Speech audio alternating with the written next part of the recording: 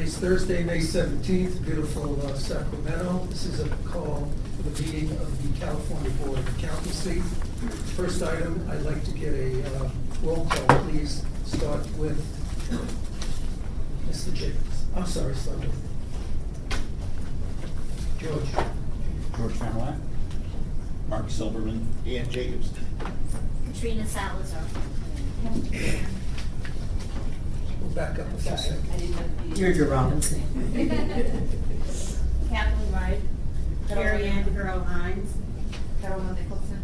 Luz Molina Lopez. Jose Campos. Sochi Leon. Michael Savoy. I believe we have a quorum. I didn't have my microphone on, but I am Dan Jacobs. Yeah, just so be aware, these are new microphones. Hold them as close to you as possible. The green light indicates it's on, and red if you do not wish to talk. So. The CBA's mission is to protect consumers by ensuring only qualified licensees practice public accountancy in accordance with established professional standards. This mission is derived from the statutory requirement that protection of the public shall be of the highest priority for the California Board of Accountancy in exercising its licensing, regulatory, and disciplinary actions. Whenever the protection of the public is inconsistent with other interests sought to be promoted, the protection of the public shall be paramount. You may notice that our board members are referencing tablets during our meeting.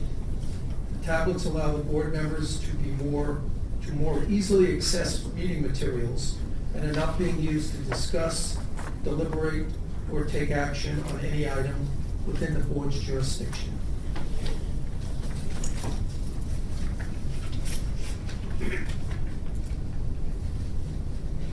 Item 1A, resolution for retiring qualifications committee member Cassandra Moore Hudnall. Whereas Cassandra Moore Hudnall has faithfully served as a member of the California Board of Accountancy on the Qualifications Committee from May 12, 2010 to May 31st, 2018. And whereas throughout her term of service and at all times, Cassandra has gave herself and her ideas and acted forthrightly and conscientiously always with the public interest and welfare in mind. Whereas she has discharged these important responsibilities in a manner reflecting great credit upon herself and the accounting profession, and her colleagues wish to express to her their high esteem and regards. Now therefore shall it be resolved that the members of the California Board of Accountancy express heartfelt appreciation to Cassandra for the outstanding contributions she has made during her term on the Qualifications Committee and to the consumers of California. Can I get a motion, please? So moved. Second. Any discussion? Public comments? Call for a vote, please. Jose Campos? Yes. George Familat? Yes. Carrie Ann Farrell Hines? Yes. Dan Jacobson? Yes. Sochi Leon? Yes. Luz Molina Lopez? Yes. Corolla Nicholson? Yes. Deirdre Robinson? Yes. Katrina Salazar? Yes. Michael Savoy? Yes. Mark Silverman? Yes. And Kathleen Wright. Yes. Thank you. Next item is the American Institute of Certified Public Accountants Committee interest for the 2019-2020 volunteer year. The agenda item 1B provides members with information regarding opportunities to participate on committees with the American Institute of CPAs, otherwise known as the AICPA. The AICPA announced that those interested in serving on a committee for 2019 and 2020 should complete the online committee interest application no later than October 11th, 2018. An overview of the AICPA volunteer environment is provided as an attachment. To ensure that staff track CPA member interests, please email Rebecca Reed, the CPA Board Relations Analyst, Will you submit an application and provide the committee that you are interested in serving on? If you have any questions regarding any AICPA committees, please contact Rebecca Lee.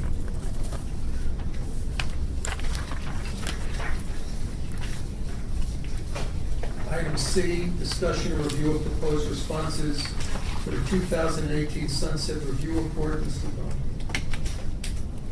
Actually, There is no report? Okay, never mind there. Item, probably July will have a report. Item D, also no report. Item E, Department of Consumer Affairs, Director's Report on Departmental Activities. Karen Nelson. Welcome.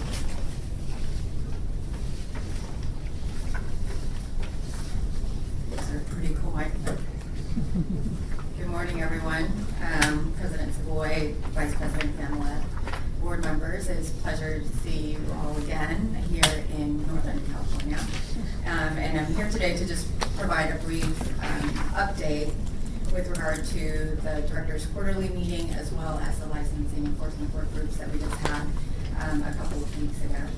So first, the director's quarterly meeting, which happened on April 30th, we gathered our board executive officers as well as bureau chiefs and talked about a number of important things facing the department, including pro rata, the executive officer salary study, and new department procedures and policies.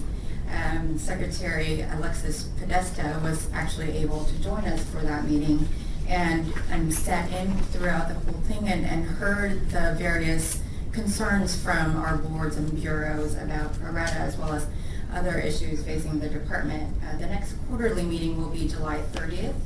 And as a reminder, these meetings are an opportunity to ensure that the director is available to you and hear about the issues facing your board as well as others in the department. Additionally, at the director's meeting, Director Garfilo shared his intent with executive officers and bureau chiefs to host regular conference calls with board and bureau leadership. Please be on the lookout for a meeting date, and we hope your board leadership will be able to participate. And on the licensing and enforcement work group meetings, we launched that one in April, and we had over 60 in attendance where we convened executive officers, bureau chiefs, and key licensing and enforcement staff to begin to identify business processes that will strengthen our boards and bureaus in the areas of licensing and enforcement. So we will continue to have these work group meetings and divide those two with our licensing and enforcement and really dive deeper into these different business processes and establish some best practices. The enforcement work group meeting met this past Monday and began to look at performance measure 2 and looked at the different steps associated with this enforcement process. And we hope to look closely at other performance measures in the future, and we'll report back on our progress. And that concludes my report for today. And as always, if the department can be of service to you, the board, please let us know, and thank you again for your work. Any questions? Thank you so much. Thank you. All right, report of the Vice President. Thank you. First item is to recommend the appointment of Jose Palma and the reappointment of Joseph Rosenbaum, CPA, to the Enforcement Advisory Committee. The Enforcement Advisory Committee assists the CBA in an advisory capacity with enforcement activities. Thank you. This includes reviewing closed investigation files, providing technical guidance on open investigations, and participating in investigative hearings. I have conferred with the CBA executive officer to verify that both individuals have met the appropriate requirements for license renewal and have demonstrated the skills and knowledge to serve as a member on the Enforcement Advisory Committee. Mr. Palma is presently a member of the Qualifications Committee and has served a key role in assisting the CBA with its licensure program since his appointment in March of 2015. I recommend Jose Palma, CPA, to be appointed to the Enforcement Advisory Committee effective May 17, 2018 through May 31st, 2020. Can I get a motion? I move approval. I second. Any discussion? Any public comments? Call for a vote. Kathleen Wright, Yes. Mark Silverman, Yes. Michael Savoy, Yes. Katrina Salazar, Yes. Deirdre Robinson, Yes. Corolla Nicholson, Yes. Luz Molina Lopez, Yes. Soshi Leon, Yes. Dan Jacobson, Yes. Carrie Ann Farrell Hines, Yes. George Familet, Yes. and Jose Campos. Yes. Motion passes. Next. I recommend Joseph Rosenbaum, CPA, be reappointed to the Enforcement Advisory Committee effective June 1st, 2018 through May 31st, 2020. Motion, please. So moved. Second. Second. Thank you. Any discussion? Public comments? Call for a vote. Jose Campos, Yes. George Familet, Yes. Carrie Ann Farrell Hines, Yes. Dan Jacobson, Yes. Soshi Leon, Yes. Luz Molina Lopez, Yes. Corolla Nicholson, Yes. Deirdre Robinson, Yes. Katrina Salazar, Yes. Michael Savoy, Yes. Mark Silverman, Yes. and Kathleen Wright. Yes. Motion passes. The next item, this item is to recommend the reappointment of Nasai Rosian and Kimberly Sugiyama, CPA, to the Qualifications Committee. The Qualifications Committee assists the CPA in its licensure activities by reviewing the experience of applicants for licensure and making recommendations to the CBA. This includes conducting work paper reviews with the applicant or employer present to verify the responses provided are reflective of the requisite experience for licensure. I have conferred with the CBA executive officer to verify that both individuals have met the appropriate requirements for license renewal and have demonstrated the skills and knowledge to serve as a member of the Qualifications Committee. I recommend Nasir Rosian be reappointed to the Qualifications Committee effective June 1st, 2018 through May 31st, 2020. Can I get a motion? So moved. Second. Second. Thank you. Any discussion? Public comment? Call for a vote, please. Jose Campos, Yes. George Familet, Yes. Carrie Ann Farrell Hines, Yes. Dan Jacobson, Yes. Soshi Leon, Yes. Luz Molina Lopez, Yes. Corolla Nicholson, Yes. Deirdre Robinson, Yes. Katrina Salazar, Yes. Michael Savoy, Yes. Mark Silverman, Yes.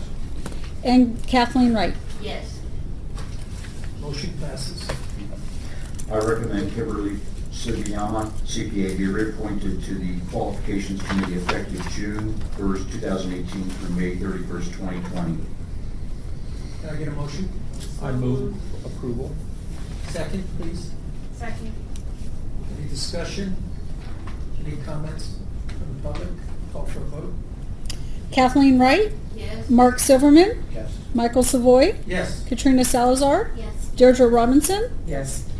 Corolla Nicholson, Yes. Luz Molina Lopez, Yes. Soshi Leon, Yes. Dan Jacobson, Yes. Carrie Ann Farrell Hines, Yes. George Familet, Yes. and Jose Campos. Yes. Motion passes. Those conclude my remarks. Thank you. Let's move on to the item 3, report of the Secretary Treasurer. Thank you, Mr. President. Just put on my mic. Don't be deceived by my brief remarks today because there's a tremendous volume of information in the materials for your review. And I'm going to defer to my colleague, Ms. Pierce, to discuss most of it, but I'll just highlight that agenda item 3A is the third quarter financial report, which contains information on the CPA's expenditures and reviews as of March 31st, 2018, and year-end projections. Staff, in conjunction with the DCA Budget Office, have been working to navigate the new reporting format provided through Fiscal, the statewide accounting system. I'm now going to have Ms. Pierce provide an overview of the report, and she can answer any questions you may have regarding the budget or the new reporting format. Thank you very much. Good morning, and thank you, Mr. Silverman. The Secretary Treasurer Report is in a new format, so I would welcome any feedback members may have regarding changes that they would like to see going forward. As Mr. Silverman stated, CBA and Department of Consumer Affairs is still working through some of the growing pains, the nuances with the new fiscal accounting system. So they're just now getting caught up on the budget reports. And we've been working with DCA budget staff the last couple of weeks to finalize the numbers for this report. And so I appreciate your patience with the timing and just receiving it this morning. On page 2, I've put together a reference information just to kind of assist members as they become acclimated with the new financial statement. We're providing some additional information than we have in the past and just wanted to provide this as a reference point. I'm also happy to answer any questions regarding the structure of the report. On page 3, we have provided third quarter financial statement and year-end projections. And there's information provided for the current fiscal year and also last fiscal year just to provide a comparison of the information on spending patterns. The financial statement also includes data for 2 primary categories: personnel services, which is at the top part of page 3, and it's identified on lines 1 through 11, and then operating expense and equipment, which is identified on lines 13 through 58. On page 4, we've provided some detail regarding expenditure information in the financial statement, which I'm going to highlight. The first item I want to identify is that the CBA is projected to have a surplus of approximately $100,000 for this fiscal year, and this is reflected on line 65 on the bottom of your projection report. This is less than prior years, but is really reflective of the additional enforcement activity and enforcement expenditures that have occurred this fiscal year, and I'll speak in more detail to that in just a little bit. The CBA has a budget of approximately $14 million, and essentially we can't exceed that overall budget authority. So the $100,000 surplus, that may change as we get closer to the end of the fiscal year, but it provides us a safe cushion for any additional expenditures that we may not have captured. And any over expenditures actually must be covered by our executive officer, and she's advised me that she would prefer not to write a check beyond our budget authority. So I'm monitoring our budget very closely based on that. So there are some line items where it appears that we have overspent, and those are identified. There's some areas on pages 4 and 5 of the budget report. And I just want to point out, we have some flexibility throughout our budget. We can't exceed our overall budget authority, but if we have an over expenditure on one line item, then we can address that via underspending in another line item. So we have been working on identifying trends for spending on the various line items, and we're actually working with the DGA budget staff to adjust what we call our budget stone, which is the yellow column on the financial statement. And we're going to be adjusting those budget numbers to make sure it reflects a more accurate number. For example, printing and postage on the financial statement, you'll see that there's a pretty significant over expenditure. So we're going to be working on adjusting the budget stone for that as we go forward, so it better kind of true up the numbers a little bit more. We're also probably going to be seeing some adjustments in the facilities operations and consolidated data services on the budget stone. So those will be reflected in next fiscal year's budget. So we're anticipating bringing the first quarter financial statement in September, so that'll be the first opportunity where you'll see some changes being made on that. So I want to briefly touch on some areas of spending just to kind of provide a little bit more context. You'll see on the financial statement the areas in red are areas where we've had some over expenditures on that particular line item.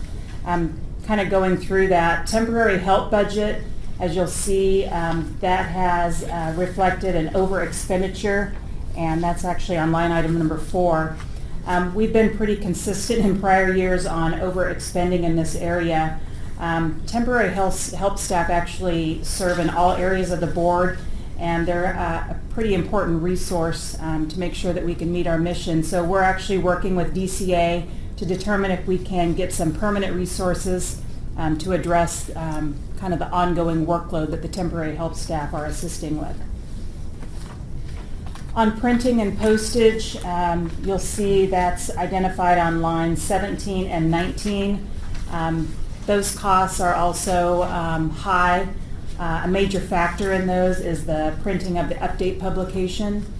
So we're going to be looking at the printing and whether or not we want to continue with printing the update publication or go to a more online format. That's going to be discussed in July, so there may be some changes there.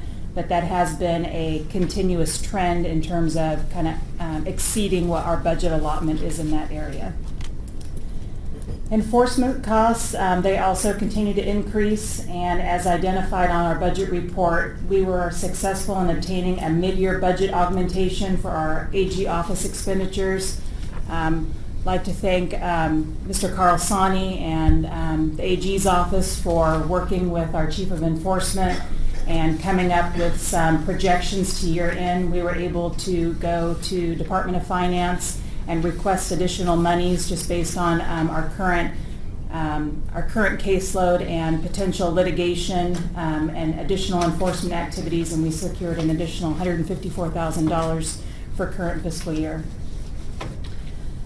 The CBA's funding overall hasn't changed much in the prior years, and during years where enforcement expenditures have been low, the excess funds have been used to cover other areas of the board's budget. As you can see on page 6, which provides kind of a historical expenditures in the area of enforcement, our expenditures have been increasing. So we're actually also working with DCA on this to see if we can secure increased funding for the area of enforcement, primarily in the AG line item, so that we can ensure we have sufficient resources to address our enforcement needs going forward. And just to close up, page 7, we've included the board's fund condition statement. It reflects that we have, at the end of this fiscal year, we will have approximately 22.3 months in reserve. Page 8 shows our current and historical position authority and has a snapshot of our licensee population. And then on page 9, it has our revenue information. This is one of the areas of the new fiscal reporting that we are still working on finalizing the numbers. So what we have provided is an approximate $7.6 million. We anticipate that in July we'll be able to bring back a more detailed report on that, kind of breaking it down into the different categories of revenue that the board receives. So that concludes my report, and I would be happy to answer any questions that members may have. This may be just more clarification. On the page 7, the fund statement, the very first item, is that just simply your carryover balance for the prior year because it's labeled prior year adjustment? And for an accountant, whenever you see prior year adjustment, you want to know what, I mean, you sit up and look at it and want to know what it is. Because it's a restatement typically. Is that what is that? That is,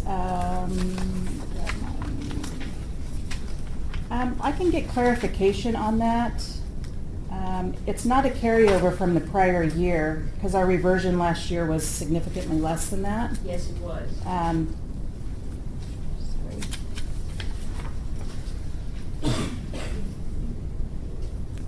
There's nothing consequential on that line Yeah. item. It's the beginning balance. Yeah, The prior year adjustment's the line item below that. yeah. About 311,000. Yeah. Yeah, it's just your fund balance Yeah. rolling forward. Okay, then the easy fix would just be to call it beginning balance rather than prior year adjustment, because that's, I wouldn't have questioned beginning balance. That I would understand. Oh. Prior year adjustment is what I know. That is what it's called. Okay. It's on, yeah, you're looking at one line item below where the numbers are.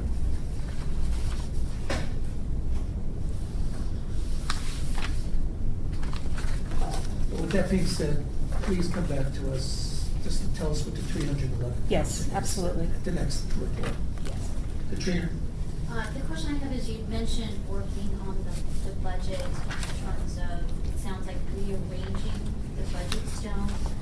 Are you also seeking to increase? Can it be increased at this point? And if that's the case, would it come out of the accountancy fund amount? So for the current year, there would be no increases. We've already received one increase for the AG line item, so that would be the only adjustment made to the current year budget.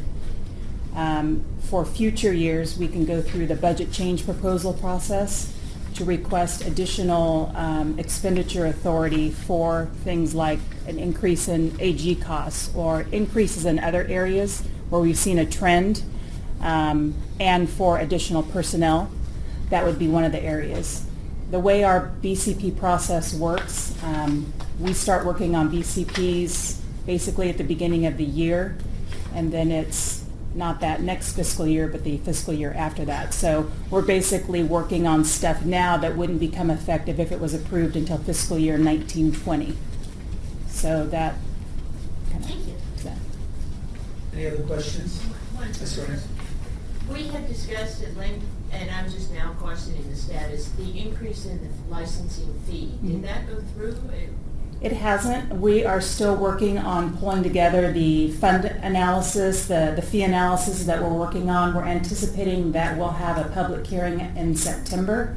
So that has not gone through yet, but when that does, we'll be providing additional information to the board. And once it's approved and we start collecting fees, that's when it'll actually show a difference on our fund condition statement. Everyone? I have a question regarding the line 8880 financial information system for California, as well as the statewide general administrative expenditure. Is that just a percentage of the whole state budget that we get allocated? I'm sorry, I didn't hear that. I apologize. Under expenditures, I'm on page 7. So- Yes. So after our Department of Consumer Affairs state operations, then we have line item 8880, Financial Information System for California, as well as line item 9900, statewide general administrative expenditures. Mayor. The 8880 is, I believe, the fiscal system costs that the board is paying, the whole new budget accounting software. So that's our portion of it, funding for it. And then the 9990, that's our statewide pro rata. That's for services such as payroll, CalHR, kind of the statewide costs that we have to pay. Thank you. Jose? The chart at page 8, where you have positions and licensees, is that prescribed in terms of what's on there, or do you have flexibility on what else shows up on that page? I'm sorry, just to clarify, in the charts? Yeah, so We you have can- positions. So for example, I would think a substantial part of our budget's enforcement, Yes. right? And so it occurs to me that a chart on enforcement might be appropriate to include there if you have flexibility to do that, such as either or both new matters reported and open matters, because that seems to be a big driver of the expense structure that we probably have. And I think it'll show a similar kind of relationship to what you have here. Absolutely. By and large, how's the new format versus It's good. Comprehensive. certainly more detailed, but the color kind of makes it really, I can certainly tone down the colors, so. no, actually, we like it, because it differentiates really easily. And More makes a color. statement. Yeah. As long as it doesn't cost us too much more. Any other questions?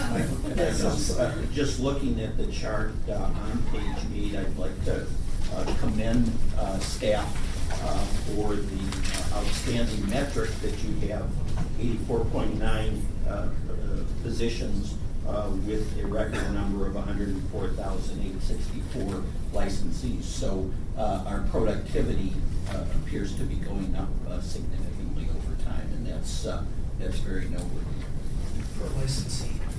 Very good. Any other questions, comments? Thank you very much for this detailed report. President's report, Ms. Bauer. Thank you very much, Mr. President. Just a very quick update on staffing, and then with the permission of the President, I'll invite our Systems Administrator, Dave Hansen, to come forward. Last week, Pat Billingsley, as many of you may recall, is our staff person who does our regulatory packages.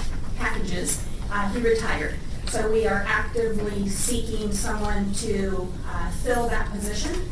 And in addition, in order that we make sure our regulatory packages are processed timely and that we have sufficient resources to handle that workload, we are cross-training staff in each of our program area. They're actually at training today. And we'll be having staff from all program areas assist in the regulatory packages that relate to their program. So for example, the fee package would be handled by the administration staff. If the regulatory proposal was related to licensing, it would be handled in that program area. So with that, that concludes my update on staffing, and I'll turn it back to Mr. President. Thank you.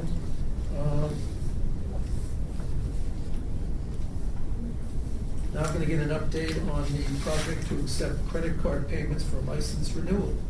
Yes. Good morning. Turn on, just touch, make it green, bring it close. I'm an IT guy. Don't be afraid. It looks a little like a snake, but don't be afraid. That's the last time I gave a board presentation. It was like 8 or 9 years ago. Good morning.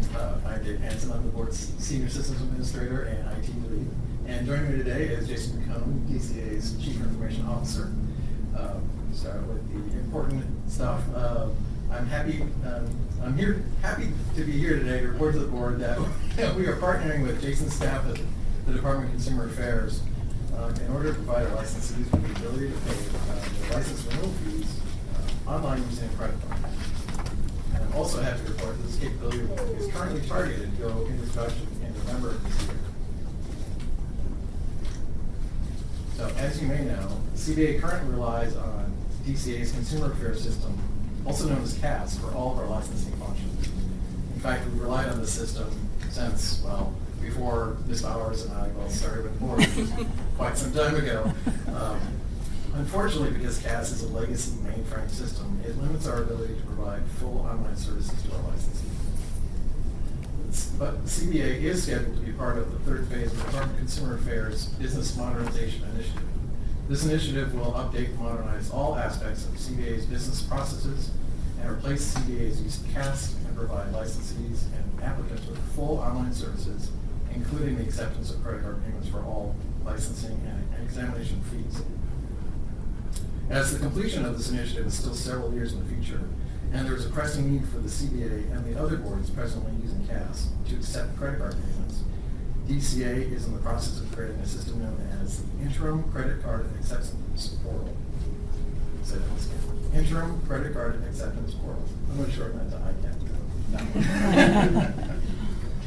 As a way for these boards to accept credit card payments for the payment of license renewal fees. And CBA will be one of the first boards to pilot this new system. The ICAP is a narrowly designed short-term solution intended to accept credit card payments for license renewal fees and interface with the legacy consumer affairs system. It is not designed to perform any other functions such as provide license renewal status or process name and address changes or accept the submission of renewal forms or associated documents. As a result, not all license renewal fee payments may be able to handle that system. So a series of pre-qualification questions will be asked of licensees before they are allowed to proceed to the credit card processor's online payment portal. These pre-qualification questions and the qualifying and disqualifying conditions will be determined by DCA and the board staff during the creation of the general and board-specific system requirements and business process mapping phases of this project. So how will this online license renewal payment process work for us? The process will be split between the CBA and DCA license renewal payment website and the credit card vendor Elon payment portal, similar to how many websites use PayPal. The licensee starts the process by entering and identifying information into the CBA renewal payment website, and then the CBA renewal payment website will confirm the license information and establish the licensee's identity and initial eligibility to continue the process. Next, the licensee will be required to answer some pre-qualifying questions. The system checks the responses to these questions and indicates to the licensee whether or not they'll be able to continue with the license renewal fee payment process. If eligible, the system sends the fee due amount, identifying information, and optionally any custom information that the board chooses to Elevon, as well as automatically redirects the licensee to Elevon's payment portal. As I mentioned, that's similar to how PayPal works, where you go to a vendor's site and you fill out your click the PayPal payment option, it takes you actually to PayPal's website to begin the process. So Elevon's payment portal will appear to the licensee as an extension of the CBA renewal payment website. The point there is it should be seamless to the licensee. On Elevon's payment portal, licensee enters the credit card payment information and it confirms that they want to continue the payment process. After successfully processing the payment, Elevon's portal will provide the licensee with a receipt and then redirect them back to the CBA renewal payment website. The CBA renewal payment website will then provide the licensee with any applicable additional instructions, and that actually completes the license renewal payment process, at least from the perspective of the licensee. And every night, Elevon will transmit the daily payment transactions to DCA to be imported into the consumer affairs system. DCA will then import the payment data and update the CAS license renewal status information. So the advantages of using a split approach of redirecting licensees from our website to the credit card vendor's payment portal provides us and DCA with several advantages. Most importantly, it greatly reduces our liability and exposure to credit card data theft and significantly lowers the payment card industry compliance, also known as PCI compliance, requirements of the system, as all credit card data and payment transactions are handled by the credit card processing vendor, and no credit card data is collected, stored, or processed by CBA or DCA. Additionally, this approach will simplify the design of the CBA renewal payment website, which greatly reduces our development time. So what are the risks or challenges associated with this project? Well, we believe that the risks and challenges are mainly related to the delays this project could experience because of delays in contract approvals or vendor and CAS integration issues. But we and DCA both believe that these risks are minimal, as the credit card payment vendor has offered this type of payment processing service for many years, and DCA has experience with this vendor and also similar credit card payment solutions. This system will also leverage existing DCA systems and infrastructure and development resources, which also greatly reduce the development time. DCA will be hosting the CBA renewal payment website and managing the contract with the credit card payment vendor. As far as costs go, it's currently expected that CBA will be charged a fee between 2.2 and 2.7% per credit card transaction. Additional information on the fiscal impact will be provided at a future board meeting. Okay, so what's the current status and what's next? We've had the initial meetings with Jason and the staff. So the next steps are for DCA to complete the contract with the credit card vendor and to begin mapping the various business processes, as well as work with our staff to begin the creation of the system general requirements and identify any CBA specific requirements. Additionally, CBA staff will begin developing an outreach program to inform our licensees of our working capability. We will be engaged with DCA during this entire project and we'll be providing the board with regular updates via the executive officer's monthly report and at future board meetings. So in conclusion, we are very excited that we'll soon be able to offer our licensees the ability to pay their license renewal fees online, and we'd like to thank DCA for all their efforts to help bring this capability to our licensees. That concludes the presentation. Thank you. Any questions? By way of introduction, I'd like to introduce Jason Piccioni, who's the Deputy Director, Office of Information Services. He was appointed in November 2015, and as Chief Information Officer, he oversees all of DCA's Office of Information Services, as well as sets direction for information technology and coordinates infrastructure and service delivery across the DCA. Prior to his appointment, Jason served as the DCA's Chief Technology Officer, and he's held various positions at the Bureau for Private Post-Secondary Education and the Contracted State Licensing Board. He has more than 15 years in public service experience, and he obtained a Bachelor of Arts degree from the University of California, Davis. Welcome. Thank you very much. Happy to be here. Happy to answer any questions or supplement any of my colleagues' answers for your questions this morning regarding anything you like, but specifically ICAP and the credit card renewal processing. That's right. Thank you. Two questions. One, you did mention this, and it may not be resolved, but I know it was a stumbling block for the Franchise Tax Board when they ventured into this, which is the fee charged by credit card companies, because as I vaguely recall, they did not have authorization from the state to absorb that fee. And my question then would be, if you haven't considered it, would you be charging licensees that fee, or would you absorb it yourself? That has been considered in with other programs, and that's a business decision and a legal authority question for your board specifically. So it'd be a board-by-board decision whether there was legal authority in statute or regulation to, one, absorb, two, pass it on to the customer. Purely a business and legal decision. For us? Yes, correct. Okay, very good. The ICAP portal will be able to accommodate either. Okay. Secondly, would your format or platform be able to accommodate a direct debit to a licensee's bank account? That would be, the answer is yes. The options, we'll say, for credit card acceptance will be determined during the contract development. The contract development with the credit card company will be done via a master services agreement through the Department of General Services, and the options available to us. And those options are things like which credit cards to accept. Do you want to accept e-checks, debit card, etc. will be determined by your board and then negotiated and codified within that contract. Okay, so we would decide that as well. Those are options that are available through when the contract is negotiated and executed.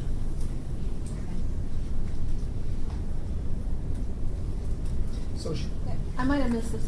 Can you speak more about the project timeline? So we're at the early stages, but from a consumer perspective, they should tentatively be able to benefit from this new capability by when? November of this year. November. Yes, the Board of Accountancy, as well as two other programs, are in the initial group for this platform, and our target right now is November 2018, with the large milestones that my colleagues spoke about being the contract execution, negotiation and execution, as well as programs board-specific needs. Those being which you want to take e-check and debit. Do you need any specific questions, prerequisite questions answered and asked before the licensee is allowed to renew or pay their renewal online, those types of things. At the same time, in parallel, the infrastructure and we'll call it the overall parameters and structure are being developed currently on technology that DCA introduced fall last year for our DCA license search. So that's we're utilizing technology that will extend from that platform introduced last year. Thank you. And one last question: is it mobile friendly? Absolutely. That's a great question. The hallmark of both the State of California website design as well as Board of Accountancy design, Department of Consumer Affairs design is developed in what's called responsive design, and so it doesn't necessarily have to be developed for an iPhone or a Samsung or a tablet size. It's responsive based on what device you're looking at. Are all of them the prettiest thing? Not necessarily, but all of normal sized devices will be responsive, and that it will dynamically modify itself to look aesthetically pleasing and more specifically very functional on all devices. And I say all, pardon me, most. Thank you. I have a question, thank you. Is Elevon the only portal that's being considered for this work, or are there other vendors that you're considering for the? Elevon was mentioned as, Elevon is the credit card processor for 2 other platforms within the Department of Consumer Affairs. And there are master service contracts, mandatory contracts through the Department of General Services that presents us our options. Elevon is being considered, Elevon will be used as there already serves 18 other programs. And we plan to reuse many aspects of the nightly batch process that already comes to us to eliminate or to reduce risk in the development and testing time. And is Elevon, would that be the only portal, or there's a possibility, depending on which credit card a user is using, there would be other portals? The portal would all be the one aesthetic. You would be one interface, and all credit cards would be processed through the back end Elevon. Again, invisible to the user. It would look like you were on Board of Accountancy's pay portal, DCA's pay portal, and it would be transparent. That's the word I was looking for, transparent to the user. Dan? What are categories of pre-qualifying questions? That's a great question.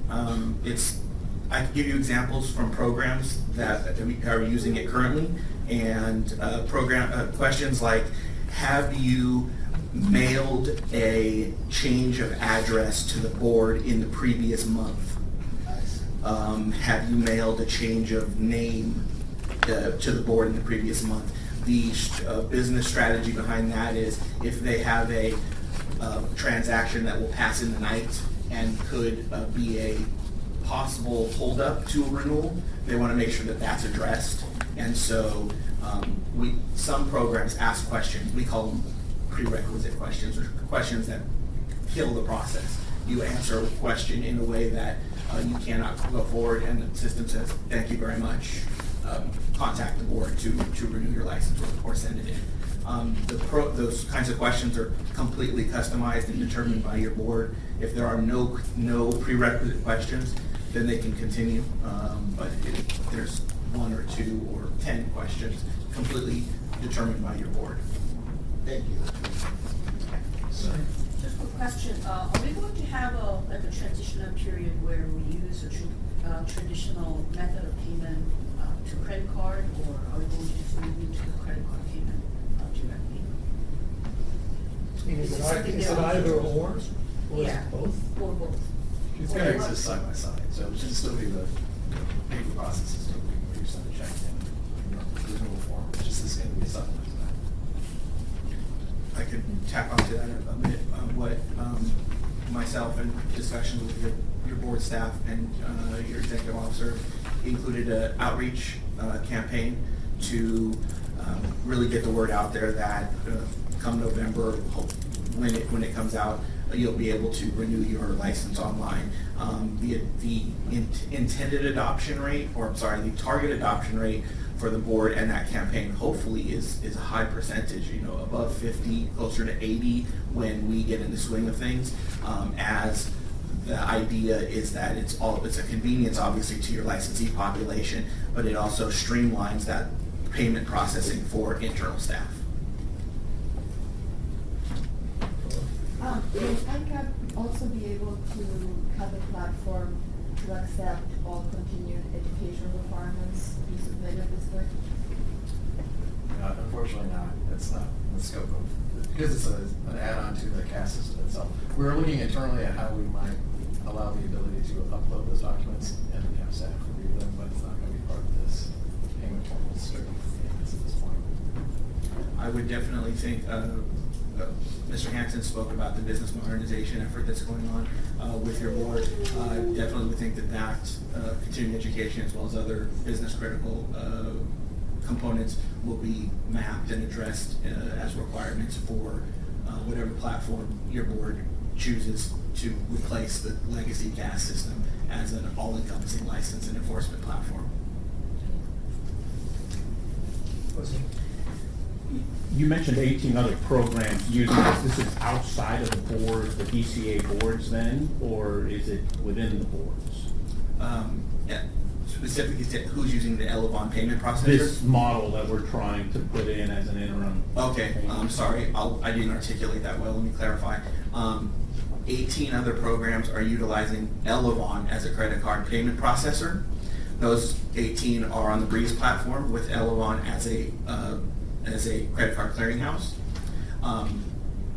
3 other currently, 5 total over the past 10 years have used this model that we're introducing to take renewal payment. 3 currently, I said 5 total. 2 went onto the Breeze system either 3 years ago or 7 years ago. And 3 are remaining utilizing a model similar to this process that we're introducing. Because my question was more around what do we envision around the testing phase of this in terms of before we start putting customer or licensee credit card information through there? What does that look like, or what's the plan? The plan includes a very robust testing cycle that includes testing at 4 different phases of development. Product testing is included in the unit testing is included in the earliest phases of development. Unit testing is done at the developer level and in developer pairs to test code within the unit code unit itself. Product testing is done as an end-to-end functionality test in that second level. Integration test is used next to make sure that all integration points being communication with Elevon as the credit card processor, are working fast, appropriate. And lastly, user acceptance testing is done with your program to validate functionality as well as all business rules before that's put into production.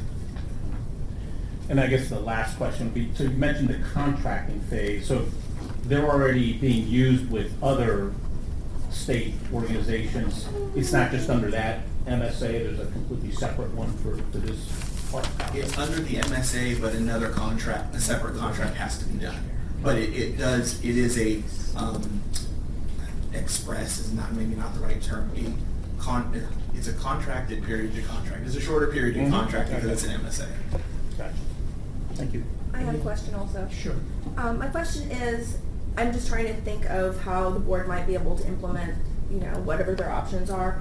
And I do have a question about, when you say that the board has the option of either charging the fee to, pass on fee to if they were to get authority to do that, or if they have authority to do that, I need to research it. But do they have to implement one or the other, just charge the straight fee and absorb the cost, like the fee for the renewal, for example, and then absorb the cost, or also have a separate option of charging a separate fee that includes the online fee, or the charge for paying by credit card? So can the system calculate, like say the renewal fee or whatever the license fee is $500, and then there's a 5%. Can the system do that math per person who's doing it, depending on how they want to pay? Does that make sense? Maybe. If my answer makes sense to you, then yes. The 2 options. Sorry. Let me tell you this. Let me answer it this way. The 2 options that have existed with what we've done so far. Either you just like you buy something at Amazon, you pay $29.99 for it plus tax. You are not going to see on Amazon a convenience fee line item that says $3.95. Added, you pay the total of $37. That's absorbed as their cost of the product. It's right. Cost of doing business. Right. So one option is exactly that: renewal license fee, total $500, total $500, pay $500. Right. The second option is renewal fee $500, convenience fee, whatever the credit card company charges, $637. Whatever, Total right. $506.37. That's what they pay. Those are the 2 options that exist today. If there are other iterations that need to be looked at, we could look at that, but I don't necessarily have the empirical data to tell you that it exists today. Okay, well, since you're in my building on my floor, I'll probably check in with you later on this. So, That's Thank fair. you. so that's the process of that. Mhm. But it's a question whether the board has to make the decision in order to do one or the other, or we need other authority before it comes to the board to do one or the other. Right, so I'm currently looking at the statutory authority for the board to charge fees, which is in 5134 of the Business and Professions Code, and it says application fee for this and that is this much, and I'm wondering if it's permissible to, if you're not at your statutory max already in red, to absorb the cost by raising it by whatever you estimate the fee will be, or if it can be a separate line item. I just need to kind of visualize this in my head about how this is going to be done and what's possible. And Like, do then- you need additional authority, or can it be used in already what's available to you? And then in terms of absorbing the cost, how much are we potentially talking about? We've done some, just some preliminary estimates, and I can provide more in July, because I don't have my notes here. But what we did was I looked at the annual renewal volume, which is, it averages about 45,000 a year, and looked at the percentage of people who likely will renew as inactive, because there'd be no money there, so that needs to be taken into consideration.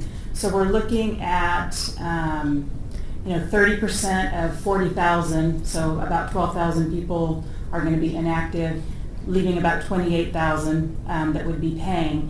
And then we were looking at targets on what the usage would be, how many people would be using credit card versus still using the mail and the check thing. Preliminary, just as a starting point, we looked at 60%.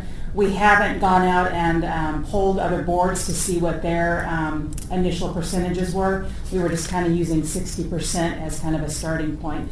So using 60% on, approximately 30,000 renewals, it's about 18,000 people who would be using the credit card, and then it would be a 2.2% on that per cost, per $120 transaction. Is that correct? That's the bottom. Bottom, 2.2 to 2.7. So we looked at that information. Our thought was, going into it, we would likely be absorbing that cost. We don't have a specific authority to charge the applicant. If we want to get that authority, it would delay the process. When we go forward with our fee increase, we're going to be at the statutory max, so we wouldn't be able to tack that on. What we have done so far is we've reached out to DCA Budgets and let them know that this is going to be launched in November of 18, so we're looking at about 6 months of us covering that cost and trying to determine whether or not we can seek additional funding on an ongoing basis to cover those additional credit card charges. I don't have the figure right here with me, and I apologize. I can provide that in July, but those are the things that we've been thinking about, working with DCA budget staff. But it looks like for next fiscal year, we would probably be looking at $40,000-ish that we would be absorbing, and that's presuming that all 60% would be using the credit card. And then we'd be looking at getting an augmentation for that in future years so that we wouldn't be pulling it from our operating budget. Well, I did 20,000 potential users at $200 renewal. It's 120. Well, once we got to 200, that's $4 million at 2.2%. That's closer to $100,000, isn't it? But it's spread over 2 years. Yeah. So you'd have some. I mean, would we require a line item in our budget to absorb such a fee, or is it our own choice, or do we need authority to add a line item? I think what we would do, and what I've been in contact with DCA budgets on, is to obtain additional funding specific to credit card processing fees. So we would be seeking that for fiscal year 19-20 and beyond. The first 6 months or so would be absorbed. We have a $120 renewal fee, so our exposure is a little bit less, and it's only on a 6-month basis. And then we would be projecting, if we were approved for the higher renewal fee, then obviously we'd be looking at additional money in future years once that became effective. why wouldn't this be something that is handled through Elevon? Like, why does it even need to come through the CBA? Because if Elevon collects the money from the licensee and then batches the money to the CBA, why wouldn't Elevon, just as part of its processing, collect the licensing fee along with the credit card processing fee, keep the credit card processing fee, and only batch to the CBA the licensing fee from the licensee? And then we don't even have to get into the issue of the CBA having. We do. We don't have the authority to do that. But It's still Elevon, ultimately the CBA that's charging the fee. Whether or not it's being processed by somebody else and we don't, and the CBA doesn't ever really no, I mean, receive it, I'm it's thinking about it still, because it happens with other entities. So, I mean, it seems like a fiction, but it's actually, the technicality of it is that this third party collects all the money, and the money actually never transfers, doesn't get to the CBA until after Elevon batches it to the CBA. So the transaction is performed, but for the purposes of the CBA, the CBA hasn't received the funds from the licensee. I mean, are you saying that because it's a CBA website, because the licensee doesn't see that Elevon is processing the credit card payment, the licensee believes that it's the CBA that's collecting the money? And so because the licensee believes that the CBA is collecting the money? No, I think you're missing something. If it's a $500, let's say $200 renewal fee, that's all we're allowed to charge them. We may not tack on 2.5% more. I understand, but when you pay your, This is different. No, I understand, but when you pay your property taxes to LA County, I'm giving it just as an example, when you process your property, you want to pay your property taxes to Los Angeles County using a credit card. Yep. Los Angeles County uses an entity like Elevon to process your credit card payment. And so when you're paying your property taxes, it says, okay, your property taxes are $25. It costs us, 2% to process your credit card payment. Do you want to still use the credit card to process your payment? The credit card amount goes to the company, the $25 goes to LA County, and so you have the option as the person paying. That's LA County. I was gonna say, I am familiar with that because I've actually paid my property taxes online before, so I know what you're saying. The Sacramento does the same thing. But I don't know what their statutory authority looks like. So it's very possible that the reason they're able to do it is because of the way that their statutory authority is set up. CBA is a little different. Right now, all you guys can charge currently is, application fees, renewal fees, license fees. So in theory, again, it would be either raise the fees that you're charging to cover the costs, or get additional statutory authority to have a specific line item to charge that fee. I hear what you're saying, and unfortunately, we're all talking around each other, because I don't understand why the fee is being considered as collected by the CBA if the CBA never takes possession of that fee. We're talking about collected by. We're charged by the credit card company a fee to allow us to use their service. Somebody has to pay it. No. Either the CBA pays it or the consumer pays it. No, we're not charged Yes, you are. We're not charged a fee until the licensee determines that they want to pay their fee by credit card. So the CBA doesn't get the money until Elevon. You keep talking about the money, who gets the money? If you've ever had a business that utilizes a credit card service. I have. That you have the option as the person providing the service to absorb that fee, and the credit card company will charge you, the provider, a percentage of what you put through that service. Yes, but there are also times when businesses utilize the service such that they put the decision to pay the fee on the client. So And we the- don't have that option. We have May I to- make a suggestion, Mr. Chair? Yes. I would suggest that we, because I think we're jumping to conclusions, because I completely agree and I hear the point she's making. Let's analyze this and get a legal review of what this is going to look like and come back at the next meeting. We're going to proceed with this option regardless, because we need to do that and get into this century in some fashion. But the point she's making is there's a choice. The licensee has the option to write a check and still mail it in and pay the fee. But if they want the convenience of something else, they can choose this. And does that mean that automatically falls under our legal standards? And it sounds like we don't know yet. And it sounds like we need to find out, what do these other programs do? What was their experience? What did they do with those fees? I think I would like to know, what does their authority look like? What did they do?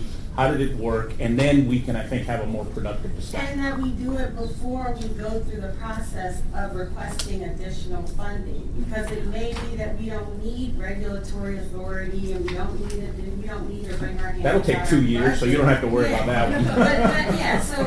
But it may be that we don't need to do that. We just need to make sure that we're using the proper language about what this is. A convenience fee that the licensee chooses as opposed to a processing fee that the CBA is charging. Okay, but next meeting. Oh, Jason, Yeah, I was just gonna ask you, what other boards are going to be using, what's the other board that's gonna be using this system right now? Or Pharmacy. Pharmacy, okay. I apologize. No, I'm sorry, but these are. Actually, Jose took the words right out of my mouth so that we can move forward. But there are certain fees that the state of California might have to incur in addition to the fees that are charged to the licensee. Because I do know that in practice, 2.2% is the normal across-the-board fee for these kinds of transactions. But I also know, depending on the dollar amount that is being received or would be received by the CBA, that they could be charged an additional fee. So I'm looking forward to seeing what staff brings back to the table so that we can consider all of our options and have a clear understanding as to what they are and how we will manage them. Katrina? When this topic is continued in July, can we get some additional insight into the staffing impact and the internal workflow impact? Because we've been talking about numbers and dollars, but just to understand that and the staffing thing. Thank you. Jason? I'd like to offer two things. I think I completely had the same conversation with legal representation with other programs, and I had the same questions. So that purely is a legal question, a legal authority question. Technically, we could accommodate either, but I will offer this for you when you continue this discussion in July. Anecdotally, this is not based on empirical data, unfortunately, but anecdotally, when convenience fees are charged on a website, adoption is significantly lower than without them. There are some, again, anecdotal examples in state agencies over the past decade that have demonstrated that quite a bit. And when they took the convenience fee away, it skyrocketed. Maybe all of us, have a driver's license or a car registration that they may have utilized a website like that. So again, food for thought as you continue this discussion. Last question. I don't want to kill on to that, but in the process of renewing your property taxes, you have the option to just pay $1 and put your credit card, bank account information, at least in Santa Barbara County. And will that require not to go to Elevance? It will require that process of just charging a small fee would not kick you to the credit card processing fee. It would stay within your system, and would you be allowed to do that? Because I would have bank account information and so on. That question, I've never had that question before. I could find out. To clarify, the Department of Consumer Affairs, and I don't believe the state of California as a whole would process any type of financial transaction themselves, ourselves. So that back-end processor, whether it be Elevon or whoever it might be, would be responsible for doing e-checks, American Express, Visa, debit cards, etc. Thank you. Any other questions?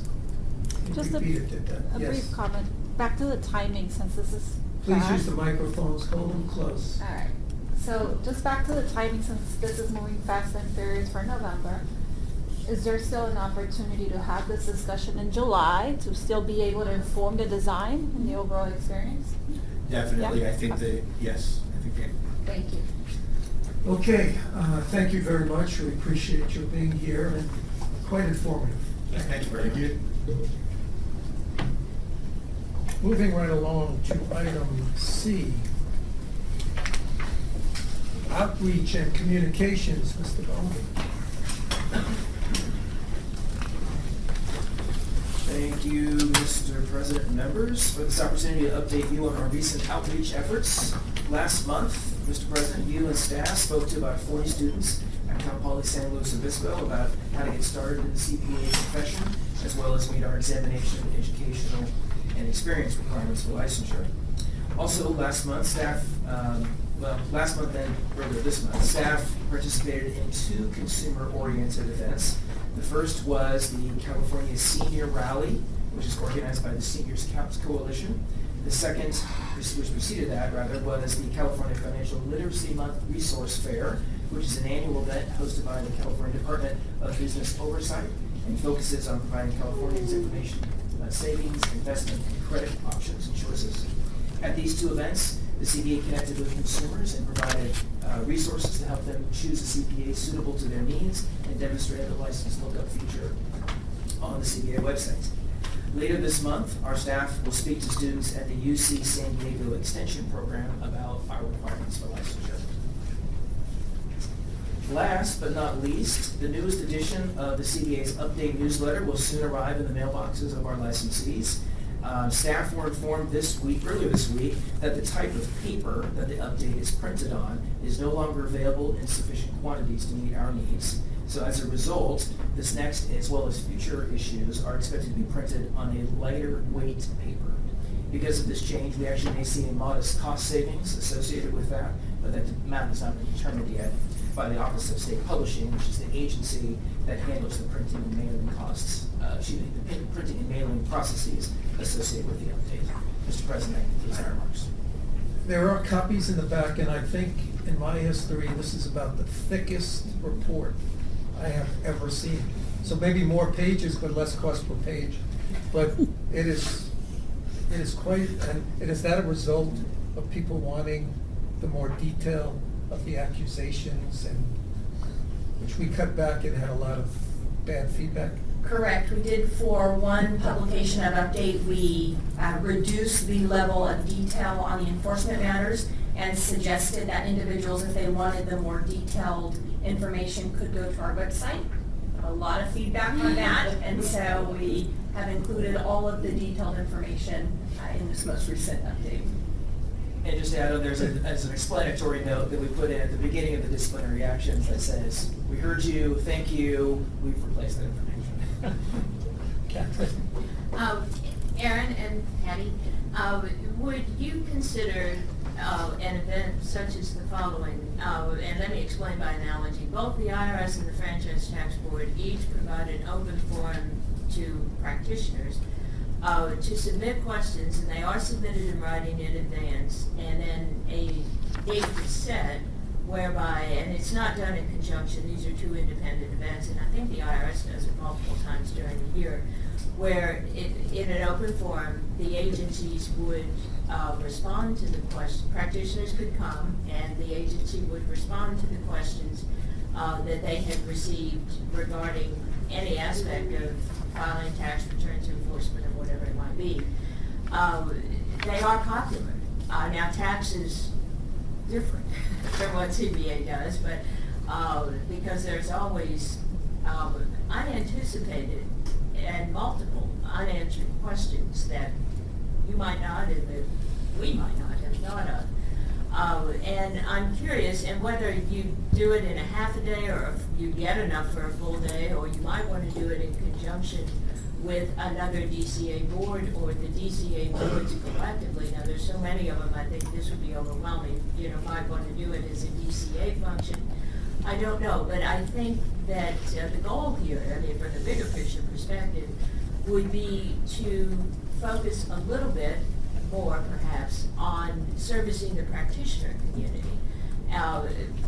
The idea of going to universities and talking about the CPA profession is outstanding, and I think we'll see the payoff of that for years to come. So that's a very, very good focus and a good job. But I do think we ought to service the practitioner community a little bit more than perhaps what we are. This is just an idea that I told you where it came from. It's not novel for me. It's just this is something that other agencies do. So traditionally, our outreach efforts have been focused at either consumers and the events that I gave in earlier in my report, as well as the events that we typically host at the college campuses, so aimed at applicants or future applicants. I think we'd be open to consider, new opportunities to speak to, if it's renewal or other sorts of questions that the practitioner community has about CPA laws and CPA processes. I think we'd be happy to explore new and innovative ways to do so. And we have in the past actually had live webinars. We're just on topics that we process internally. I think we did one on license renewal or new licensure requirements, and we published that in advance, and we were going to do a Facebook type webinar event, and then had staff in a room where, as those questions came in, we could give them that live feedback. And so we have done a couple of those, but we can certainly explore what additional ones we could do in the future. And I think we're going to have a great opportunity as we move forward, potentially with that online credit card acceptance system, to do some outreach to the practitioner community, which I think is the community that's going to be most energy. Is this something that might be best handled through a committee? Maybe if one of the committees were to consider that kind of practitioner outreach or around certain topics, I think that the practitioner outreach, or what types of topics that we would be able to assist the practitioner, we'll have to explore that a bit more, because there could be sensitivity of our committee members giving tax advice, for example, to practitioners. That's generally not a role that the board would play. So we probably would want to explore that and make sure we're focusing those events on functions as a regulatory agency. So we would have to look at that a bit more. I think I meant it more in the context of the strategic planning of it, like in the committee determining what kinds of topics might be of interest to the practitioners. Not necessarily that the committee members would be the ones engaging in that, but that if the committees have in mind some areas topic areas that would be of interest to the practitioners, and then would work with Aaron and his team around planning those kinds of activities. Yeah, I mean, I think staff would be best positioned because they're the ones that field the most questions over the phone or even online, to give us feedback about what are the questions that are constantly coming up that we need to put out there in advance of them asking. Because they can all tell you the volume of calls they get, and if it's specific to something that we need to address. So I think staff is in the best position to come back to us and say these are those type of topics that I think are being asked over and over again that we need to put out there. Any other questions? Just one last Yes, one. sir. In regards to the webinars, which I think are great, do we have a practice of hosting those webinars for folks that can't attend, either on our website or our YouTube channel, to complement the on-site outreach efforts and take it off digitally? We have done a couple it was through a Facebook event where we advertised it to our stakeholders and applicants, licensees, and then they could online participate in those discussions. So we have done a couple of those in the past, but certainly we can expand and look at expanding that going forward. So that we have like a library for students or practitioners to go and check out. Didn't we do it live when we first went to University of San Diego? Was that also webinar? Yes. The San Diego event, was that webinar? It is, they're not certain yet if they're gonna have the capability to record and live stream that, but that is often an option when we are working with the university. It just depends on their resources and whatnot. And often, you may recall, we frequently partner with Cal CPA, and sometimes when they are involved, they bring their technology and there's live streaming and sometimes an archiving of that. When we held our last September board meeting at campus of Cal State Fullerton, that was something that we brought, and we had our own equipment similar to here, and that's been archived and that's been available on our website for anybody to use. Was it the San Bernardino one webcast? Or? The San Bernardino one was webcast. I think they are still in a process of making that available for future viewers, but yes, that one was webcast live. Recorded, okay. Okay, thank you so much for your report. Moving on, item 5, report on the Enforcement Advisory Committee, Qualifications Committee, and the Peer Review Oversight Committee. First, Mr. Rosenbaum for the Enforcement Advisory Committee. Wait for your name.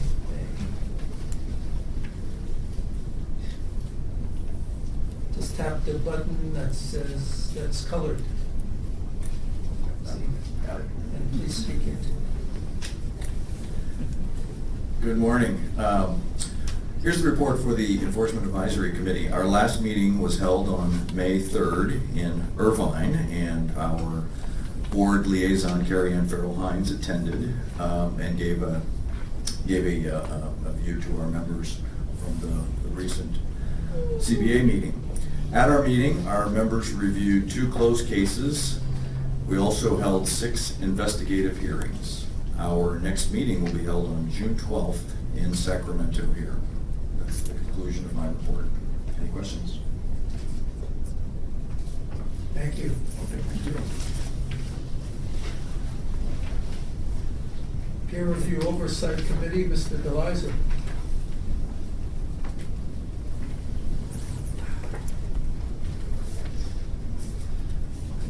The Peer Review Oversight Committee met May 11th, last Friday, right here. And we'd like to thank Ms. Nicholson for attending the meeting and giving an overview of the activities from the CBA's March 2018 meeting. Also at that meeting, the PROC welcomed our newest member that you appointed, Mr. Alan Lee. It was his first meeting. At the meeting, the members reviewed and approved our February 9th meeting minutes and also went over the oversight activities that had occurred between that meeting and our May 11th meeting. Additionally, we discussed a couple of items that had been produced by the AICPA. First was their Oversight Task Force Administrative Oversight of the National Peer Review Committee, and their newly published AICPA Peer Review Program Annual Report. The National Peer Review Committee got a clean opinion on their oversight, and most of the AICPA's annual report focused on their enhanced oversight program that they've been conducting.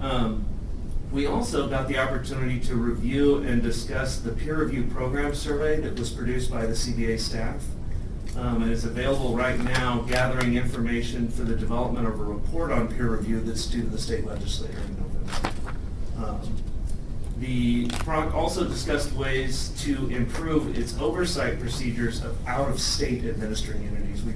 We spent a lot of time focusing on the California Society, which is our in-state administering entity. But we spent some time discussing the out-of-state, especially how it impacts with the new California mobility and those kind of things as CPAs are coming into California and doing work, and their peer reviews are administered in other states. Our next meeting is August 17th, right here at the CBA office. Any questions? Seeing none, thank you so much, appreciate it. And my second item there, C2, there's no report. Yeah, we see. Hopefully it'll be a future CBA meeting. Thank you. Item 6, report of the enforcement chief. Chief Dominic France.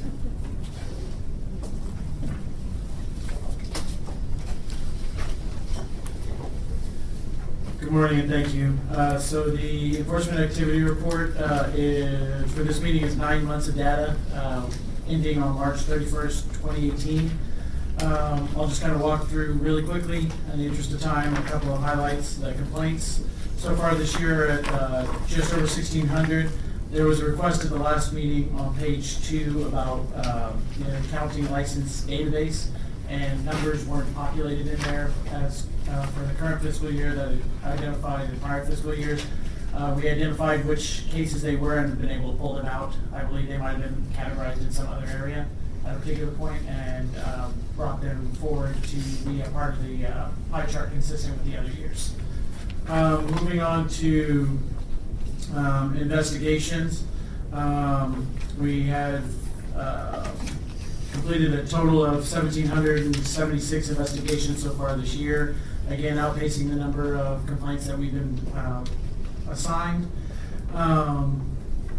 The trend continues where the vast majority of cases are being closed within 6 months. I think it's close to 65%, and 80% are being closed within 1 year. The average days to close obviously continues to stay elevated as we close out the older cases, and that's just the byproduct of where they're going to end up going. They either go there or they stay on your each case list. So, but we're seeing improvements, and that number has actually gone down a little bit from the last report. Moving on to page 4, investigations pending. I believe this is an area that we're starting to see a lot of the fruits of the labor from the Enforcement Division's work. And just a quick note, the cases that are over 24 months continue to go down. We're down by 11 cases from your last report, so we're at 49 now. But the bigger issue is, the bigger accomplishment actually is the cases that were between 18 to 21 and 21 to 24 months. This fiscal year, last fiscal year, that was 117 cases. Now it's 14. So we're not having so many cases fall in as we were clearing out old cases. We just had newer old cases falling right into the 24-month and older. So we've been able to attack it from both ends, from cases aging at the front and still clearing our old case inventory. So I think this is a good sign for the future with the Enforcement Division to kind of get out of the 24-month and older inventory.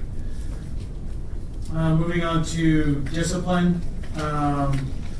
We've referred 66 matters to the AG's office, pretty similar to last year, and working closely with the AG's office, we continue to have a decrease in the total pending cases there. We're at 76, and we're just seeing a lot of good trends there in terms of getting the matters referred, getting them pled out quickly, and then trying to get them to the board's office, or before the board as quickly as possible. We do have 2 cases over 24 months. I anticipate you'll continue to see the one has been there forever, and the other one we continue to work on, but I would anticipate seeing the 2 for a little while. But obviously we don't have an inventory of too many cases that will fall into the 24-month or older. So that's a very positive trend we're having. Moving on to discipline, which is on page 8 of your report. Year to date, we have 71 disciplinary orders. The board has another, I want to say, 15 or so to consider today, and that will close out the remainder of this fiscal year for discipline. And for discipline costs, we've ordered costs in the amount for 45 cases just over $320,000.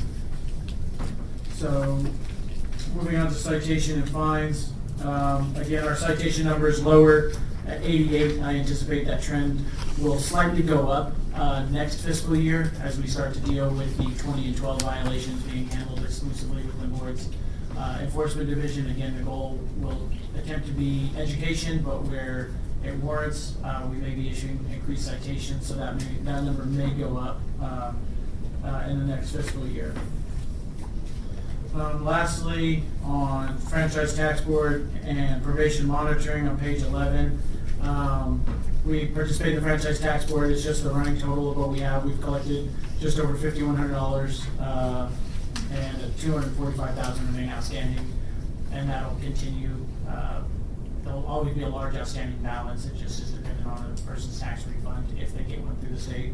As for probation monitoring, this is a section of the report I anticipate we've added some new information. I anticipate we'll probably change the chart and add some additional information so members can get a more clearer picture of what we do on probation monitoring, because it is a significant aspect of what we do. We dedicate a number of resources to probation monitoring, primarily obviously for consumer protection, but honestly it's partially to ensure as much compliance and helping the individual through the probation period and make it as successful as possible and rehabilitative as possible for those individuals. So we do expend a considerable amount of resources, and I think we're going to be continuing to expand that information so the board can see the activities and work there. With that, I'm going to wrap up my report, turn it back over to the chair, or to the board president, and I'll be happy to answer any questions you may have. Jose? Yeah, on the first page of the report, can you remind me, the external, is there a change on how we view external versus internal complaints there? I just see the percentage of what represents external has been increasing each of those 3 years. Yeah, it just, we historically had categorized things like the SEC and PCAOB and others, some of those governmental agencies as internal. Over time, as Ms. Bowers and I spoke about it, it seemed more appropriate that even though we might have been finding them somewhat through their websites, because that's the mechanism they use, those are really externally driven, and they weren't necessarily something that was licensing or something that came out of a committee function, and so we reclassified those as external. Okay. And then I just would amplify your comments on just the progress that the enforcement department's made on all of these cases. I mean, you look at anything over 18 months, whether it's AG matters or investigations pending, I mean, stuff over 18 months was about 14+% of the cases, back in those early periods, and you're down to, 6%, 5% of that. So that's great work. Thank you, we really appreciate it. Yes. Thank you. Quick question. Can you highlight for me briefly what probation orientations entail? So as part of every order, there's a term and condition that says they should appear in person upon request by the board. And at the onset of probation, we have them come in so we can walk through all the various terms and conditions and make sure that they're aware of them, they can answer any questions, and we try to have those within about the first 3 months a person's on probation, and we'll either try to align it with the EAC meeting and bring people in. I think we had 16 or so at the last May meeting, or if it's inconvenient or they're out of state, for them to come to us or us to go to them, we'll make a phone call and participate that way.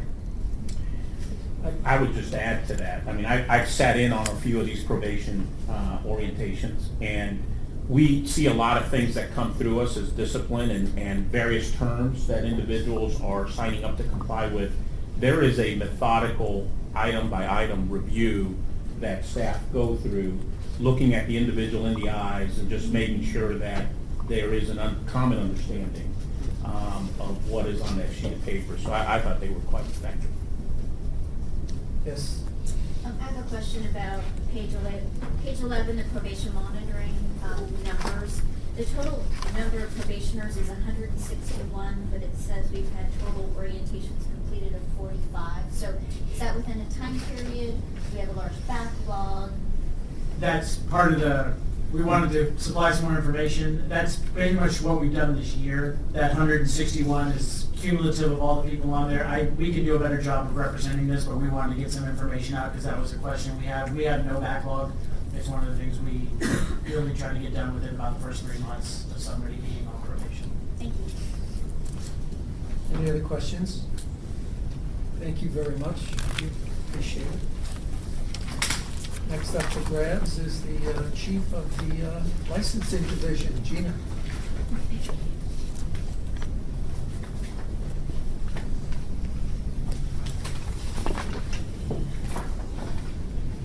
This afternoon. Good afternoon. Almost. All right, so today is licensing activity report reflects statistics through March 2018, first 9 months of fiscal year. Of course, page 1 reflects our total CPA population. We are up to 104,864, very exciting, and which is represented in the graph below.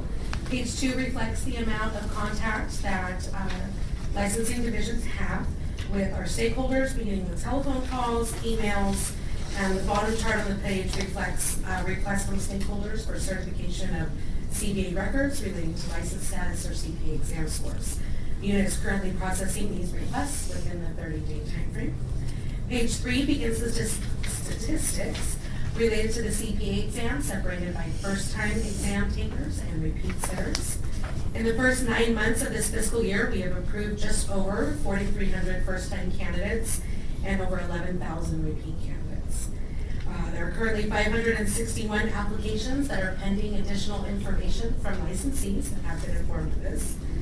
The processing time for this fiscal year so far is an average of 37 days, and with the recent filling of the coordinator position, which I'm happy to announce, that assists with the workflow, we expect this number to return to normal processing times.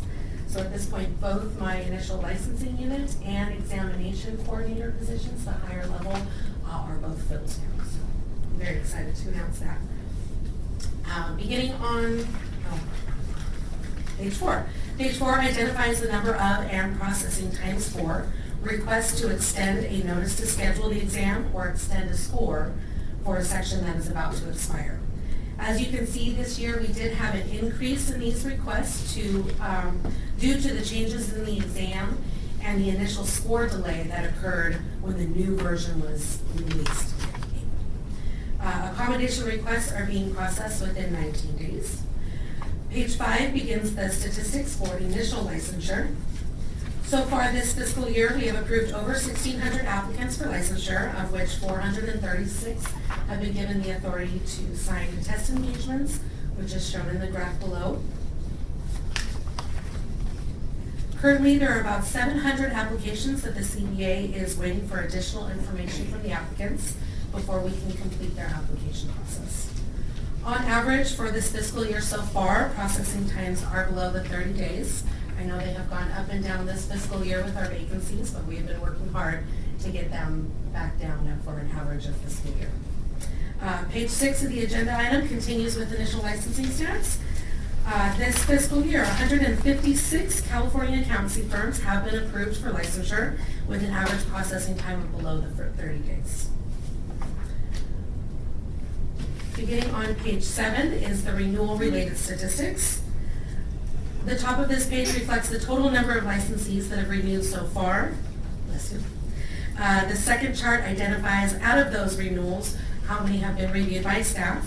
Currently, out of almost the 29,000 renewal applications that have been reviewed, about 5,000 the licensees have been requested for additional information, and another 5,000 have been complied out after receiving that additional information from the applicant. Page 9 identifies our retired applicants and highlights our division. I will speak to a few of those. We're actively recruiting for a few other staff vacancies. And additionally, in order to be responsive to the recent inquiries regarding first-time examination candidates, or what is called the CPA exam candidate pipeline, both NASMA and Cal CPA have provided information, and Cal CPA is continuing to explore this topic. That concludes my report. I will now turn it back over to the president. Happy to answer any questions. Kathleen. Thank you for the report. I think in your last sentence, you begin to address the question that I have, which is at the bottom of page 8. Yes. The Cal CPA Accounting Educators Committee is concerned about the continuing decline in the candidate pipeline. And I was curious how to reconcile that problem or that issue with our numbers.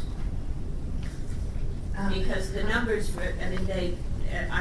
I think, I'm not sure, that this concern would be reflected in the applications received, the chart at the top of the page. Oh wait, that's retired.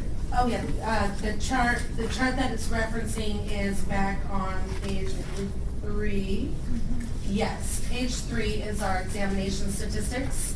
Okay. And you see in fiscal year 2015-16, we had approved 8,120.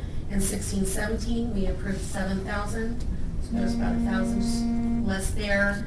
And within the first 9 months, we're at 4,300, which puts us a little lower than last year also.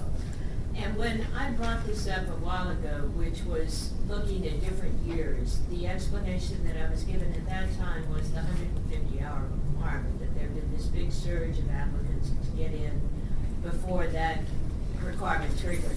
Yes. But apparently, we're continuing to see this decline, which is indicative, I guess, of another issue related to candidates wanting to go into accounting, or at least pursue the CPA license. Is that more or less what's going on here? I believe that's what the discussions are, to why discussions are taking place, to find out and really inquire about that. The surge really happened back in 13-14, and that's kind of fallen off of our licensing activity report currently. And that is why we're reaching out to NASBA, who provided that information, and Cal CPA is going to continue those discussions to try and find out why. Any other questions? Katrina? Thank you. I have 2 questions. One on page 5, under the initial licensing statistics, there's a number for the total deficiencies. Can you just comment as to what an example of deficiencies on that initial license might look like? Yes, it could be various things, anything that doesn't meet our requirements. So if their PET exam had expired, if there's a class that maybe they didn't take, those types of things are identified. We inform the applicant immediately. We give them a timeline that's set forth in our laws that they have a year to respond. So that number does go up and down almost on a daily basis. We get mail every single day. So that's what we call deficient or pending or outside board control. Thank you. And then my second question is on page 7 under the continuing education audits. I understand that the selection for audit and the conclusion of the audit may roll from year to year. So an audit maybe starts and finished again. So there's some timing issues here. But can you comment on the relationship, because we're selecting roughly 900 a year historically, and there are a lot of compliance letters being sent. So that seems like a very high correlation of compliance letters. What is a compliance letter, and does that mean there's a problem with the audit? No, compliance is actually a good thing. So out of the, yes, everyone is compliant, it's in compliance. So outstanding audits, that 137 of currently outstanding audits, those are audits that have been opened, and we have reached out to the licensee for copies of their certificates, and we're in that waiting period. Once they have complied and we have reviewed those certificates, we then send them a compliance letter saying you are in compliance with our CE audit, thank you very much for your compliance. Yes, so that is the good news. Thank you. I like those questions when I communicate good news.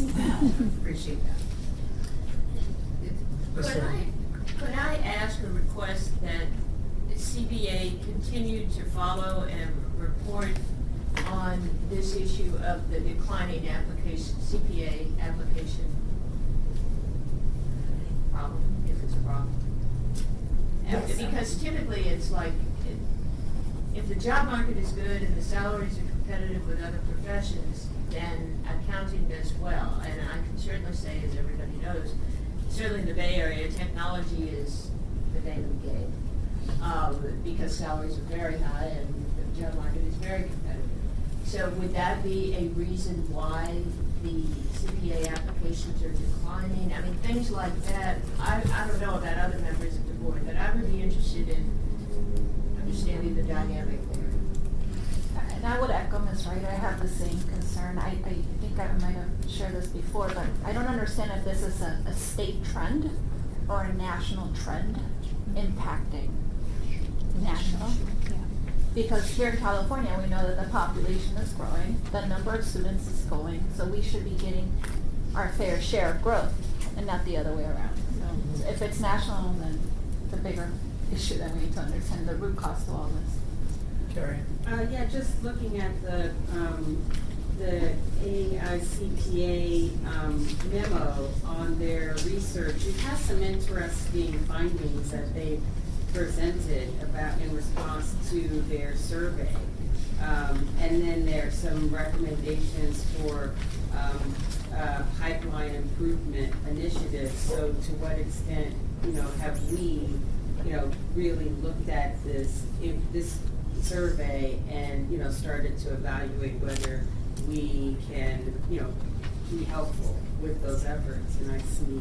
Mr. Fox can give us some insight. Sure, Jason Fox with Accountancy. I'm not sure I have the answer, but we share the same concern. We've been seeing the trend.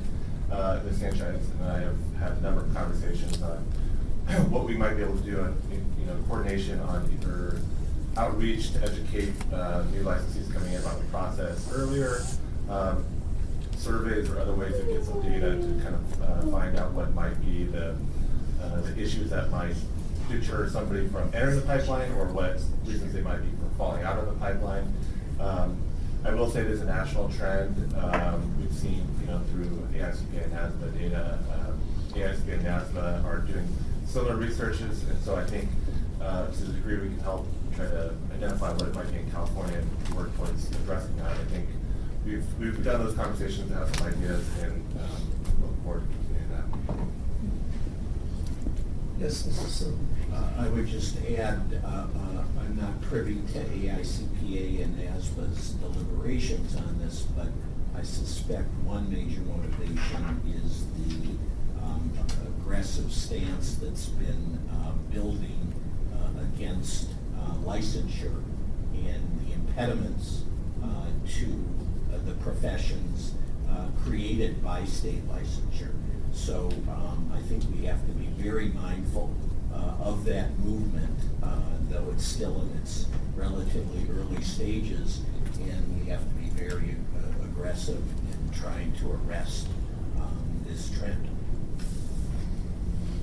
Mr. Campos. Yeah, on page 7 of your report, so it sounds like the continuing audits piece where you have the outstanding audits, that's at a point in time, that's kind of what remains of all of that activity. What about on license renewal? Those seem to be activities during the year as opposed to what's outstanding as, say, deficient renewal applications at a point in time. You added that into the initial application. Is there a relevant statistic for that can be incorporated in here for renewals? Right, so like what's currently deficient, like we have in the other two. What's areas. sitting there, right, in terms of an open file that, as a result of all this activity happening, that remains for really the licensee to take action on, right, to resolve, but then sitting as an open work item on your side? Yes, absolutely, and that's what it would be an open work item, because it's a little bit different in renewals than versus the initial licensing examination. Just to provide some background, is that when people put their renewal through the PO box through cashiering, they are renewed. And so even though I will show a pending, going forward, show a pending workload, it does not mean that their renewal is being held up and they cannot practice. So I just want to make sure that important note is made when we show that workload. Well, And it we- probably and we will makes start that, gathering those it probably makes that even more important, right? Because there's something that happened in that renewal that CE, I understand those audits, but there's something that's sort of an asterisk on that application that isn't fully resolved. So absolutely, then, that would be an important thing to track. Yeah, absolutely. Any other questions, comments? Thank you very much for your report. Thank you. We're going to move ahead to item number 11.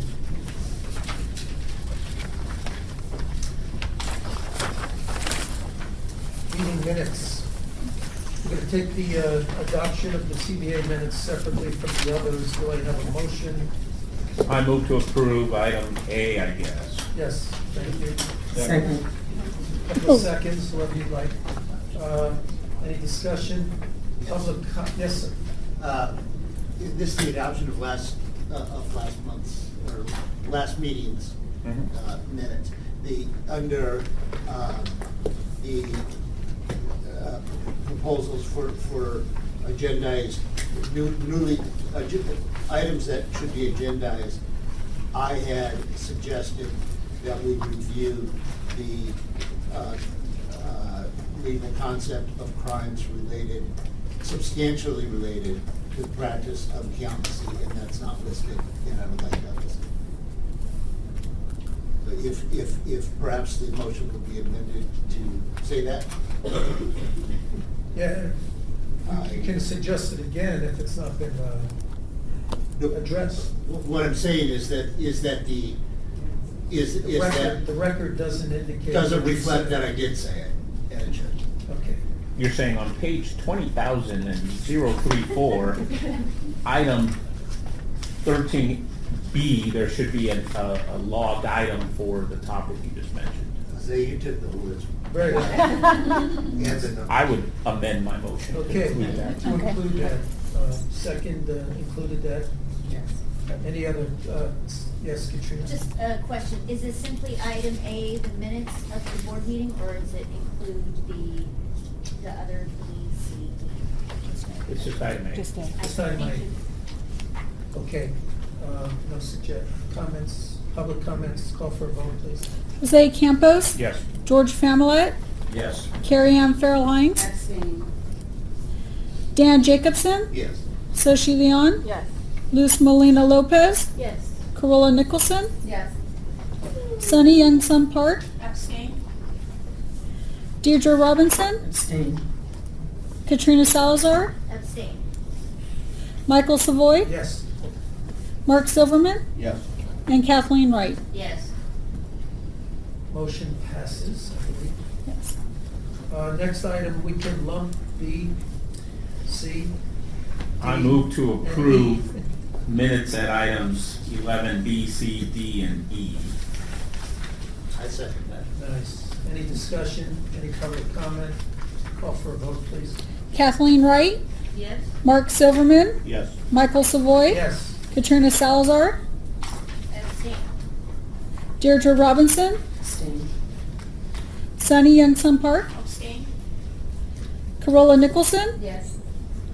Luz Molina Lopez. Yes. Soshi Leon. Yes. Dan Jacobson. Yes. Carrie Ann Farrell Hines. Abstain. George Familet. Yes. And Jose Campos. Yes. Motion passes. Moving ahead to item number 12, the American Institute of CPAs report on the State Board Committee. Katrina, that report. Yes, thank you very much. Moved so efficiently. Under this item, I've got several things, so if you will indulge me, I will just touch on them briefly. I did attend the April 26th, 27th NASBA Board of Directors meeting. I unfortunately was required to do that by phone, so I did participate in the committee meeting of the regional directors as well as the full board meeting. And what I would highlight a few things, it's been very informative and quite helpful. I will share that there continues to be movement by NASBA on what are called mutual recognition agreements. You might have heard about these details, are all listed on their website, but in my mind, it sort of is similar to the intrastate mobility issues that we talk about, but this has to do with how different countries and NASBA are recognizing the right of CPAs to cross international borders. So there was recently an approval with Scotland, and there is also one with CPA Australia. So I would just highlight that there is maybe another take on the mobility that is happening at the national level, and whether or not those particular countries are having CPAs practice within our state is a separate question. There is a great deal of preparation for the Western Regional Conference meeting, so I would suggest if there are folks that can attend to please do. There will be a new Accountancy Board Member Orientation Program that happens with it, so that would be for new board members. And some of the topics that are going to be discussed will have to do with use of confusing titles. There will be discussion about the rebranding that happened in 2017 between the American Institute of CPAs and the Association of International CPAs, both of which are AICPA, both of which have the same logo, although now they've differentiated them by color and made some other distinctions. But so there are continuing issues that do impact our profession and our need to help ensure that consumers within our state are able to understand the services that they are using and know who is a CPA and who isn't. Another issue that is significant and is developing is a proposed technology pathway to the Certified Public Accountancy designation, and that is developing. I know Patty first got a preview at the Executive Directors Conference. That I believe will be a hot topic at the regional conference, and there are many questions about how technology as a pathway to licensure interferes with what different boards are doing, and if that does move forward, of course, it could be something that our board would want to be discussing at a future date when there's more information that's agendized. So with all of that, that would probably wrap up my report on the board meeting. The bylaws committee continues to meet. I do chair that. We have had 2 meetings. We have another one scheduled, and that process moves forward for presentation at NASBA. Anything accepted by the full board of NASBA in terms of bylaws changes will be presented at the annual meeting in October, and that's voted on by all of the state boards of accountancy that are present. The Enforcement Resources Committee did meet on May 15th, and they are talking about integration projects with PTIN numbers from the IRS and the ALD, which is a database, so it's kind of groundbreaking to cross-reference data from the Internal Revenue Service to know who is out there providing and how they're registered. So that project moves forward, and I think would maybe potentially provide more information for our staff here at the Board of Accountancy. And there's a new program being developed, which is going to be a board council boot camp, where board councils will be able to attend programs to help bring them up to speed and complement what they are receiving from their departments. So there's also a call for a pool of investigators and expert witnesses within the profession to work with the NASBA board and be available for the various jurisdictions that have questions and the need of investigators. And so with that, there is no report on strategic planning task force, and so I thank you, President Savoy. Thank you. Any questions of Ms. Salazar? Ms. Wright, is there any report? We did not meet. Did not meet. All right, with that being said, we have a time certain at 1 p.m., so we'll allow a few extra minutes for a break here, and please be back. Yes. I'm sorry, I didn't know when to ask this question. I know we have a hearing today. 1 o'clock. It is at 1 o'clock, okay. If I have a question regarding, really, the substance of what is going on here, and I think it's a question more for the board and information that I would like to have before we have this meeting, or should Well, we? the petition is an open forum. Right. If there's something that, maybe when we deliberate on that, might be a proper time to bring up those concerns, because that person has an opportunity in open forum to petition to get their license back.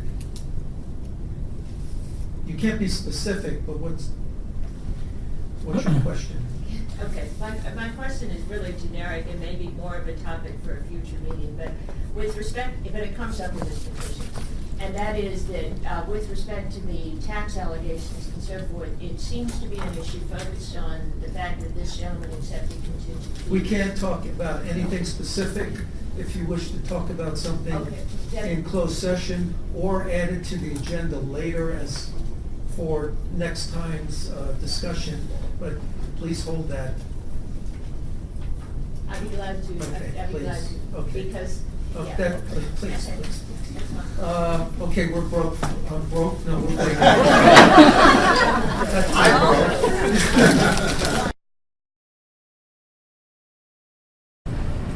Okay, we're all back from lunch.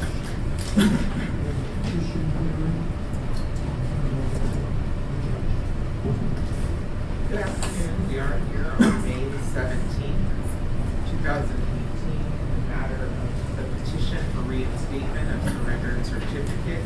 This matter is being heard before the California Board of Accountancy, Department of Consumer Affairs, OEH case number 2018030821. Will all members of the board please identify themselves for the record? Carrie Ann Farrell Hines.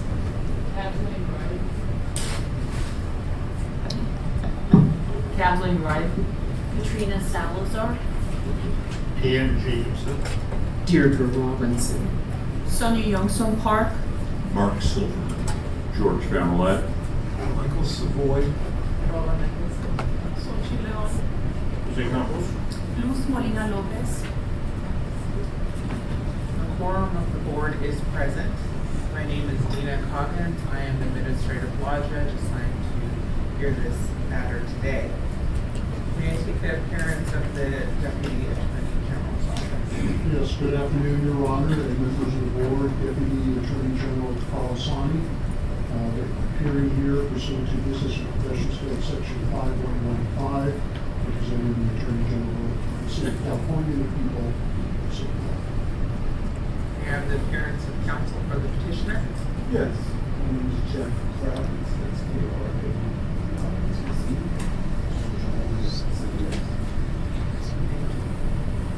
In this proceeding, the board is concerned with hearing about any rehabilitation since Mr. Zhang's certificate was disciplined.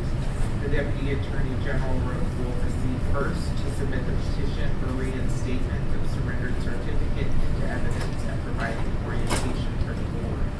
After that, petitioner will have an opportunity to make a presentation.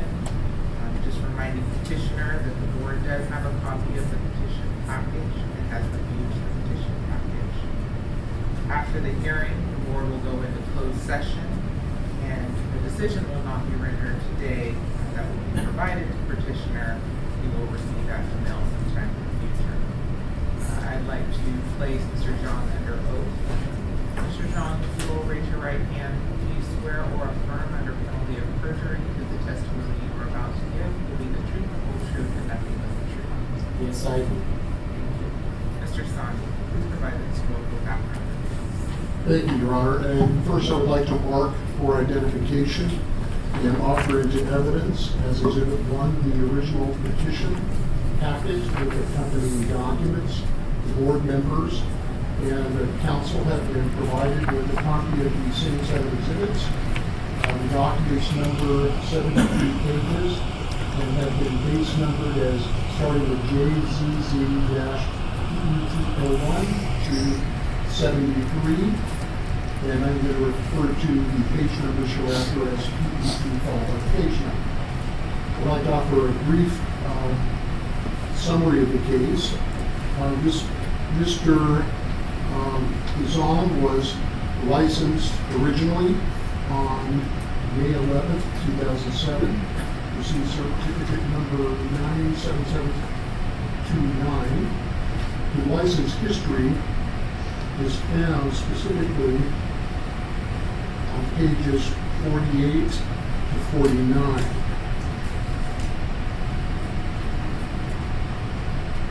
The board took action against the license of Mr. Zhang and filed an accusation on October 8th, 2013. That accusation is found at pages 30 to 40.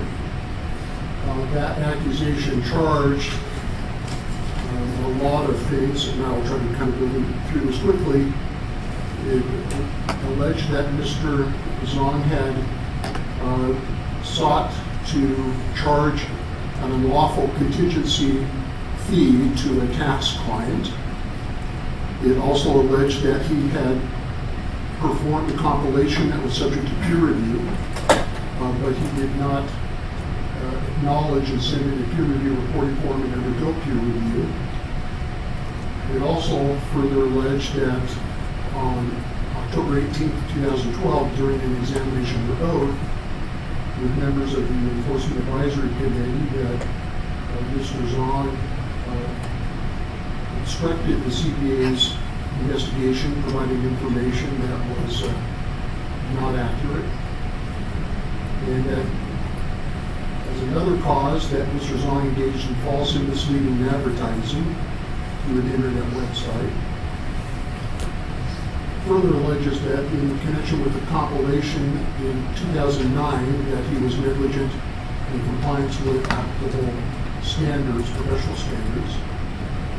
And then further that he had engaged in obstruction of investigation by failing to provide true and accurate information in response to subpoenas, by inserting meritless objections and failing to produce documents demanded and providing inaccurate and incomplete information. By way of background, Mr. Zong was ordered, pursuant to his stipulated surrender of his license, in which he admitted all the foregoing allegations, that he was ordered to pay the sum of $36,263.70 for the board's investigation and prosecution costs, which sum he in fact did pay on or about November 26, 2014. The petition packet contains letters of recommendation. Those are found at pages 21 to 26. Mr. Zong has performed continuing education.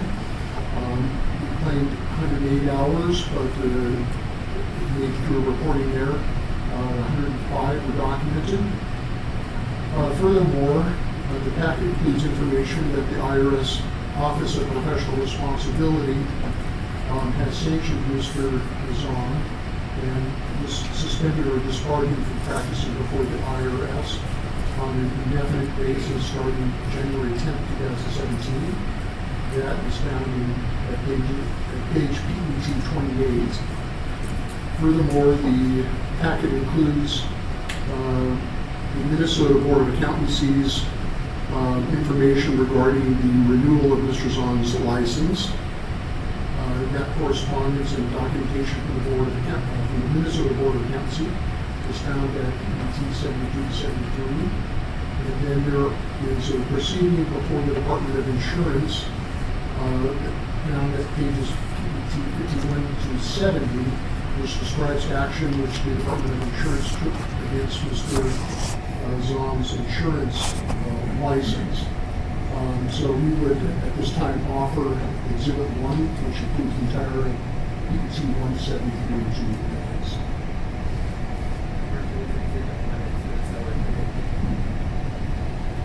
And I think that also concludes my summary of the historical background. Yes, thank you. Mr. John seeks the reinstatement of his license. I'd first like to state that he is seeking a license that would be restricted. He is not interested in doing compilations or any attestation work, and he understands that there may be other conditions put on his license if his license is to be reinstated. There have been some other actions that have been taken. Those are essentially part of the cascading effect that there is of licensing actions. If you have one license, other licensing boards will take an action, and so forth. He does not, he'll explain he doesn't have any clients currently in Minnesota, so there's no need for him to keep the Minnesota license active. The insurance board, it should be noted, reviewed everything. There's he did, I just want to know if you read carefully the decision, I don't know whether you should read the decision. He did inform them about this case. There was some question about the timing at which he informed them, and he did inform them, and that's actually why they had the case. So, and they did give him a license. He has an insurance license in good standing. It's on probation. With a restricted license of the Department of Insurance, not a probationary license, so he was able to do that with no complaint from any consumers or insurance. And he will, one other thing I'd just like to point out, just very, very briefly, is prior to reviewing the packet from Mr. Sonic, Mr. John was unaware that there was a discrepancy concerning the hours of CD Lucy had done. If you look carefully, page which is marked 19 lists a class that was taken on June 3rd, 2016, and then he presented an individual certificate that was for the same class. And he inadvertently added both of those up. That's why it shows more hours. Wasn't able to mislead anybody. He had all the proper certificates there, and there was a discrepancy. And since that time, he has worked as doing tax work for people, doing some advising for people, and currently he works for other CPAs doing work that he's able to do without a license. And he wants to get his license back so he can continue to work with his family. And he, as is important to note, he did accept complete responsibility at the time of the original case and admitted his errors. So that is why he is seeking today to be reinstated, and we'll proceed with asking him some questions. That's appropriate at this time. Mr. John, first of all, I would like if you would take a look. I'm going to show you on the petition. You presented some letters from people, and if you could just explain who these people are, because and how you know them. And how they know about you, and if they know about this case. For instance, this first letter here, who is this person? Mr. Lee, Miss Lee is a former employee of me, and she has worked for as an intern and also as a worker in the past. So she's a current candidate. Okay. And do you currently do work for her? Yes. Okay. So the student has become a teacher. Now let me just say, it does state in her letter, but I want to be clear so that everybody knows, because she is licensed by this agency, that she was completely aware of the allegations against you in the original case, and that you were going to be petitioning for the reinstatement. Yes. And can you tell us who is the next person in order to show? Mr. Shaw is right now is currently CPA. He worked in a firm of tax preparation in downtown Los Angeles. He has worked as an intern in my firm when he was a student. And he has gone on to become a successful CPA. Yes. Mr. Kravitz, if you can also have Mr. John spell the name for the record. Oh, yes. The name of the first one is Xiuli Li, Xiuli, first name. The last name is Li, Li. The second recommendation letter was written by Shuai, Shai, Shuai, and the last name is Shao, Shao. And the next one, which is, I'll tell you, this one is in the packet as page number 24. Who wrote this letter for you? This is Cho Wen Chiang, Chewen, first name, last name Ching. That is the friend of my church, from my church, and she is also an insurance agent of New York Life. I believe this is the last letter that we have. The last letter is written by Jinsung Chen, C-H-E-N, last name, first name is Jinsung, Jinsong.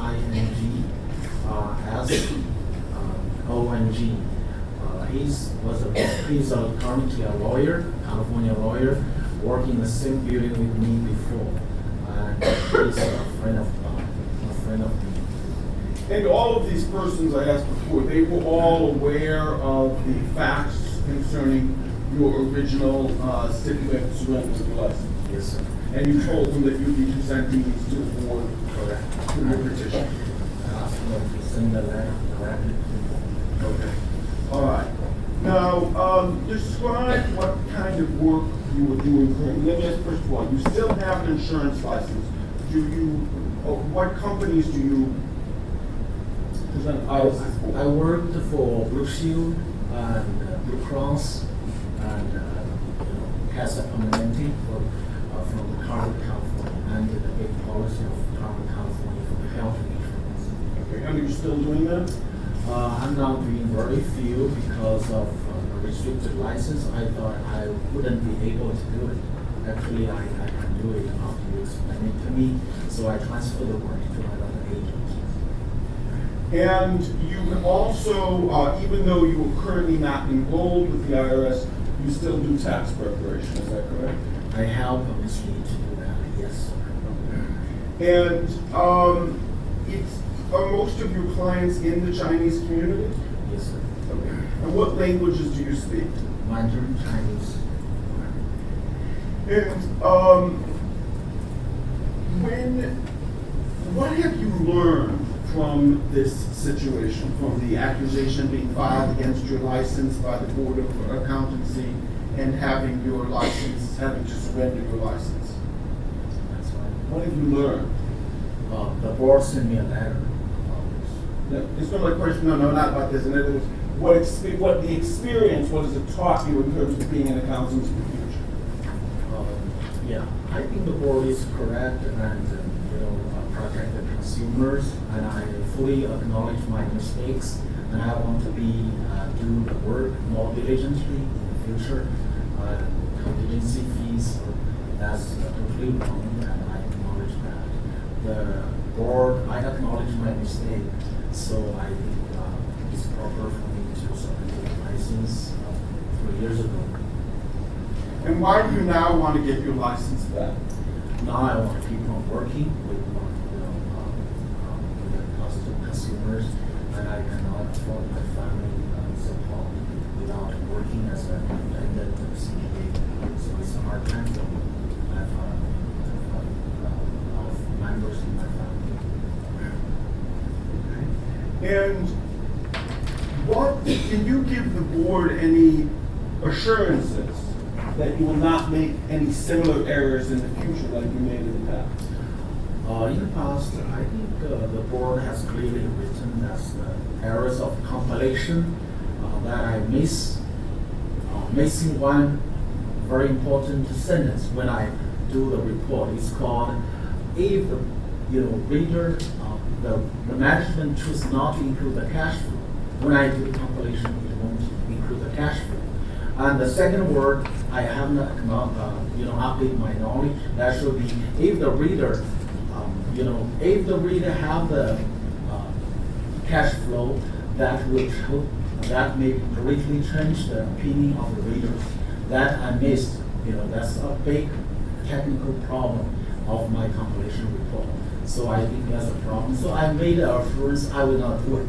I will not do this kind of compilation report in the future, and that's the assurance I won't do it. And the second is that I will not do any contingency work, even it's legally in the IRS from the federal part with some annual return originally for some case rigidly versus IRS, and also Sexton versus IRS. I will not do the contingency for assurance. And there was also an allegation. I'm not going to go over every allegation, but there was some discrepancy about the name that you were using when you held out your business. What is your plan in the future as far as the name of your business? If I have a firm in the future, I will register with the Board of Accountancy. The main problem of my accusation in the past is that I have a corporation called Hacienda Accounting. I am not sure about the accounting is strictly prohibited from being used without a register to the board.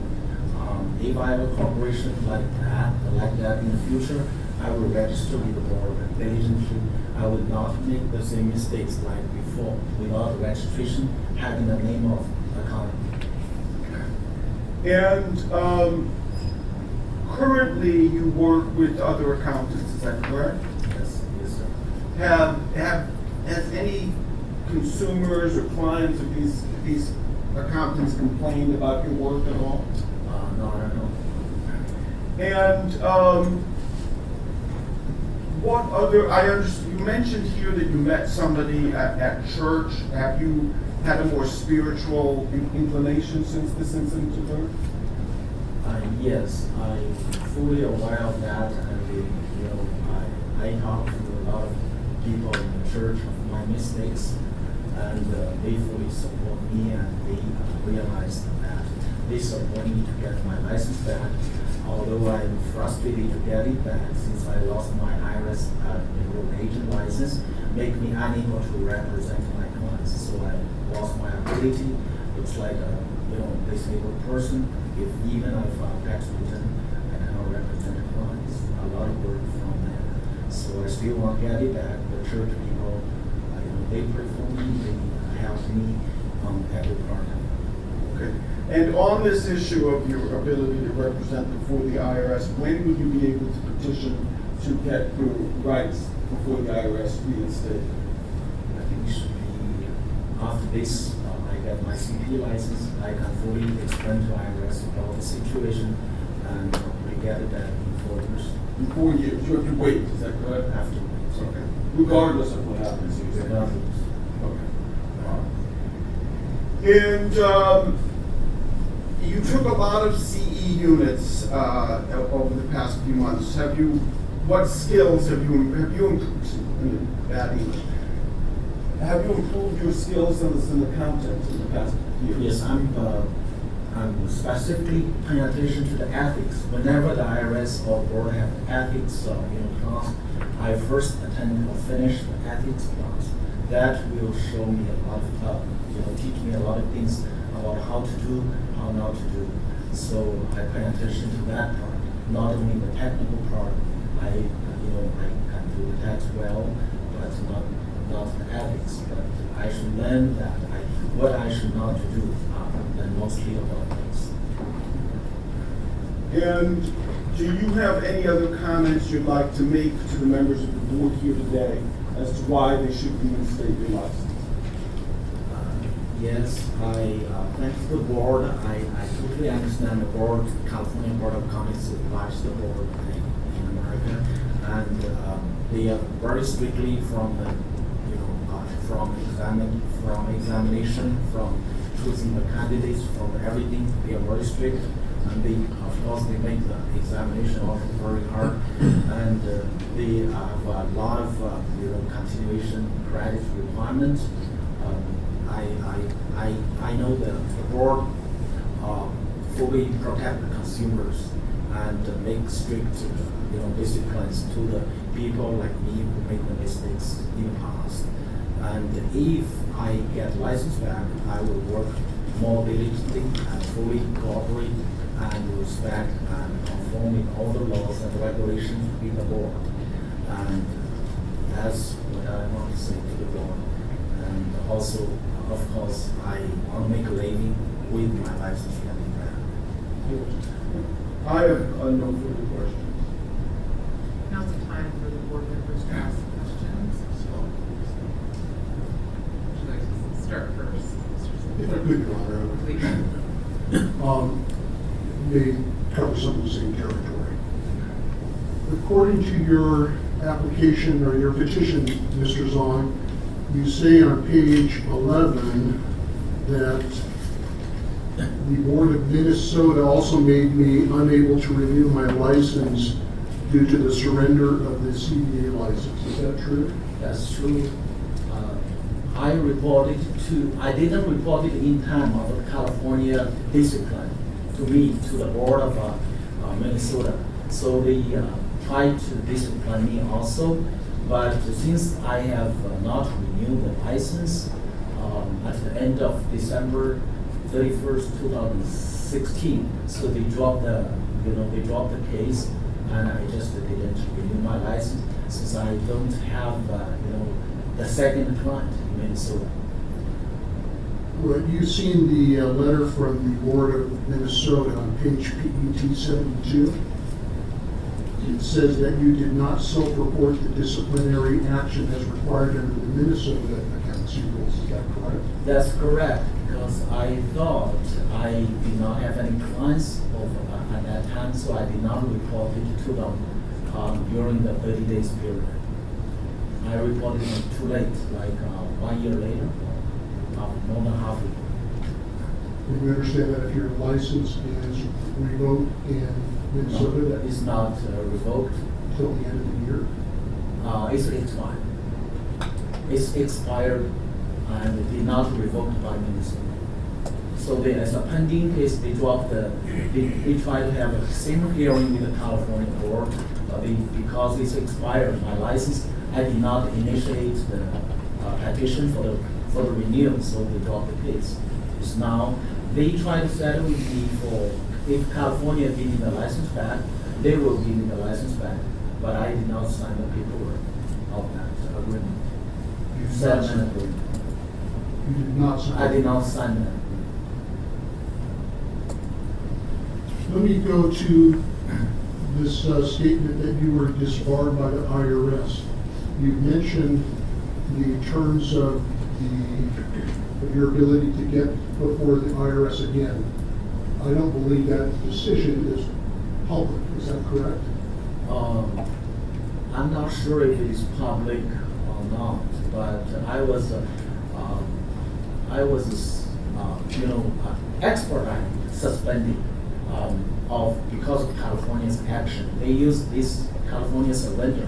I fight with them because I argue with them because it's surrender, not to revoke or suspend. It's not supposed to be by expedite, so I can keep on working.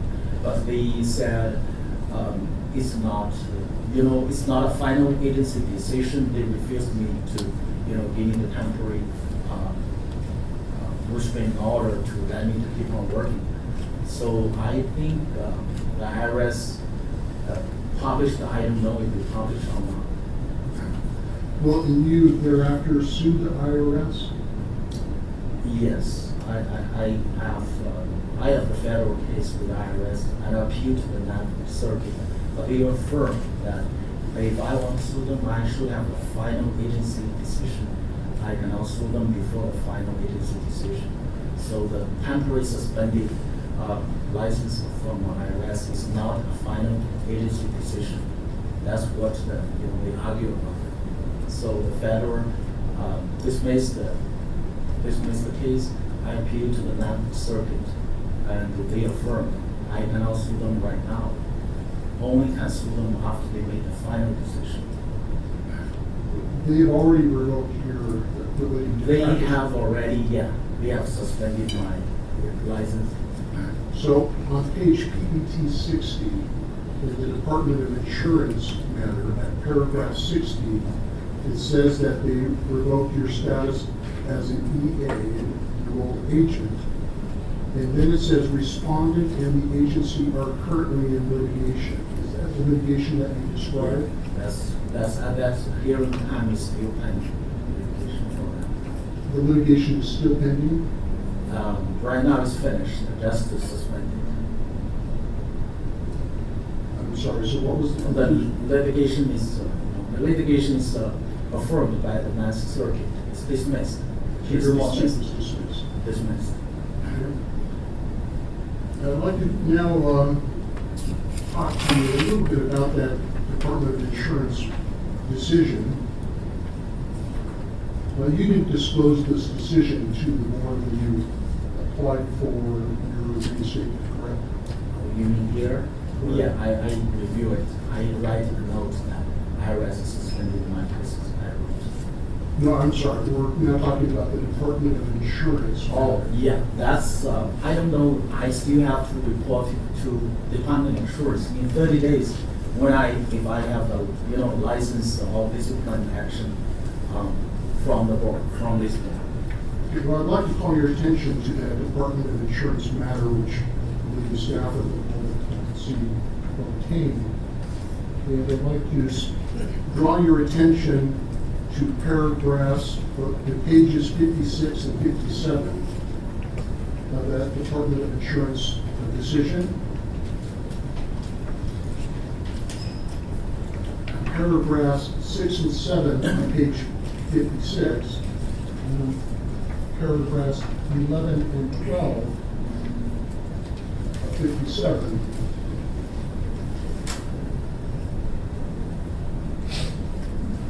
It describes a criminal proceeding that was brought against you after the Board of Accountancy revoked your license.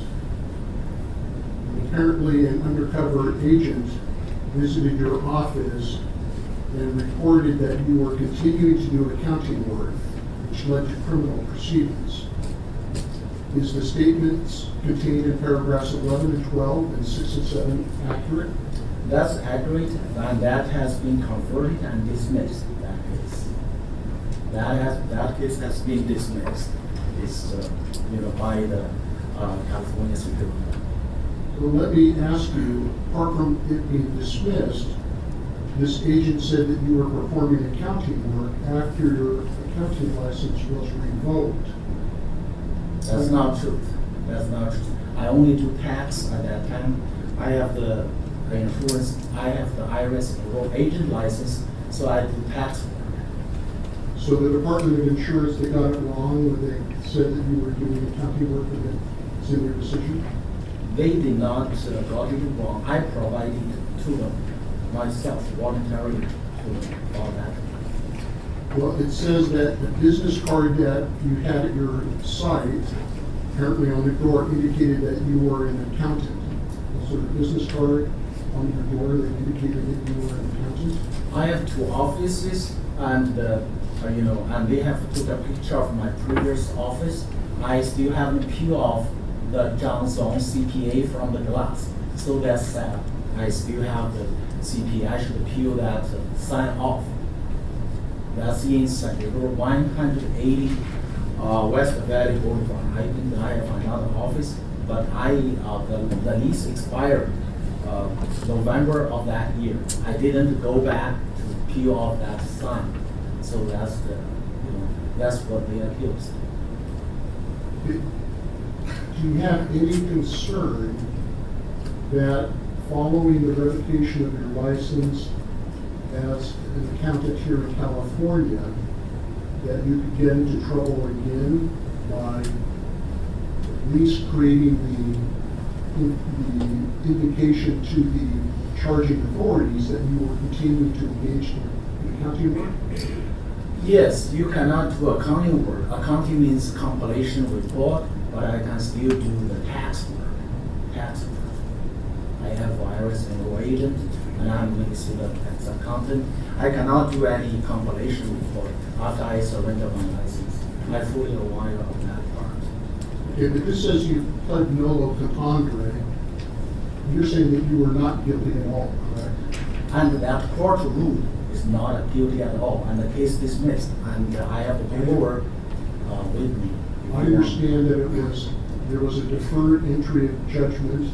You complied with the terms After a year, it dismissed. of the criminal penalties that were imposed. And upon completion of those penalties, the case was dismissed, correct? Yes, and there is a law that I don't need to review to any agency unless it's investigated by a criminal case. So that one is after dismissed. I don't need to refer anything about it to anyone. Even they asked for it for employment. For that one, that's the 12. It's called 1204.3 penal. And I think I have the paperwork very quick. I understand. Mr. John, I just want to remind you to allow counsel to finish asking this question before you do the part for the court reporter to get you down. You haven't sought any further review of the Department of Insurance legal opinion, correct? I have. or decision that the Department of Insurance ordered when they put you on a restricted license. Have you sought legal review of that decision? Yes, they sent me a notice of that restricted license. They sent me the same letter you got from the Department of Insurance. Have you filed any lawsuit No. challenging that decision? I did.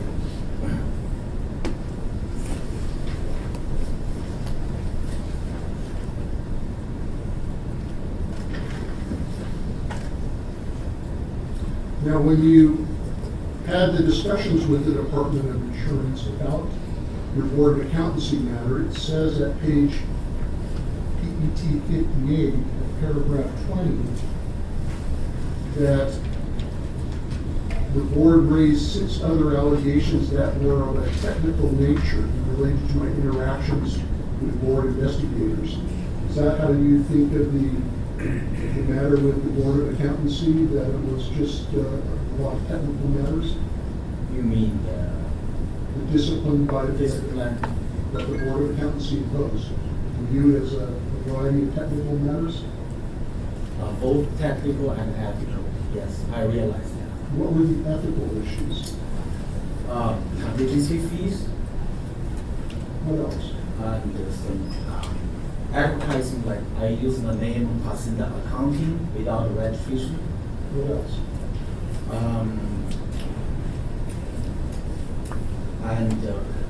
When the subpoena come in, my attorney filed objection because it's overwhelming and ambiguous. That's the part. And compilation report, negligence on compilation report, that's the technical part. Anything else? Peer review. Peer review, and the review button that I pressed, maybe I haven't finished in time, but I finally finished it for the peer review. And I have a corporation and a personal. When I sign the compilation report, it's personal.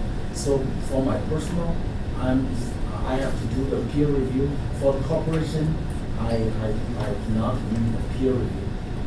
So there is 2 parts of that. Is there anything else that you did that you consider to be unethical or wrong? Everything I think is wrong. I acknowledge everything wrong. What about obstructing the investigation by the board? In obstruction. Obstruction is that the lawyer just sent the board sent the subpoena, the lawyer filed objection because it's ambiguous and overwhelming for all the accounting record of my corporation. That's the obstruction. But wasn't there more to it than just that, Mr. Zong? It wasn't just your attorney, it was you providing false information to the board. I did not provide any false information for that. So you stipulated to the 3rd cause of action that it was true that you had in fact provided false information to the board. I provided all the information, I acknowledge all the information actually. If you look at page PET 35,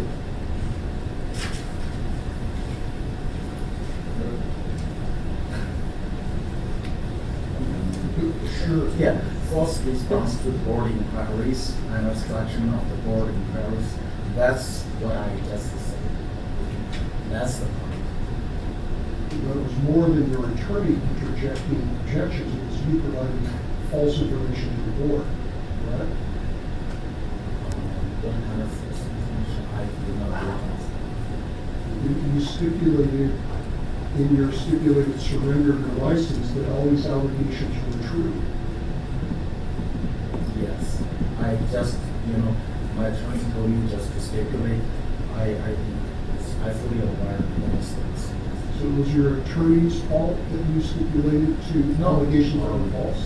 It's all my fault. I acknowledge all those things.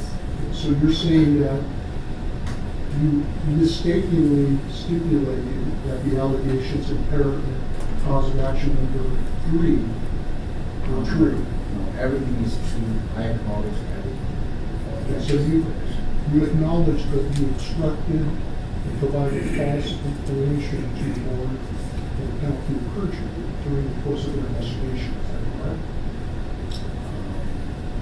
I don't know how to answer these questions. But I think I acknowledge this. I acknowledge all the mistakes I made. I'll turn it back over to the board members. Ms. Snyder.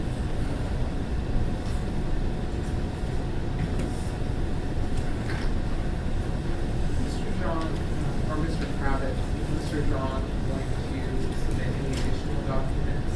No.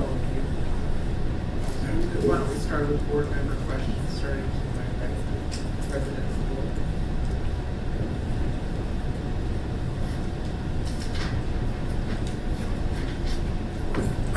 If you do get your license back, what exactly will you be doing with it? I will do tax returns, preparing tax returns for corporation and personal, and I will do consulting with this kind of CP license. It's better to do advertising to draw the clients, so to make my business going after I get my license back. So right now you have no company, no corporation, individually. What work are you doing currently? I'm working for another CPA company to do consulting and some bookkeeping work. And are you being supervised by that other CPA? Yes. And the tax work that you're doing, who's signing those tax returns? I do not sign any tax returns. No more questions.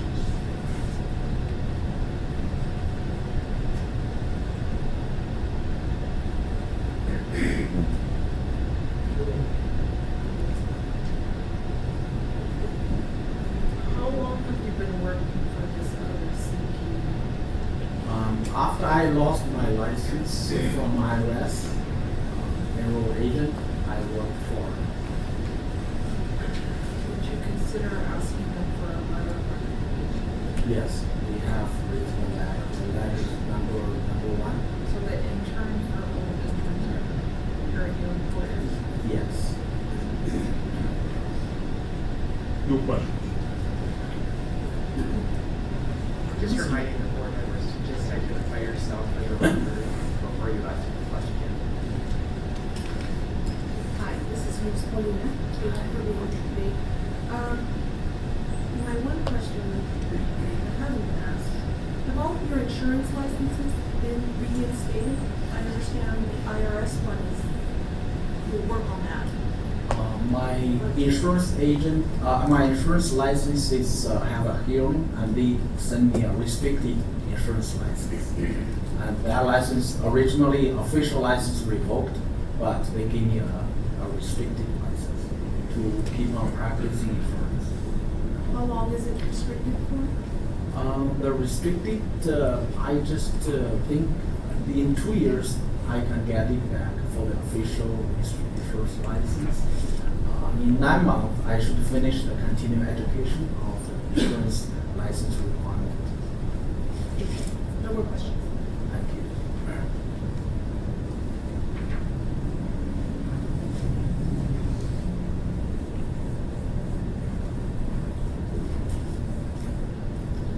Mark Silverman.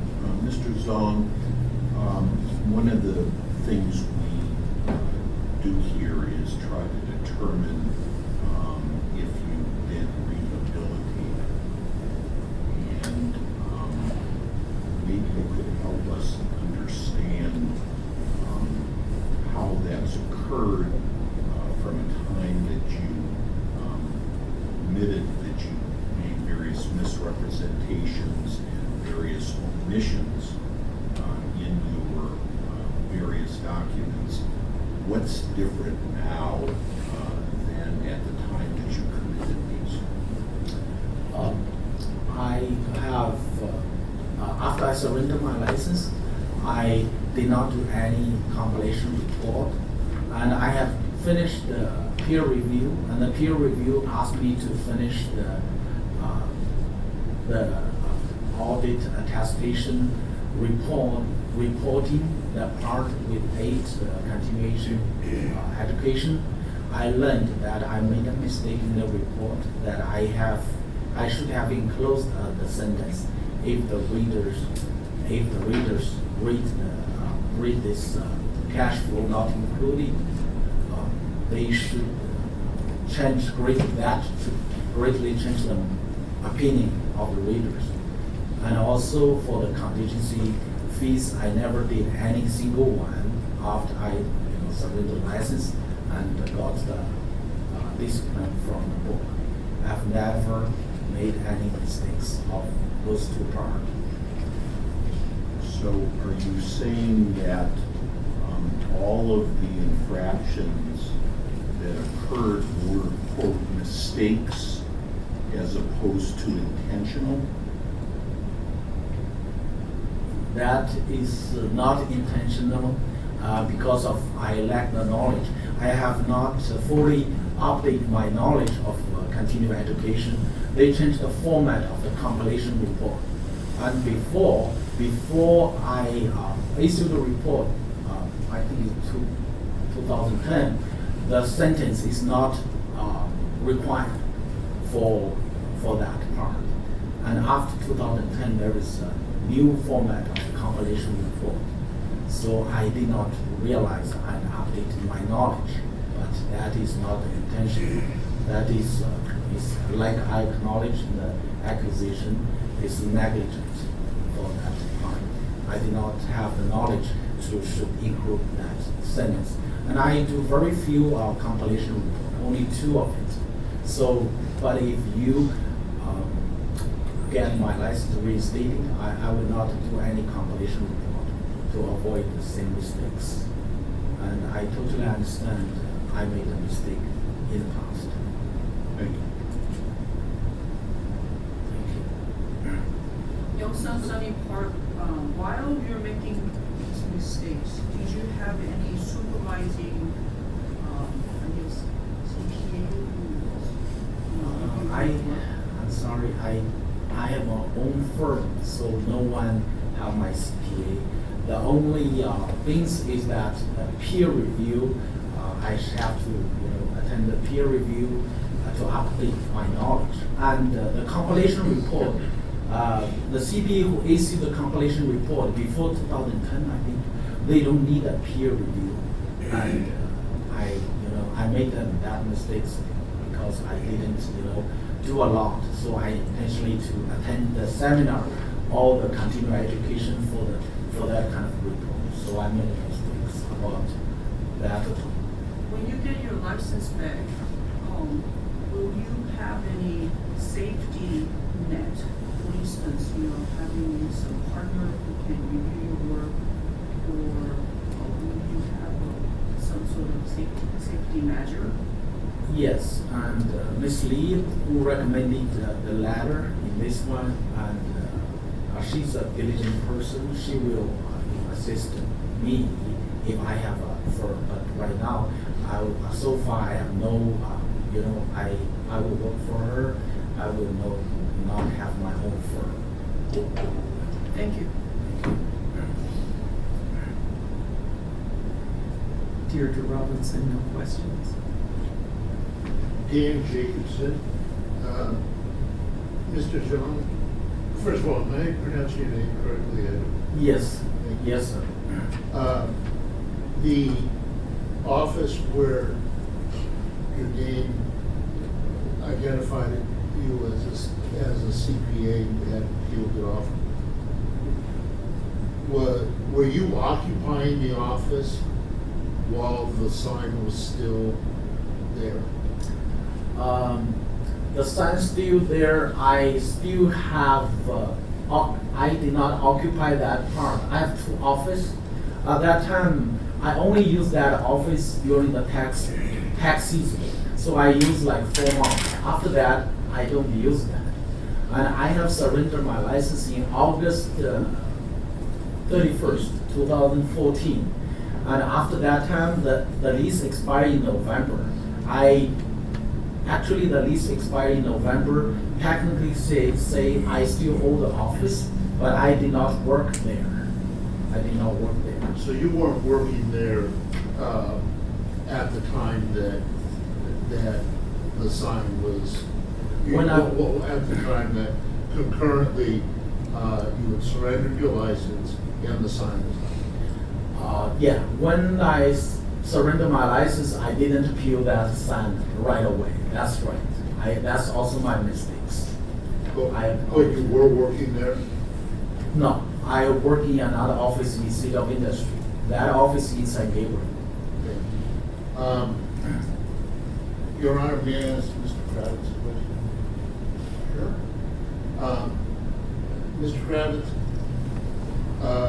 Mrs. Zhang mentioned about that the dismissal of the criminal case need not be required, and I think he said Penal Code Section 1201.3, that doesn't deal with that, so.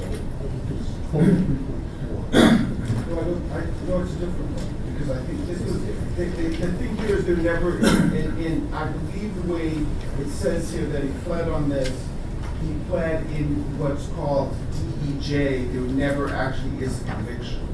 There never is judgment, so you're never convicted. When you do 1203.4, you've been convicted. So in these, you do a program and you come back to court and they dismiss the case without ever having a conviction. You enter a plea, you do a program, you come back. They listed here as being 101.90, and that's one of the many DEJ sections of the Penal Code. It's a very long, complicated code, but that's what it's for, basically. I'm sorry, 1001.90, so they listed in this. and the DEJ, I believe, is referring to deferred entry of judgment. Thank you. And then they say here that it was dismissed pursuant to 1001.96. Thank you. It's sometimes called diversion, and sometimes called deferred entry of judgment. In some counties, they do it better. They make you never enter a plea, so this confusion doesn't come up. They just say, come back in 6 months and tell us later when we're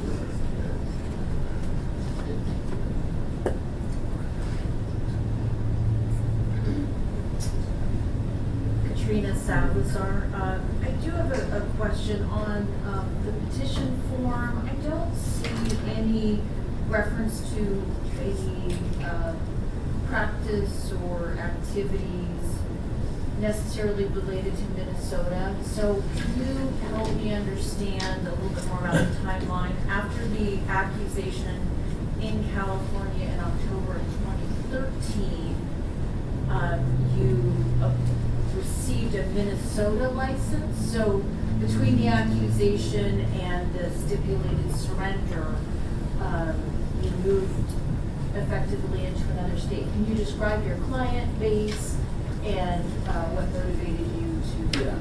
I will And is that explain. part of your future? The time frame is not like that. I have the Minnesota license before I surrender my license, in 2 years before, 3 years before.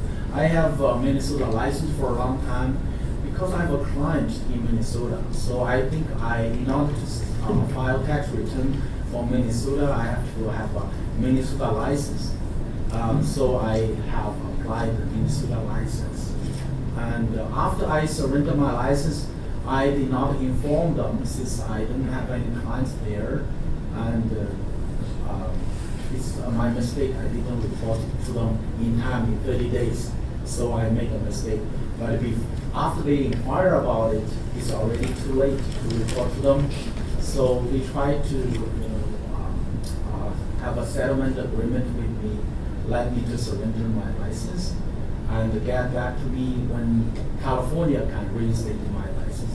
I just didn't sign it, and I didn't renew it, so the license expired in December 31st, 2016. Okay, so you actually had a Minnesota license years before? Before any surrender of my license. Okay, so when on PETO 7-2 where Minnesota says you were licensed on December 9th, 2013, that's December 9th, yes, that's correct. 2013. 2009, that's 4 years, 5 years before I surrendered. So this letter from Minnesota, it has the correct date. Yeah, 2009, that's correct. In Minnesota. 2009.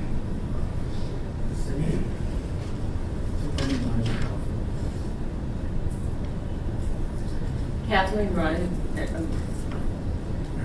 Wright, my questions relate to the tax matter. Let me just be sure I I understand it correctly. With respect to CBA and the suspension of your license, that was a contingency fee related to an amended return. Is that correct? That's correct. Okay. Then several years later, the IRS suspends your right to practice before the IRS. Was that also, and your indication here was that was on the basis of a CBA suspension of your license. Was that the sole reason for their The origination, yes. They expedited, suspended my license because I surrendered my license in California. So they use that reason. I have, I have argued about that cause because in the IRS code, I think 1082B, they only apply to the CPA or lawyers who have been revoked or suspended the license from. So I surrender my license while you expedited, my license. So I argue with IRS for like a year for that surrender. I surrender between surrender and revoke and suspend. And they have initiated the normal hearing, normal investigation using the code of 261062. And they said we are going to do a normal hearing, and they, do that. And after that, I think they have used the power attorney that I didn't change. I have CAF, centralized CAF account in IRS. I didn't update it. I have lost my license in California. I should change that to Minnesota or use the credential of payroll agent. So I didn't change right away in 2 months. So they use that one. I didn't change it, in time. Also another excuse to surrender, to suspend. Mainly because the IRS are using the California's investigation, and this is Okay. Because the rules on contingent fees under Circular 230, which is the IRS regulation that governs this issue, and CBA's regulations, they actually are different. That's my mistakes. I fully aware the mistake. That's why I acknowledge I surrender my license and try to, Okay. have a good. Okay, and my last question related to this is the CTEC suspended your license as well. That's Yes, after the board sent a certified copy to the CTAC, they also revoked my license. for from the same CTAC. reason that CBA had revoked your license. That's correct. So I lost all my license. Okay, and then you've already confirmed with Michael's question at the outset that after all that happened, you were not, well, the question, I guess, is were you preparing tax returns as a result of all of these license suspensions? And that question is already asked, and you said no, you were not, and you were not I signing do not returns. sign it. I prepare the paperwork. I do everything, but not the But signature. you did not sign as a preparer. That's correct. And thank you. Thank you. Carrie and Farrell Hines, I have questions. If I may ask a question, Jose Campos, back to the rehabilitation question. I'm listening to all the mistakes. All the mistakes are just not knowing the rules. So Minnesota has a rule for reporting. Sounds like you had some other notifications where you could have probably avoided further issues if you had known the rules to report. What would you do if you were to get your license back to understand the rules and follow the rules? I think I should attend more continuing education and update the knowledge of my knowledge and know the rule better. After I lost my license, surrender my license of California, I keep on attending the continuing education of IRS because I'm mainly doing the tax return. So every year I attend IRS forum at least once, sometimes twice, to learn the rules and regulations, especially the ethics. And also before I try to petition the restatement in this forum, I also attend a lot of continuing education on the new rules and laws. So that's what I did to try to correct mistakes and we have my information for those. No further. Thank you. I have no further questions from the board. Closing remarks, Mr. Kravitz? Well, I think that Mr. John has presented his arguments for why he should be reinstated. He obviously has been very self-effacing here in admitting his errors and that he's improved his education. He's willing to accept any type of restrictions on his license to get it back. So we'll continue to work to help his clients. And he had a license I think since 2007. He had these problems, and he, as we've stated, he did it, accepted the surrender of his license, and he now wishes to be able to go on and practice.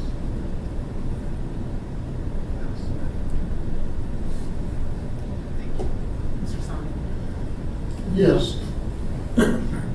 If one relied solely upon the petition before the board, I believe this would be a more simple petition to be evaluated. The staff, pursuant to its obligations, went to verify the information that was in the petition, and they uncovered this Department of Insurance decision. And what is most troubling about the decision is stated by the board, the Department of Insurance itself in paragraph 23 on page PBT 68. I should back up on PBT 66 at paragraph 12. The Department of Insurance said that cause exists under the Insurance Code section 1668, subdivision, etc., to discipline the respondent's license because he lacks integrity, and talks about the unprofessional and frankly fraudulent practice that they saw in the conduct which gave rise to the Board of Accountancy's discipline. Then you go to page 68, paragraph 23, and the department goes further and says the more serious of CBA's allegations are that respondent failed to cooperate with the CBA's investigation. Such misconduct is akin to that alleged in this proceeding that respondent failed to disclose required information.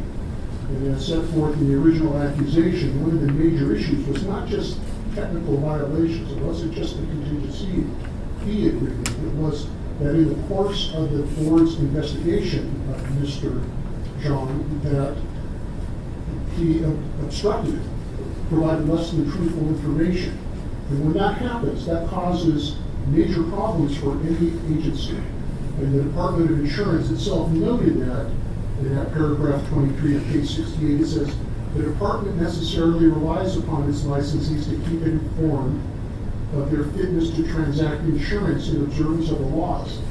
Put differently, the boards and agencies of the state rely upon truthful and cooperation with the licensing agencies in order that they can properly evaluate and conduct their business of protecting the public from licensees engaged in professional conduct. And the Department of Insurance information is material because it is subsequent to the revocation of the CPA license. In fact, this occurred a couple of years ago, and or it was finalized last year. Under the main case that governs reinstatement proceedings, that's Flanzer FALA and CER versus Board of Dental Examiners in 1990 case, the court notes that they've got a burden of proof here, clear and convincing evidence, but states that the most important thing in evaluating a petition for reinstatement is to look at the conduct subsequent to the prior license discipline. And here, we've got a lot of conduct, and none of it, frankly, is favorable to Mr. John. In fact, it seems to be the same character, indicative of the same types of mistakes, same lack of truthfulness and cooperation that was the subject of the original action by the CBA. So that is a material concern. On the favorable side, Mr. Jean did pay the costs that are ordered by the board. But a lot of these other factors don't seem to be supportive of finding the rehabilitation. But that's for members of the board to evaluate and weigh. The fact that there may be one or more factors doesn't mean that the board can't make a finding that determines that there are substantial issues here I think that need to be addressed in any decision by the board. Mr. Kravitz, is the matter submitted? Yes. Mr. Sonic, the matter submitted? Yes. That concludes the petition hearing in this matter. The record is closed. The case is submitted. We can go off the record. The board will deliberate in closed session. Please clear the room.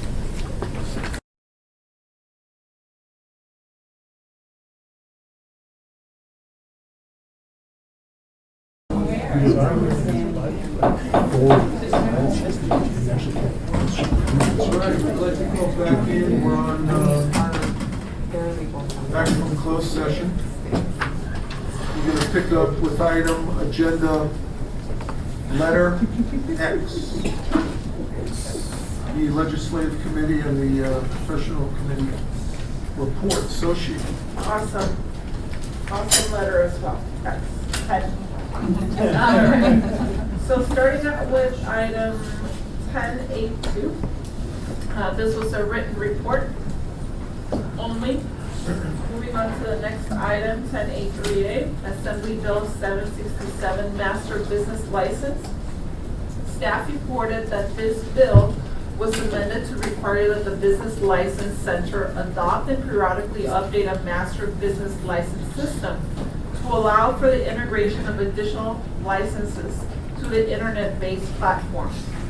Additionally, this bill was amended to allow an agency to deny or limit the ability of the Business License Center to establish an application for multiple licensees from an agency through the business license system. Staff recommended that we maintain a watch position on this bill and no action was taken. Moving on to item 10.8.3b, Assembly Bill 2087, State Government Operations Technology Modernization. Staff mentioned that it would require each state agency to establish modernization goals no later than January 1st, 2019. This bill has not been amended since we last discussed it. Staff suggested that the legislative committee continue with a watch position and no action was taken. Moving on to the next item, 10.8.3c, Assembly Bill 2138, Licensing Board's Denial of Application, Revocation or Suspension of Licensure, Criminal Conviction. The Legislative Committee agreed to defer this item so it can be discussed in the CBA meeting. And the Legislative Committee voted for this consideration. And at this point, we're going to have Mr. Francella, Chief of Enforcement, and Mr. Aaron, Information and Planning Officer, come up and discuss and give us an overview and walk us through the deliberation of this bill. Thank you. Thank you. Thank you. So, AB 2138, I want to direct members to make sure that we're all working off of the hand carry version that came in. It has a memorandum, has a cover sheet dated May 14, 2018. bill analysis itself, again, has not changed. The only change was in an effort to help identify where the actions are, numbering them along the way so they're easier to track. Mr. Bone is here to assist with, he's going to be tracking the various actions we've taken to provide an easier recap at the end should the board wish to hear a recap or identify a particular, how we handled a particular number action, as well as answer any maybe more legislative kind of policy, legislative, and deadline related questions the board will have. The board members will have all be here to answer more of the technical questions. So, AB 2138, the board originally had a watch position on this bill. When it first came out, it was dealing with denial of application for non-violent crimes, and it was more of a spot bill in nature, and it struck about 2 words, and now it's very long, coupled with our 28-page analysis. It's a very comprehensive and affects many policies within the board's enforcement program and that of all of DCA. So, as amended, AB 2138 would make significant changes to enforcement practices and processes for all the boards. And among them, to name a few, when a board may deny, revoke, or suspend a license, especially as it relates to criminal conviction, length of time, boards may impose a period of probation, record keeping and reporting requirements on boards, and establish a time period for boards to consider and render a decision on petitions to modify probation. In having sat through various stakeholder meetings, both with the author's office, myself, and Mr. Bone has sat through that, and one at DCA, as well as watching the legislative hearings on this matter.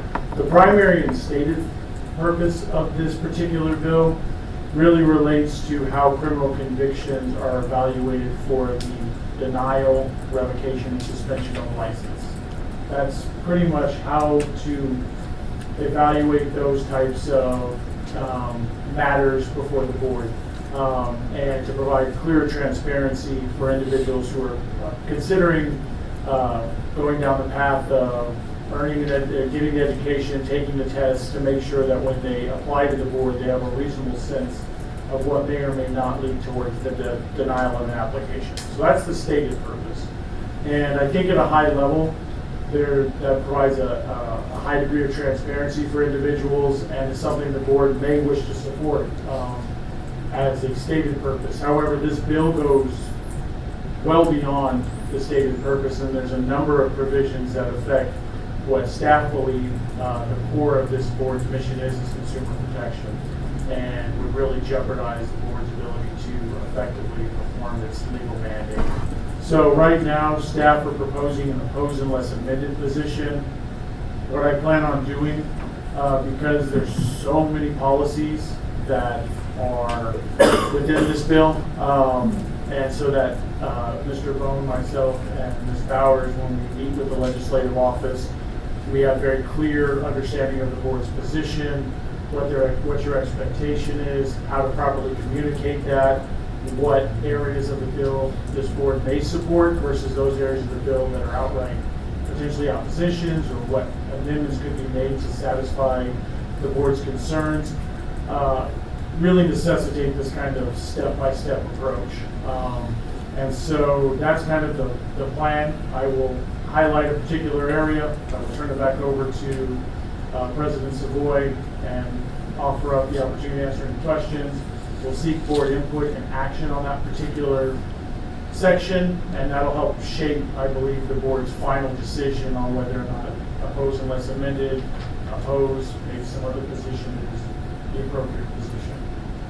I mean, typically, things like this get vetted at the committee level, and then it's brought back here. I don't know, from a time perspective, do we have time to go through each and every item, or does this have to come back at another time? Because it's far more reaching than, I think the reason why we asked the LC to defer was in the interest of time. Or if we had done it at the LC meeting and gone through all, it was 21, I think, numbered actions plus the more global action and other items, and then to have the chair kind of reiterate it and those members who may have differing opinions who weren't on the committee. So I believe staff in the interest of time thought this was the better course of action. And this isn't something we could really defer to another meeting. At this point, it's coming more likely than not, it'll get off of out of the Appropriations Committee next week if it's going to continue on.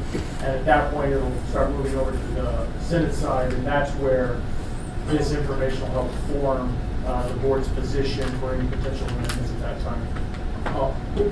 On that point, Mr. President, yeah, if we decide to wait until, say, the July meeting, then we will have potentially missed a pretty critical chunk of time where the bill is going to be considered by the full assembly by the end of this month, and then going to June, it will be considered in the Senate Business and Professions Committee. Our meeting in mid-July we would miss that opportunity to speak. So, my first concern is how other boards, as well as ours, are affected by these, and whether have you heard from other boards that this is completely off base in protecting the consumer, so that it's more than us that might be coming back too large a protest to its effectuating us doing a prudent job on we need to do. We have heard from the boards both when we met with the stakeholders, or the staff, the author's staff 2 weeks ago, or last week, I believe. Many of the boards voiced concern, and then when Mr. Bowman attended the ECA roundtable, there was considerable opposition from the boards, but it was more of an outright opposition as opposed to are there elements within the bill that a board could support. They appear to be more opposed out the gate. I believe, and as our analysis kind of alludes to, if the stated goal of the author and the sponsor were what was limited to this bill, and there's even with that stated goal, there are items in here that staff believes should be fleshed out and certain amendments be made. But that could be something based on dialogue from this board over the past several years that it appears this board would conceivably support, because it provides greater transparency in the sense of an individual who's going to seek licensure having a clearer understanding whether or not their prior criminal conviction may or may not impede that ability. So, but if it were limited to that, we would be dealing with one little section of the bill, and we could have handled it at the LC committee, and it would have been, but this much more global policy issue is what's necessitated this kind of difference. They want me to get into it, so this is so. Yeah, I would argue in the interest of time and strategically, that you take an employer's position. It gives us the greatest flexibility for employees to learn more. Look at the sponsoring organizations of this bill. They tend to skew only one part of the argument. And we should join with our fellow boards and work with the legislature to make sure that something doesn't come down that hurts our consumers. But I think taking an opposed position is absolutely strategically correct at this point. Only question I have for you guys is why doesn't the DCA make a decision? They have to wait for the governor's office to make a decision at this particular time. They're waiting that out. The question is with the opposed position, and staff will do whatever the board is directing us to do, is if it's an outright opposed, that's fine, and we would kind of communicate that to the author's office. But are there any areas within this bill that the board does conceivably support?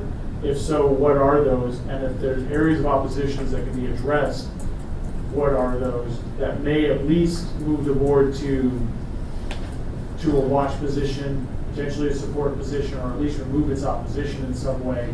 And bearing in mind that it's always more conducive for staff when we go to the legislators' offices and meeting with all their staff. If it's opposed, give us a very direct reason why, and if it's opposed unless amended, what kind of amendments are going to be necessary to help us out. So that gives us that communication tool. Again, like I said, as other DC boards have voiced their opposition, they seem to be just fundamentally opposed, but not giving a whole lot of clarification as to addressing X would help out in. So. Well, Dominic, I would argue that many of the criteria that you use in your responsibilities are some of the areas where we can entertain things like nonviolent crimes and mitigating circumstances surrounding past infractions. So I think you probably could list for us the criteria that in the proposal might be acceptable in some language. Carrie? I agree with Dominique's advisement that we state where our, specifically state where our concerns are and potentially recommend some potential fixes. Because I think politically here, the concern is that we have a very specific mission to protect the public. But it's pretty clear from the approach that the authors are taking that they have a larger, motivation behind this bill. And the concern is that if we don't find some way to be a part of this, being at the table and showing ourselves to be collaborative, they'll just dismiss us and proceed with their overarching or more global, intentions behind the bill. So I would suggest that we identify those issues that are most pressing. There's some really big issues here, that we should address, and I would suggest that we at least hit some of those, issues like how we oversee our licensees, our due process efforts, our due process for licensees when they are being, disciplined, that we highlight some of those things that may differentiate us from some of the other boards that would just be completely opposed because they don't have necessarily the framework. So let's go through it. Instead of deliberating before we actually get into the detail, let's do it. Yes.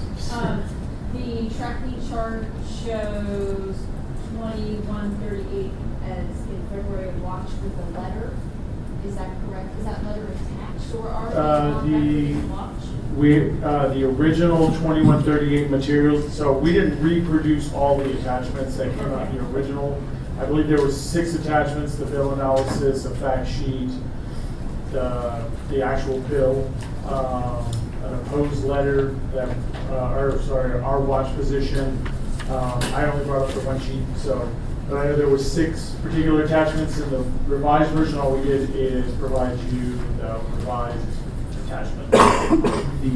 The position though that we took in that prior meeting was on a very different version of the bill. So the bill before you now is significantly different. That was the piece I was missing. All right, let's go. So take us through this. Happy to jump in. So again, one of the issues being presented here is, bear in mind, this isn't one size fits all. It's all of the DCA boards, and I think that's kind of the systemic problem that we may be experiencing as we walk through this. The lens that we evaluate it from, obviously, is the Board of Accountancy. The lens that they're looking at it from is DCA-wide, irrespective of the board. So for each section, I'm not going to go through the actual existing law and the proposed amendments. I'm going to shift straight to the policy discussion areas and the outcomes there. If there's questions from members on exactly how we do something or what the existing law says, I'm happy to answer those questions, but in the interest of time and to get the policy decisions kind of moving, I was just going to move down that path. Mr. President, if that's okay. No, please. All right, thank you. So the first one, that first policy decision, series of policy decisions begin on page 6. They're called policy considerations. I apologize. And these are all going to be in reference to Business and Professions Code section 480. And 480 is the primary mechanism for denial of an application, especially for denial of an application for all DCA boards. And this section 480, again, historically just dealt with the denial. Now it deals with a broad cross-section of how to evaluate applications, disclosure of criminal conviction history, and a number of other things.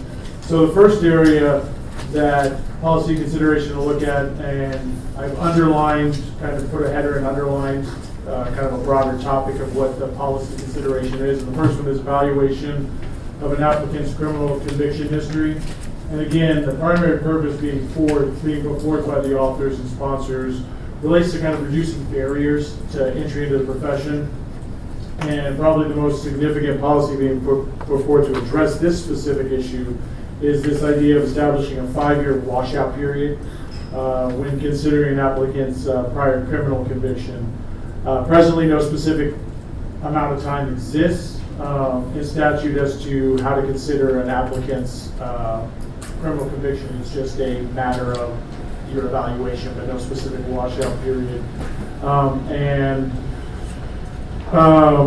By including a specific time period, it does provide clarity to an individual who's trying to assess whether or not their conviction is going to be going to lead to a denial, and whether or not it's advantageous to them to kind of go through the whole process.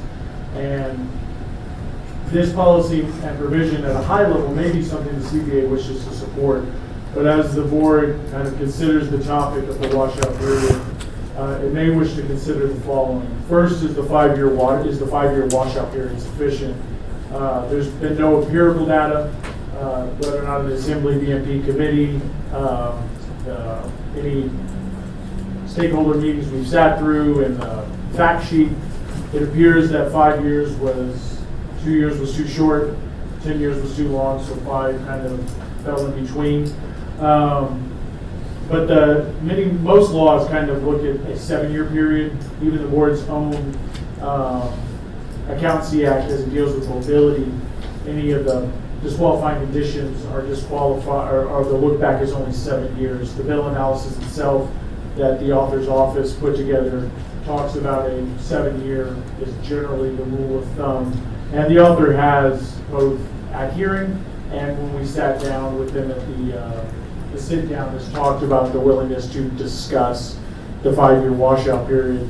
So action number 1 is that staff recommend that the CBA provide guidance to us on whether or not it believes the 5-year washout period is sufficient, and if not, what period of time the CBA believes is more appropriate and why, so that way we can turn that kind of policy discussion back over to the authors as a means of addressing any concerns the board has. So for action 1, I turn it back over to them. Yeah, I mean, it seems that they're willing to discuss that, they're open to that. For consistency, we can chat about it, but I mean, 7 years, that's consistent with our other. Excuse my ignorance, I think I'm too old to be embarrassed by this question, but what do you mean by washout? Washout being that basically, think of it more like expunged, I guess, in a way. Like it no longer is. But it would only be expunged for purposes of our board. It's not a penal code expungement. It's just a. It's if it happened 5 years and a day ago. Correct. We can't even think about it. And it could be anything criminal. Anything. Well, no, not necessarily. I'll go into more detail about that, but just conceptually the 5 years. I move that we propose that the washout period is 7 years, and support this policy, if it's successful. So, I mean, we're going along the path of opposed unless amended, and we're bringing back to them specific areas in here that we would like change. Correct. I'll second the motion and I have to speak to it. I would just add, along with that, in the little, a question to the authors as to why they picked the time that they, to DECA, why they picked the time that they picked. And then also that, and a request that they look at other jurisdictions, that do professional licensing to see what they do. And I would also I would use this as an opportunity to open up, educating them about our substantially related rule, because I think that the way that we use the substantially related, we evaluate crimes that are substantially related to the practice of accountancy. I think that's going to come into play for a number of these other, issues later on. And so our concern is that where there are crimes that are substantially related to the licensees, practicing. So, Mr. Savoy, one of the things is while we marched through it and we bifurcated and kind of distilled down the policy, when we communicate back, it'll be more of a, so the substantial relationship piece we've covered in a different area or other things, but trying to piece it up to match where they fall in the bill was the manner, and we'll just kind of compile it and use that as the footprint for our letter, for the board's letter. Is it good to be voting on each piece so we can Probably. I mean,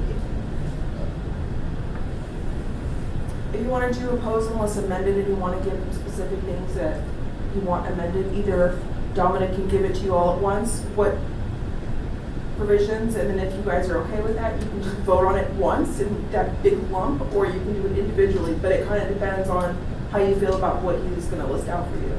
Yeah, I mean, let's go through that. This was good. So we have a motion, we have a second, we had a discussion.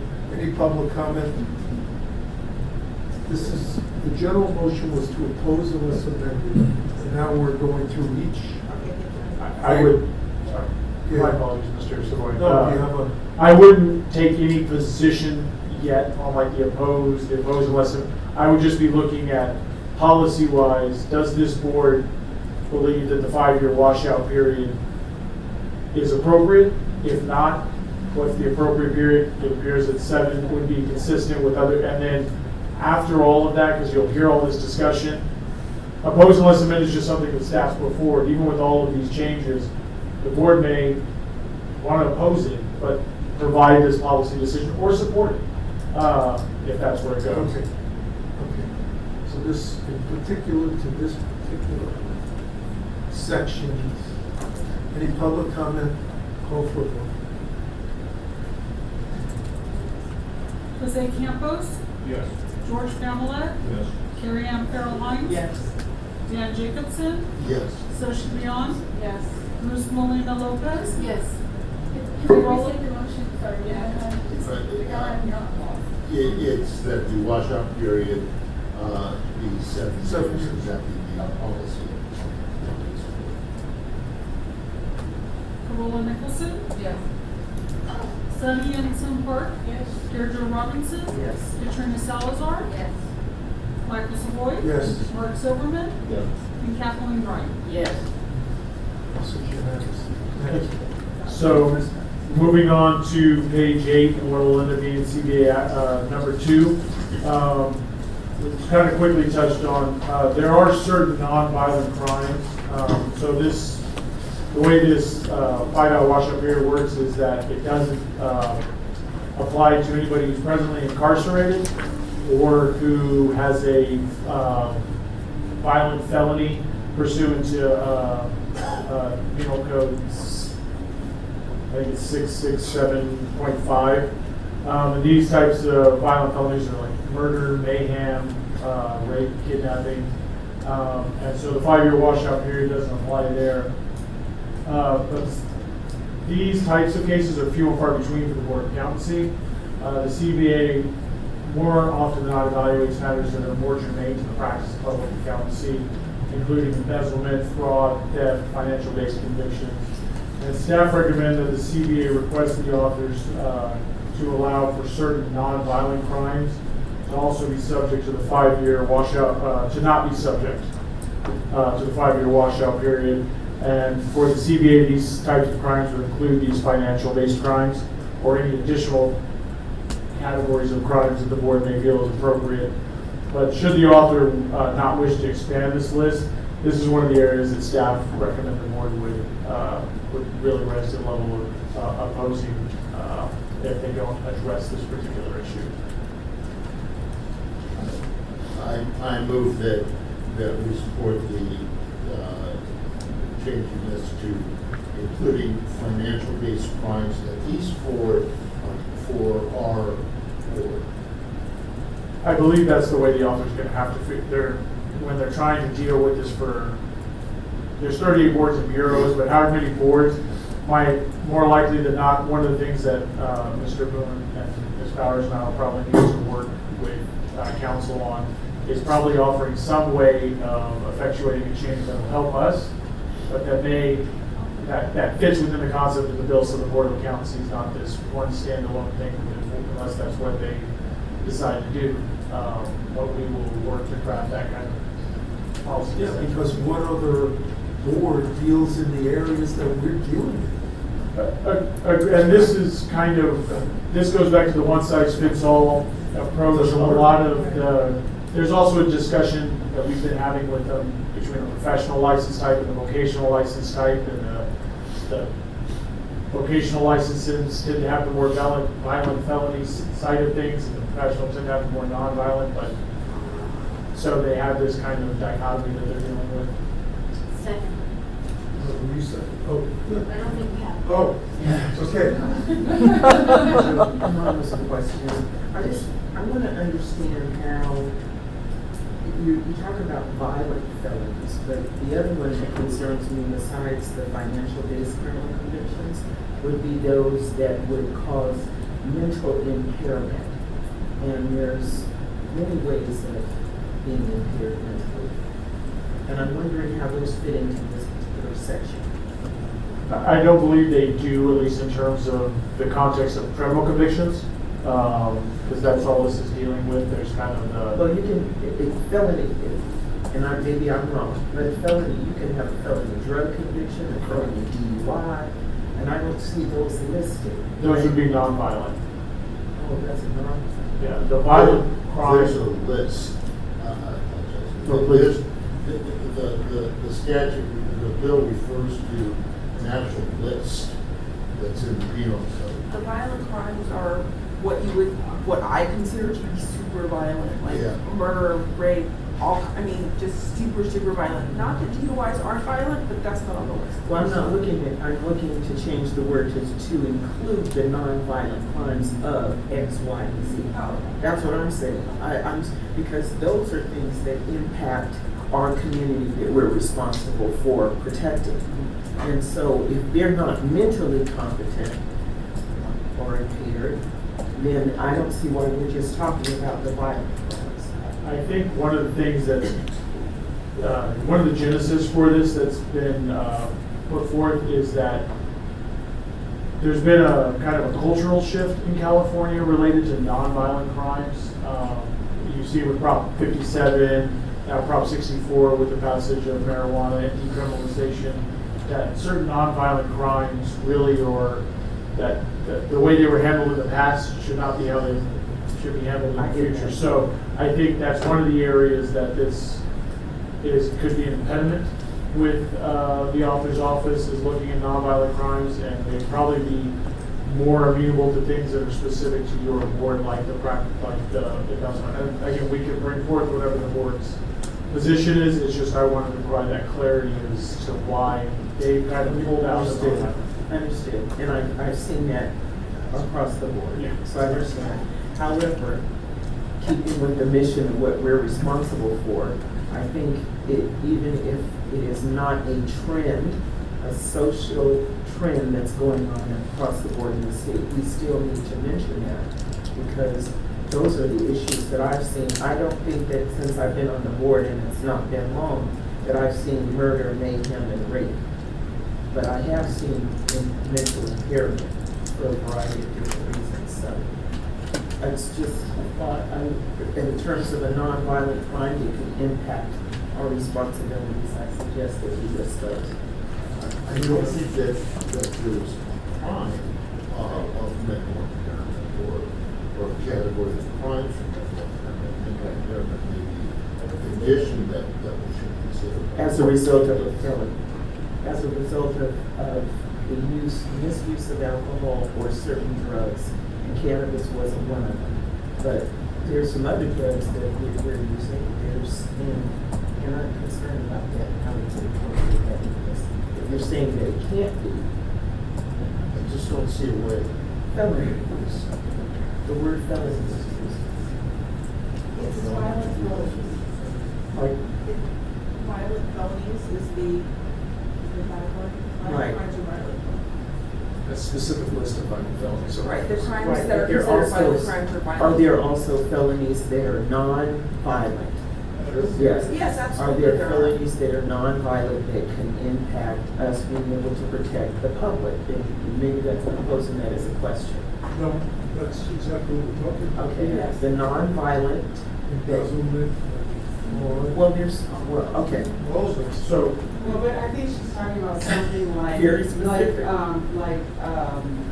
reckless endangerment, or, vehicular manslaughter. Or the something fact that which you're a is- drug trafficker and you're. So in your first set of materials, there is a list. We did provide section 667.5, which is all, but it's pretty long, and again, the non-violent crime element, we focus primarily on the financial-based crime based on what we've been hearing from the auditor's offices. I'm open to taking anything this board feels is appropriate, felony, DUI, and other types of convictions. But I do know those are some of the areas that have been the concerns for the auditor's office. Could we just, authorize you and you all to describe that, what our concern is? Our concern is that we wanted to include nonviolent felonies, or we want consideration to be made for nonviolent felonies that could impact the representation of consumers. And we are not in the business of listing all of those out, but in your negotiations and discussions with the authors, we can authorize you to find that appropriate middle ground, what we, think is appropriate. Well so whoever stated, made the counsel. motion, would you allow that to be added to? No, that would have to be a different motion.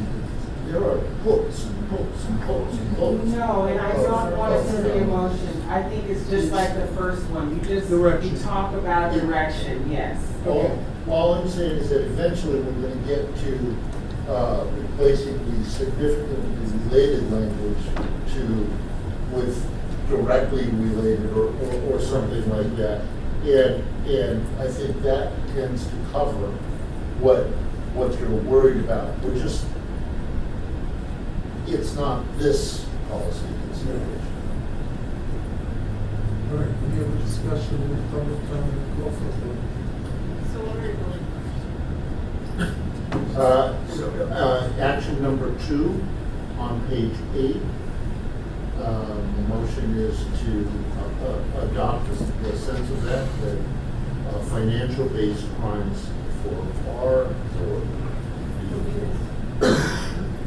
would not have any washout period, even after moving back to 7 years. Correct. So they will always be able to be considered. Is that what you're saying? correct. Okay. Just trying to understand. The washout period doesn't apply to Financial-based crimes. Correct. Yes. And Mr. President, if there's any question on the motions, Aaron is as soon as they're made, Aaron has typed it down, we have to reread it. That's kind of, What's the measurement period for that? Like, when you say 7 years, let's say, is it from when the act was committed? Is it from when it was convicted? Is it It's when the conviction is final. And there's a definition of what that means in statute. All the appellate rights have been exhausted. They've been sentenced. So it could still be for acts that occurred a long time ago when the conviction happened. It could have been acts from 2002 to 2006, and the conviction didn't occur until 2018. So, but right now, the board has the ability to weigh that information as opposed to 5 years. After 5 years, it just washes out. So, Okay. Kathleen Wright, Yes. Mark Silverman, Yes. Michael Savoy, Yes. Katrina Salazar, Yes. Deirdre Robinson, No. Sunny and Park, Yes. Corolla Nicholson, Yes. Luz Molina Lopez, Yes. Soshi Leon, Yes. Dan Jacobson, Yes. Carrie Ann Farrell Hines, Yes. George Pamela, Yes. and Jose Campos. Yes. Motion passes. So the next one is still on page 8, number 3, and it's should the 5-year washout period be told for any periods of confinement. So presently the law says the 5-hour the washout period doesn't apply when somebody's incarcerated, but if they were incarcerated for 5 years and 1 day, the day they walk out of prison, the washout period would apply to. So the question is whether or not that period of confinement should be considered during that washout period, or it doesn't occur until after the period of confinement has occurred. Ms. Butu provided me a court case, which we've kind of added to other sections that kind of give at least the Supreme Court's thought process as to conviction or periods of parole, anytime when the person's under state supervision. The court has recently, or basically said that during that period you're expected to be compliant, and especially if you're incarcerated, you're having a really hard time to commit additional crimes. So there's that expectation that you're going to be of your utmost behavior. So it's really not a good indicator of whether or not somebody's more likely or not to reoffend because they're under constant supervision. So anything after that period applies would be more indicative of whether or not a person is likely to reoffend. So staff recommend that CBA request the author provide clarity, because again, it's a bit unclear as to when that period exists, on whether periods of confinement are applicable in evaluating the 5-year washout period, and whether a modification is appropriate to clearly articulate that period of confinement does not count towards the 5-year washout period. So with that, I turn it back over to President Savoy, and I'm happy to answer any questions. My apologies, but my question is thinking about this. We've had cases come here where there was a disclosure about a conviction, but it was very old, and that was an issue. For people who are already licensed, would this bill, would the washout concept apply to them, meaning if you don't tell us and we don't find out, it's gone? So, yes, and I'll get onto those. It's like I'm section, sorry. Oh. with section, but it has multiple sections within one. What we're doing here under 480, thankfully, I think what happens here under 480 will make section 480, when we get to the latter part of this bill analysis, are identical to the licensee. There may be some nuances this board may wish to consider, but by and large, the policies exist for both applicants and then licensees, and so it addresses that. And one of the policy concerns we do have relates to that identification. Excuse me. On number 3, what do you think? Okay. Well, I mean, on all of these others, you put staff recommend, well, I don't know about all of them, but say for number 4, staff recommend the CBA oppose this provision, and then you go off to the provision. On number 3, staff recommend what? I was very subtle and not offering an opinion, but ultimately, this is a board decision, and I support whatever the board says. We have in other areas used this court case, and I think it talks about that period is more likely than not, or at least consistent with the Supreme Court, is not probably a good indicator of whether or not a person is more likely to not reoffend. However, I don't have a personal opinion on that particular matter, or a professional opinion. Yes. I move that we recommend that the washout period not begin until after a period of confinement has ended. Second. Nice. Any further discussion, any public comment? Please. Jose Campos? George Fenwick? He's batting his eyes. Was that one blink or two? That was one blink. One blink. Okay, so yes, sorry, I apologize. George Fenwick? Yes. Carrie Ann Farrell Hines? Yes. Dan Jacobson? Yes. Soshi Leon? Yes. Luz Molina Lopez? Yes. Corolla Nicholson? Yes. Sunny Youngson Park? Yes. Deirdre Robinson? Yes. Katrina Salazar? No. Michael Savoy? Yes. Mark Silverman? Yes. Kathleen Wright? No. Passes. All right, so moving on to page 9 and CB action number 4. This is so we're moving away from the 5-year washout period. This is an area related to an applicant's reporting of criminal history. Under the proposed amendments to AB 2138, a board shall no longer require an applicant to disclose information or documentation regarding the applicant's criminal history. Ostensibly, the board would still be able to request it on a voluntary basis, but not require it. This is aligned with this kind of change in private industry related to something called ban the box, where you're not allowed to ask this information at the time of application. Presently, we do ask it at the time of application, and they're required to disclose it on what's called the criminal conviction disclosure form. And in essence, we would no longer be able to utilize this form as a mandatory requirement. While it's not prevalent, there are occasions where conviction information is disclosed by the applicant and it does not appear on the DOJ's core criminal offender record information, which is where this bill is trying to push the boards to use solely. And this generally occurs and often occurs with out-of-state convictions, and we've had issues recently where the board has denied an application or applications where we've gotten information from the form and it never appeared on the criminal offender record information or CORI. So basically, the CORI is the primary doc, but the form acts as a backstop, kind of a check and balance kind of approach.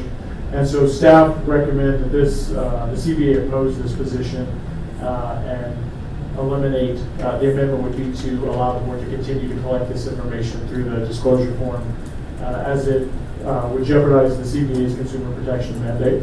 So with that, I turn it back over to President Savoy. Okay. You like? Yes. Sure. Go ahead.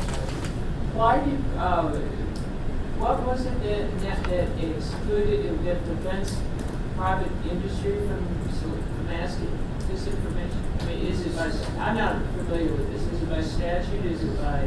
There's statutory provisions that preclude private employers from asking this question, at least when they're doing evaluation stage. They can evaluate the conviction after the person may be considered for that position, but not in the upfront stage. But I'm not conversant very much with it, but I just happen to know also termed ban box as one of the pieces that's in that fact sheet that they're trying to move private industry kind of consistencies to some of the state licensing bodies. Since this is factual and largely a matter of public record, do we know why did he ban the box, if that's how it's referred, what is that? Primarily, I believe, enacted, I don't know, but I believe the idea behind it is that there's a predisposition if somebody has a criminal conviction, so that employers, if they know that at the onset, they're less likely to want to interview that particular individual. And so the idea is that the employer gets an opportunity to meet this person, engage with that person, interview this person, assess their qualifications before they somehow disqualify them for the position due to a criminal conviction history. It's a new statute that began on January 1st. I was gonna move that we adopt this staff's recommendation to oppose the provision in the bill as it jeopardizes CBA's consumer protection mandate, and I'll explain my rationale if it gets a second. Because I can't speak too much. Okay, I'll second. Katrina. Okay, so does the bill work with a washout period? So does that mean that no questions could be asked about things that were exempted? So I'm trying to figure out, would we inadvertently create a requirement to give us information that then we have to subsequently disregard, which they thought was washed out, so they didn't tell us, so then now there's a fraudulent application? I'm confused. I'm now confused. No, I don't think these interplay per se. It's just the board. Right now, there's two mechanisms to try to ensure that we're getting a full scope of the individual's criminal conviction history and get whether or not there's something in their past that may lead towards at least a consideration of denial of an application. Now it's limiting us to just the Corey information instead of some self-disclosure, and as a result, we know that there's some issues with the Corey information and its full reliability. So I don't think they interplay on the 5-year washout, but if something was reported on the Corey or wasn't, and it's 5-year washout, then we would want 5-year or 7-year if that's.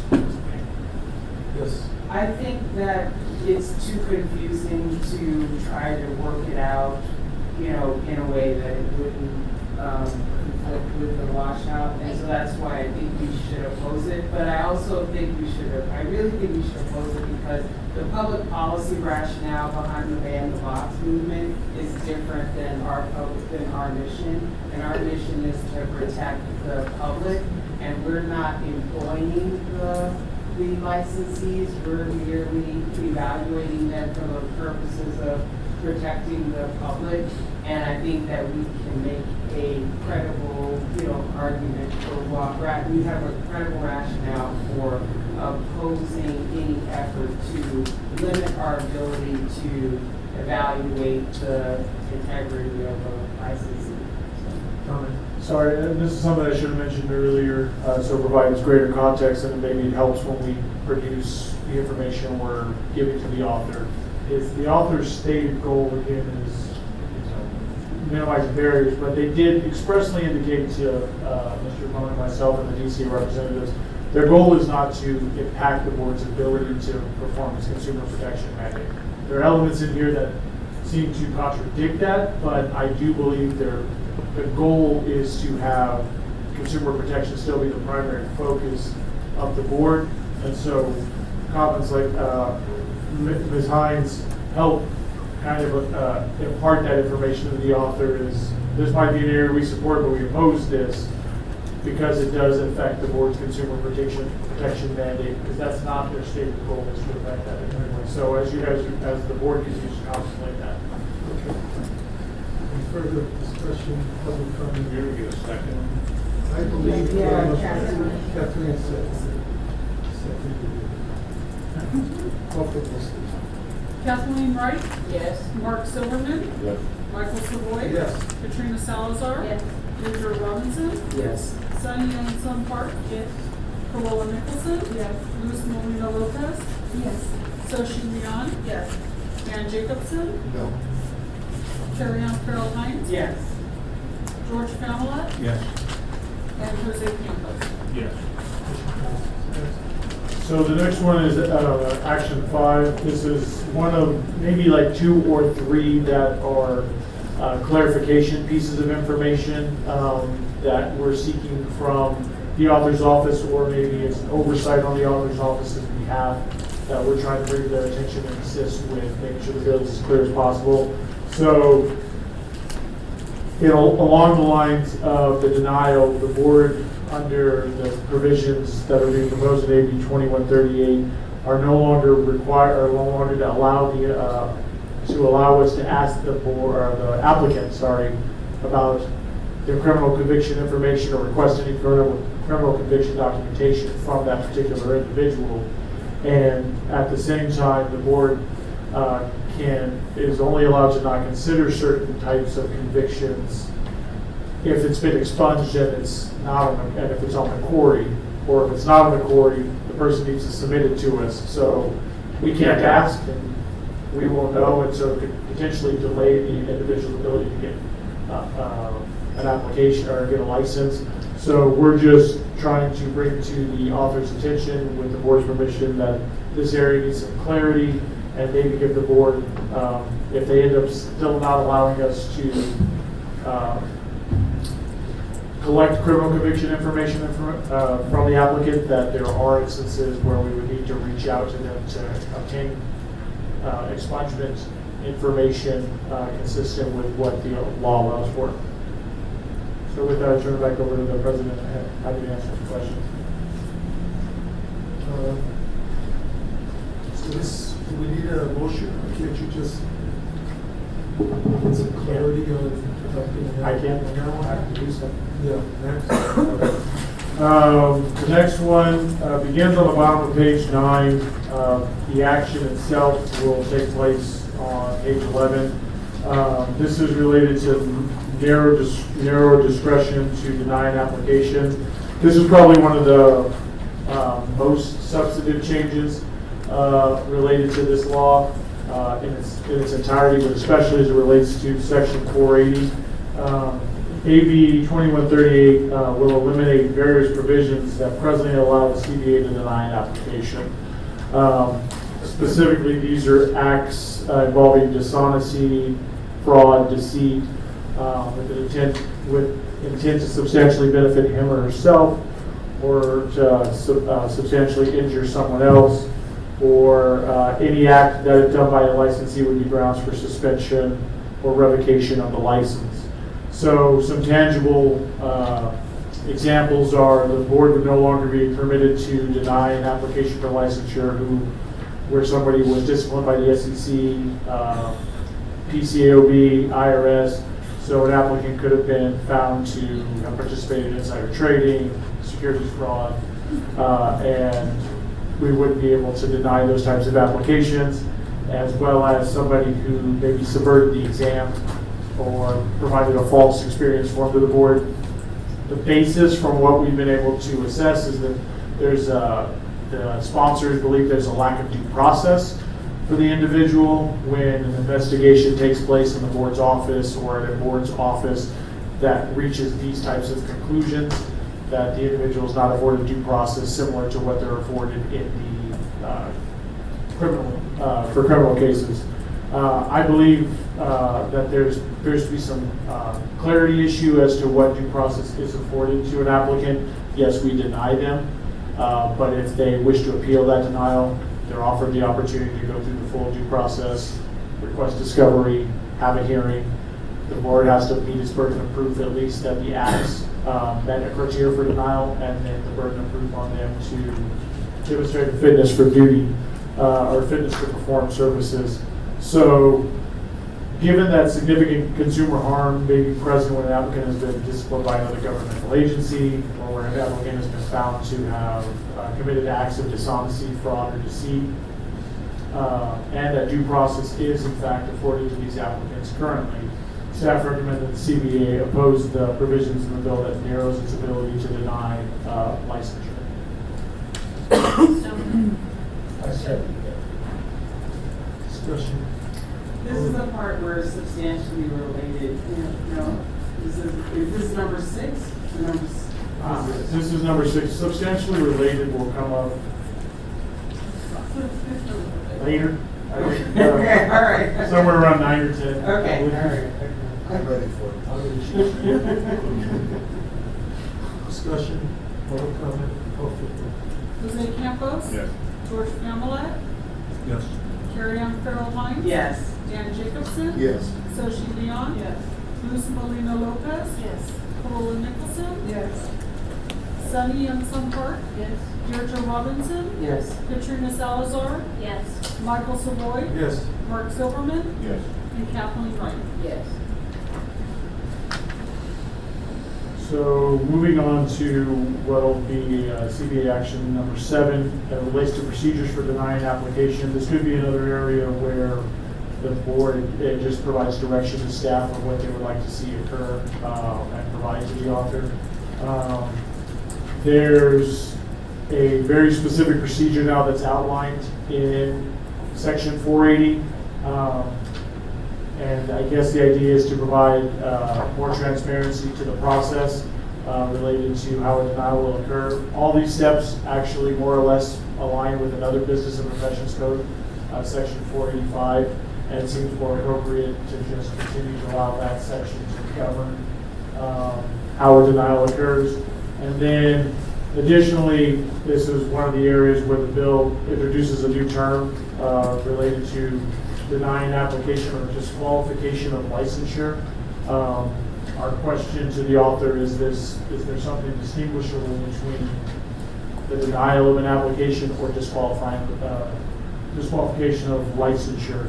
Because it's not defined, mentioned, or marked on anywhere else.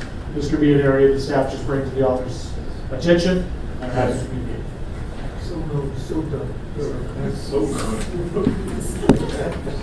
The next area is data collection and reporting. This is CBA action number 8. There's 2 sections in this bill that are going to require the board to collect additional data and report to the legislature, post on its website. This is, I'll be open, this is an area of concern for many other DCA boards. They believe this is a significant fiscal impact.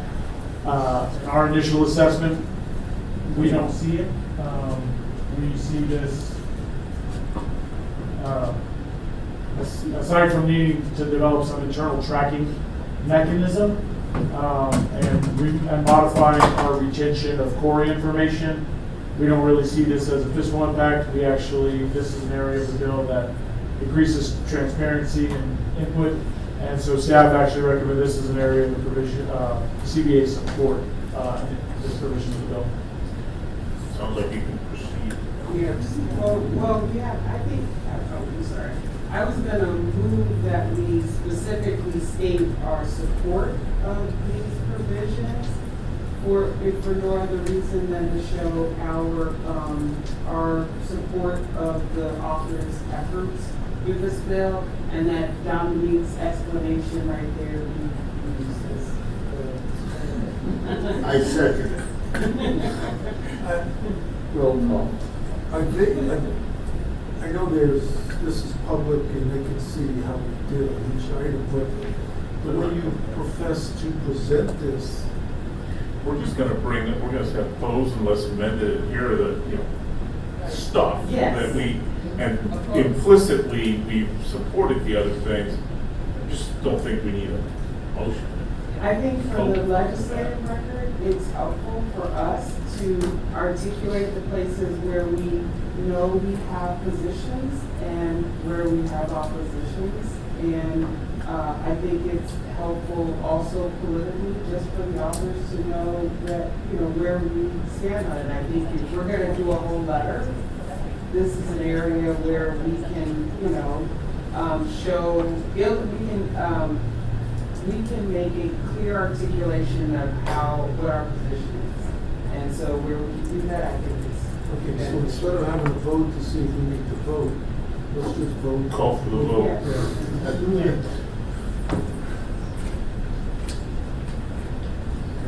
Kathleen Wright? Mark Silverman? Michael Savoy? Yes. Katrina Salazar? Yes. Deirdre Robinson? Yes. Sunny Youngsun Park? Yes. Corolla Nicholson? Yes. Luz Molina Lopez? Yes. Soshi Leon? Yes. Dan Jacobson? Yes. Carrie Ann Farrell Hines? Yes. George Pamela, Yes. and Jose Campos. Yes. Next is on page 12, and this will be related to this. So this is section 481. We moved out of 480 around section 481, and this is the area of the bill that deals with the change, at least in terminology, substantially related to directly and adversely related. In initial discussions with the author's office, their intent is not to affect the substantial relationship test. They believe that directly and adversely provides more clarity to the process. It doesn't appear they're married to it, but they were trying to get the dialogue started, that there was a sense that substantial relationship wasn't clearly articulated for individuals to assess their convictions. The way it reads, though, it does create it appears to create a two-pronged process for the board to go through to first identify something's directly related, and then to determine whether or not there's adverse relationship to it. Much of the law is done through judicial review in this area related to substantial relationship, and I know it's a point of discussion this board has had on numerous occasions, so I wasn't going to kind of revisit that. Staff's primary area of concern with this, less the direct and adversely and versus substantial relationship, is primarily the mechanical process of it. This bill takes effect for January 1, 2019 presently. Theoretically, then, everything in this bill needs to be in place by January 1, 2019. And there's requirements for definitions and other items that need to occur. And I believe this would place the board in a significant limitation to deny a license, to revoke a license, to suspend a license until such time as promulgating rules would take effect to define whether it's directly and adversely or whatever the final term is. It takes 18 months to do a rulemaking, and that's in the best of times. They get 18 months. And during that period, the board would essentially not be able to deny, revoke, suspend the license. And so its Consumer Protection Commission would be severely hampered. So staff recommend that the CBA oppose these provisions unless emergency rulemaking authority is expressly provided for in statute. And there's probably other areas where this particular thought is applicable, and rather than identifying it each and every time where rulemaking is necessary, we didn't address it in the bill. But I do believe the board should be more, anything that's requiring a regulation, if this doesn't have a delayed, the other option is the board could request delayed implementation on the provisions of this bill to occur at a time when rules can be in place, but at a minimum, emergency rulemaking authority to allow us to go through and get these regulations in place to minimize the impact and effect on the board. With that, I turn back over to you, President. Shot. I'm going to move that we oppose this.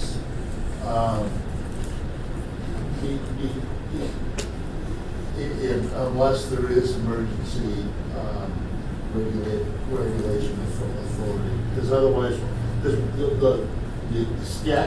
already statutory rules that say that we can't do anything, and there's case law that says we can't do anything, enforce any rule, unless there's a regulation.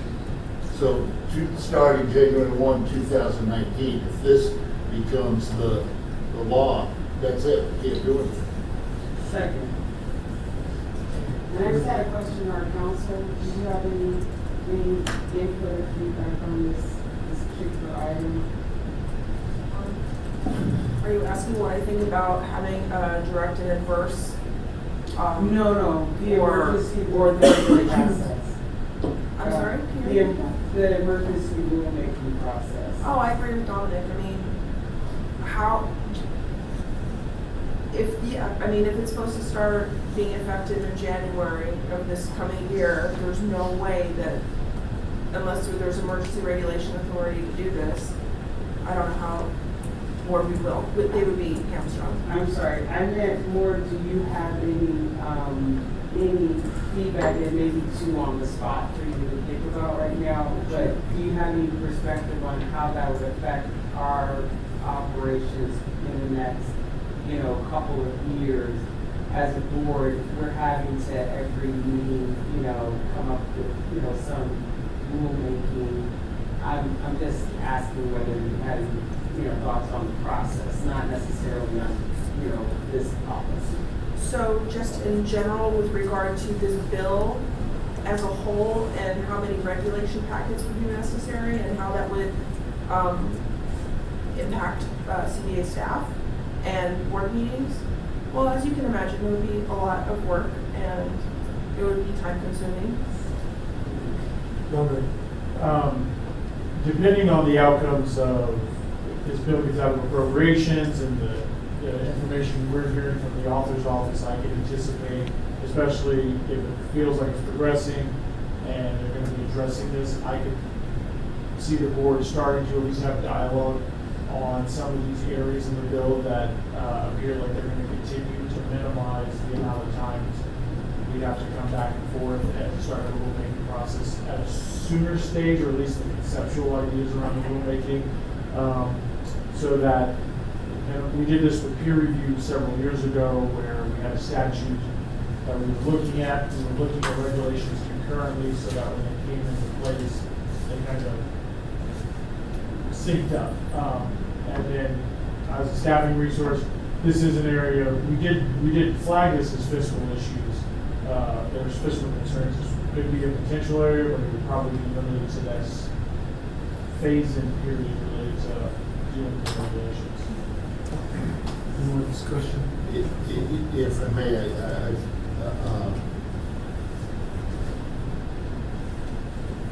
I'd like to amend my motion, if it's okay with my second, otherwise I won't.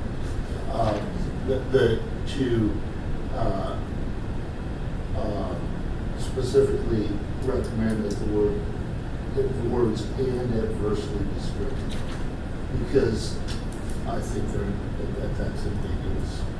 I don't know. So it just says directly related? Yeah.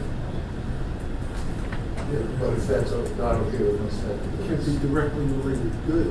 It's always going to be adverse. No, I thought your motion was just to adopt the CBA's, to adopt the staff's more broad recommendation, which was to oppose the provisions unless emergency rulemaking authority is expected by the statute. It was, but it changed.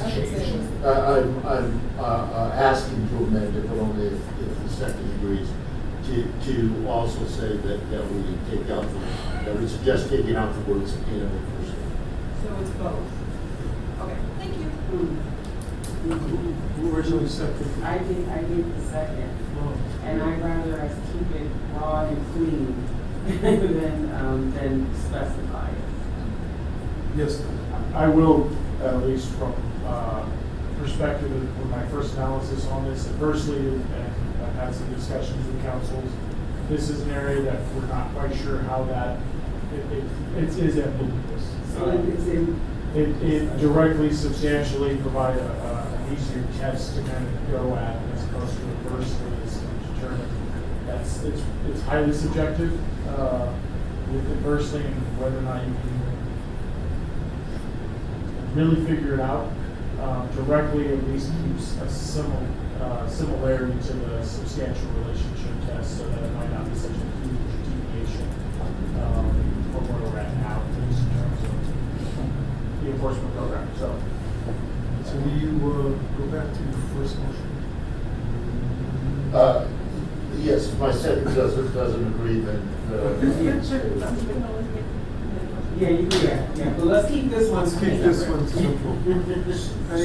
So what I have is to request emergency rulemaking authority or delayed effective date to develop regulations that define direct and adverse. That's good. Okay, wait, that's with the amendment. That was your motion, I understood. Original. Oh, I'm sorry, the adverse, No, the original one does not include anything about adverse. My understanding of what Aaron is saying is that the specific provision you guys are talking about is the regs that would have to be implemented in order to define directly and adversely as the term. So that doesn't really include your removing and adversely from the language in the proposed bill. Yeah, it's just repeating what the words say. Read the motion again. Change it in my words. Request emergency rulemaking authority or delayed effective date to develop regulations. Yes, that was the original. Period. All right, we have a first on that, we have a second. One more discussion, public comment, call for the Jose Campos, Yes. George Family, Yes. Carrie Ann Farrell-Hines. Yes. Ann Jacobson, Yes. Soshi Leon. Yes. Luz Molina Lopez, Yes. Paula Nicholson. Yes. Sunny Youngsun Park. Yes. Deirdre Robinson, Yes. Katrina Salazar, Yes. Michael Savoy, Yes. Mark Silverman, Yes. and Kathleen Wright. Yes. So moving on to section 481.5, it'll be CB action item number 10. This is a new section being added to the Business and Professions Code. And there's multiple policies within this section that would substantially impact the CBA, including modification to the probation and restriction periods, both for applicants and licensees, and timing associated with considering and either granting or denying a petition to modify or terminate probation. So specific to the probation terms and restrictions, the bill would limit that time to no more than 2 years. That's a significant deviation from the board, where our general is 3. We do deviate as appropriate, but it's a judgment call as opposed to a mandate. And reviewing some other DCA boards, this would be significantly outlying. 3 seems to be a norm, but some boards even have 5 and 7 as their minimum year of probation. So this would be a significant impact to a lot of boards. There's nothing in the fact sheet, the committee analysis, the information we've been hearing that indicates why the probationary period needs to be shortened, and the evidence as to that supports the reduction. And second, the bill would limit the amount of time restriction that can be placed on a restricted license to no more than 2 years. And the board, both through proposed decisions and stipulations, oftentimes, mainly with stipulations, does a restricted license in order to safeguard consumers, but also provide an individual ability to continue to earn a living in an area of their practice that wasn't the concern for the discipline.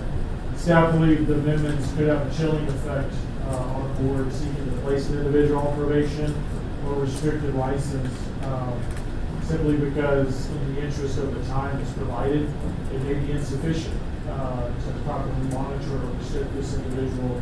And so, in the interest of consumer protection, absent that ability to effectively monitor, some boards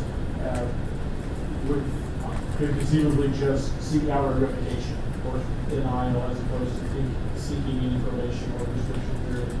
So staff, for action item 10, recommend the CBA oppose these provisions unless the author amends the bill to provide a board the authority to adopt through the rulemaking process periods probation longer than 2 years and eliminate the 2-year restriction period. The board could also just oppose the idea of any minimum or maximum amount of time that a probationary period could be put in place to minimize the need to go through a regulatory process as well. So with that, I turn it back over to the President. Suggestions? My favorite is getting rid of it. It's our discretion in terms we have. There's a language.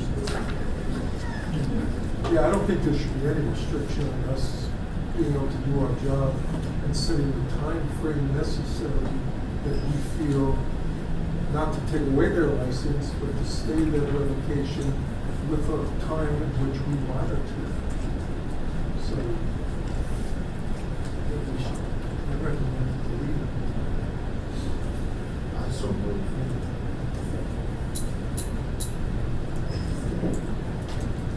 Discussion, public comment. Call for the vote. Jose Campos, Yes. George Pamela, Yes. Carrie Ann Farrell Hines. Yes. Dan Jacobson. Yes. Soshi Mion. Ms. Molina Lopez. Yes. Willa Nicholson. Yes. Kathleen Wright. Yes. Mark Silverman. Yes. Michael Savoy. Yes. Katrina Salazar. Yes. Deidre Robinson. Yes. And Sunny Anderson Park. Yes. I'm sorry, can I ask a question? Does this have anything to do, or does this motion include the 90-day? It will. So you're bringing that up later? Okay, just making sure. I'll round it there. Okay. I have one just before that, though. Action item 11 deals with the, so the board, I think, has actually covered this. I'm not even going to bring up number 11 at this point because the board's direction is to eliminate the probation restrictions in its entirety. But this one was a very unclear section, and so staff are going to need some additional information. But at this point, I think it's irrelevant. So action item 11. Modifications to the process to petition for the modification or termination of probation. This is probably the most significant, what staff believe is probably the most significant cost fiscal impact to the board, as well as just timing elements. AB 2138 would allow for an individual to petition the board within 1 year of the discipline or the issuance of the restricted license. That's consistent with our board. I don't know about other boards. We have a 1 year wait period before you can petition. So that's not really different. It's the fact that a decision has to be rendered within 90 days of the submission. And I did use this quote around the word submission of the petition.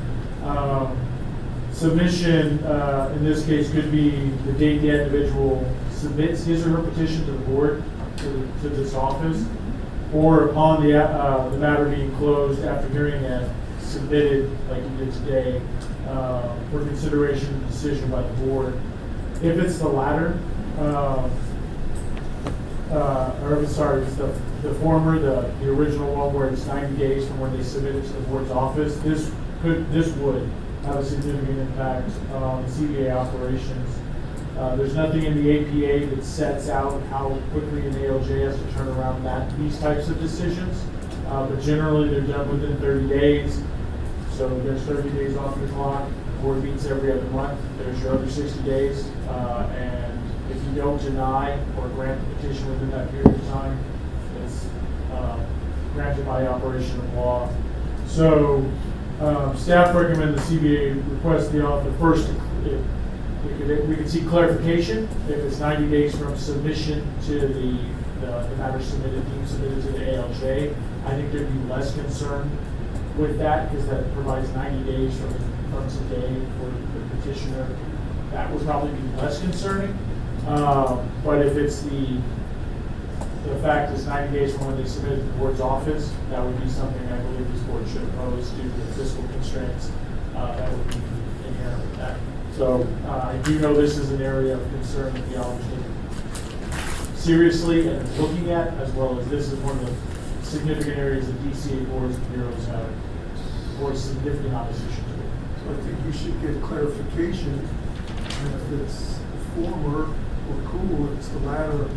Sorry.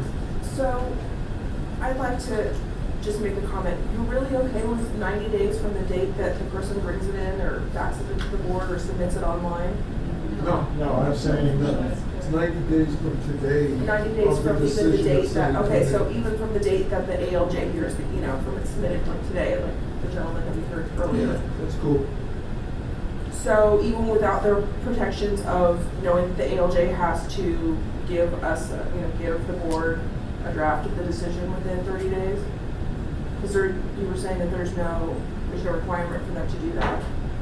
From staff's perspective, there's less of a concern.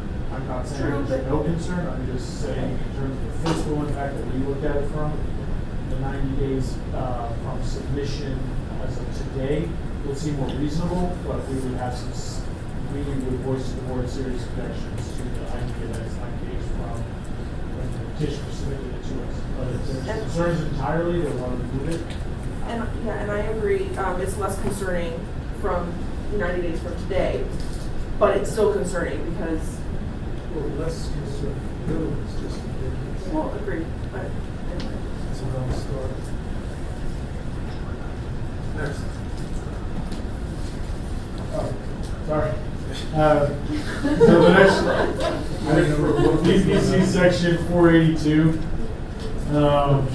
This area is would be redefining the rehabilitation criteria that's used when we deal with denial, suspension, revocation, and then even in the petition hearings that was conducted today, rehabilitation criteria. The CBA presently defines its rehabilitation criteria as required by this section, CBA regulation section 99.1, and on the bottom of page 16, carrying to the top of page 17, we've identified what those are. The present rehabilitation criteria provided to the board shall take into account all of the competent evidence furnished by the individual. Basically, this allows the CBA to use its experience, best judgment, in evaluating how to weigh rehabilitation presented by an individual. Under the proposed amendments, the CBA, from my perspective, will lose its ability to assess and weigh the rehabilitation presented by an individual. As the law would now require the CBA to consider any of the identified rehabilitation criteria as being a finding of fact. And if an individual were to satisfy one of these criteria, almost like in the checkbox mentality, then a finding of rehabilitation will be determined.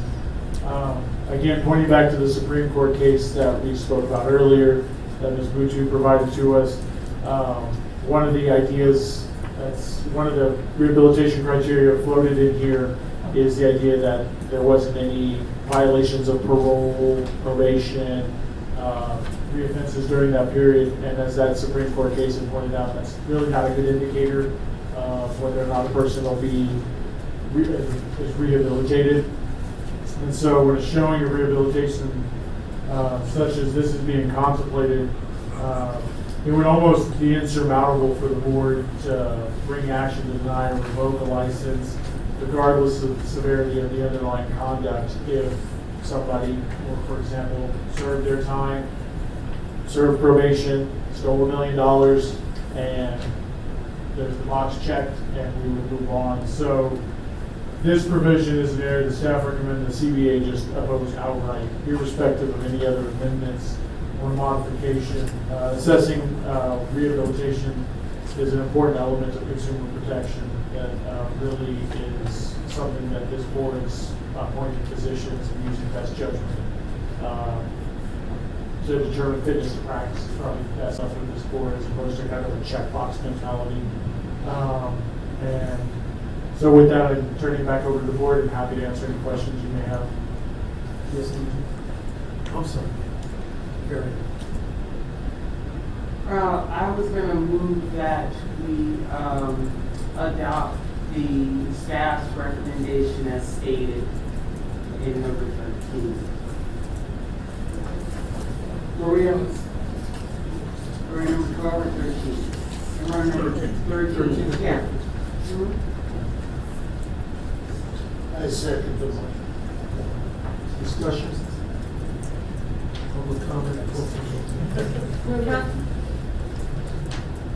Sorry. Go ahead.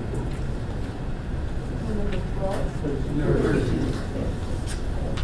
Bottom of page 17. Kathleen Wright? Yes. Mark Silverman? Yes. Michael Savoy? Yes. Katrina Salazar? Yes. Deirdre Robinson? Yes. Sunny Youngsun Park? Roland Nicholson? Yes. Soshi Leon? Dan Jacobson? Yes. Carrie Ann Farrell Hines? Yes. George Pamela? Yes. Jose Campos? Yes. So, Section 6 relates to a proposed amendment that would afford boards the ability to revoke a license and immediately issue a letter of approval. We don't have a recommendation. It's not something we really have fleshed out. So unless the board wants to speak about that, I'm happy to move on to section 490. And actually, I pretty much skipped all of section 490 because the same policies that the board considered for an applicant are exactly the same that exist for a licensee, unless there's a reason to distinguish. I'm happy to just take the direction that was given and move on. We don't distinguish now, correct? Then we're not going to start. Dominic, can I ask for you to clarify one thing? When you're going by section of the bill, I think, can you correlate that to the numbered item that you had separately? Correlating what's with section 6 is BPC. 6090 or whatever it just was. Is that number 14 or is that? Action 14. Action item. Yes. That was number 1. I will. Next. So the next one, I believe, will start on the bottom of page 23. And it's section 8 BPC section 490.5, and it would be CBA action item 19. And this bill would eliminate the ability to deny or revoke or suspend a license for an individual who is not in compliance with a child support or judgment. We do use this. The board itself doesn't actually perform this function. It's done through DCA. During discussions with the auditor's office, this is an area that it looks like they're probably going to put back in. So maybe something we can just move on from. The only question staff has is how to deal with somebody who's already suspended if the law knows that they delete that provision, but if they add it back in, then it's really not an issue. Not an issue. So moving to section 9, BPC section 492. This will be CBA action 20. And this is a section that would be not new to DCA's Practice Act, but new before. This is more of a healthcare area, the idea of diversion program. Right now, the Board of Accountancy doesn't deal with diversion programs. This would include us. This section extends to any board within DCA, and in addition, successful completion of certain non-statutory diversion programs would be taken into consideration when denying an application. So the action being considered by the board is whether or not the board is opposed to the idea of the board now dealing with diversion programs, and that the second recommendation from staff is to oppose the provision of the bill that deals with the idea that an individual complete a non-statutory diversion program. There's no oversight of these types of programs. It's basically somebody can set up something on the internet and have a bill process to say they're diverted, so there's really no kind of oversight or assessment of those programs. So with that, I'm happy to turn back over to the board and answer any questions you may have. Isn't this something though that we can talk about?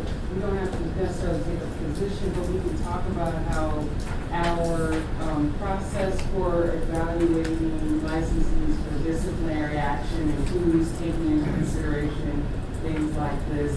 And then when we are addressing their probationary periods or issues of rehabilitation, these kinds of things are taken into consideration. So this is, as long as our ability to do that is not impeded, we just want to make sure that they don't impede our ability to take our appropriate action to protect the consumers. Is that adequate? I believe if there's no issue with us being included in the diversion program, then I don't think the board really needs to kind of opine on that. The only area that I think is worth the board's time and attention is the idea that you can complete a non-statutory diversion program, there's no accountability.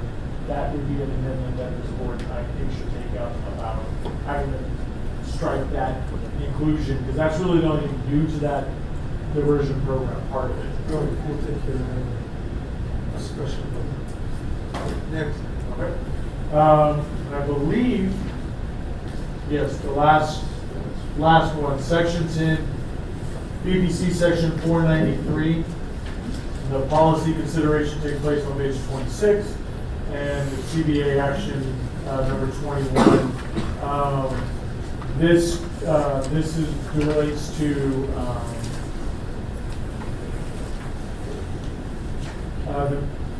the major policy shift being proposed in this section relates to eliminating the board's ability to assess the underlying facts surrounding the commission of a crime in order to fix the degree of discipline. This one-size-fits-all approach being considered could have a significant impact on licensees and consumers as a whole. Somebody who embezzles, if we're just taking one of our types of crimes, somebody may have embezzled or stole $1,000 once versus somebody who, on one occasion, versus somebody who may have been a repeat offender over a period of time, was embezzling a significant amount of money. They would be looked at the same under this provision as opposed to assessing the underlying facts. Staff recommend the CBA oppose the amendment to this section that removes the board's ability to evaluate those underlying circumstances. So moved. Second. Discussion. Public comment. Please vote, please. Kathleen Wright? Yes. Mark Silverman? Yes. Michael Savoy? Yes. Katrina Salazar? Yes. Jojo Robinson? Sunny Sullivan? Yes. Jose Campos? Yes. George Pamela? Yes. Carrie Ann Farrell Hines? Yes. Dan Jacobson? Yes. Social Leon? Luz Molina Lopez? Yes. And Paula Nicholson? Yes. Motion carries. So to finish this out, if I can take you back to page 2, and we can get the full kind of board position on the bill and next steps.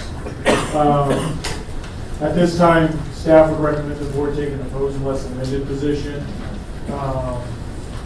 We provided a framework of a position letter in your handout, hand carry materials that kind of at least start the dialogue of where the board sits in this area. And the next steps, we're going to populate with the information that's come out of the discussion and motions today. And then also request that the board direct staff work with the president to facilitate a special meeting to consider the CBA's position after discussions with the authors if we need to change if and when we need to change our position in advance of the July meeting. So with that, I turn it back over. I move to adopt. Second. Well, Madam, Dominic, in the context of all of this, would we consider working with other boards, CA boards, in formulating a position on something as significant and all-encompassing as? We do actively work with the DCA boards in terms of we'll let them know where our position is. We'll work with DCA and work with them along the way. But we pretty much treat legislation not in a vacuum, but how it affects this board, and then try to work collaboratively to try to bring forth. But right now, these boards are mostly in an opposed position outright on every element of this bill. There's certain pieces within this bill the board appears to be supportive of. So I think our position with the Elder's Office may be more favorable. So there might be an opportunity to kind of this board to take a lead on this particular area. Discussion, public comment, call for the vote. Jose Campos? Yes. George Pamela? Yes. Carrie Ann Farrell Hines? Yes. Dan Jacobson? Yes. Social Leon? Yes. Luz Molina Lopez? Yes. Paula Nicholson? Yes. Sunny Park? Yes. Deirdre Robinson? Yes. Katrina Salazar? Yes. Michael Savoy? Yes. Mark Silverman? Yes. And Kathleen Wright? Yes. Motion passes. Thank you. Thank you so much. Now we return to item 10.3D. Sochi. Thank you so much. Thank you, Mr. Gonzalez, for that thorough analysis. All right, so moving on to Assembly Bill 2483, indemnification of public officers and employees antitrust awards. The staff reported that this bill was amended and now relates to the indemnification of public officers and employees. Currently, AB 2483 would require a public entity to pay a judgment or settlement for damage antitrust awards against a member of a regulatory board within DCA for an act or omission occurring within the scope of a member's official capacity as a member of that regulatory board. The legislative committee recommends that the CBA change its opposed position to support position. Just, do you need a discussion? Kathleen Wright, Yes. Mark Silverman, Yes. Michael Savoy. Yes. Katrina Salazar, Yes. Sunny M. Zumper, Yes. Corolla Nicholson, Yes. Luz Molina Lopez, Yes. Soshi Leon, Yes. Dan Jacobson, Yes. Carrie Ann Feldheim. Yes. George Pamela, Yes. and Jose Campos. Yes. All right, moving on to item 10A3E, Assembly Bill 2958, State Bodies Meetings Teleconference. Staff reported that this bill was amended to add a section to the government code establishing certain requirements for teleconference meetings held by state advisory boards that are created by formal action of a state body. This version of the bill does not apply to the CBA statutory committees because the CBA advisory committees, which are established by the legislature. So right now, the staff and the legislative committee would like to maintain a watch position of this bill, and no action was taken. To clarify, sorry, during the budget meeting, when I had, basically, this does apply to other other committees that the CBA has. It's just not the EAC or the QC or the legislative committee.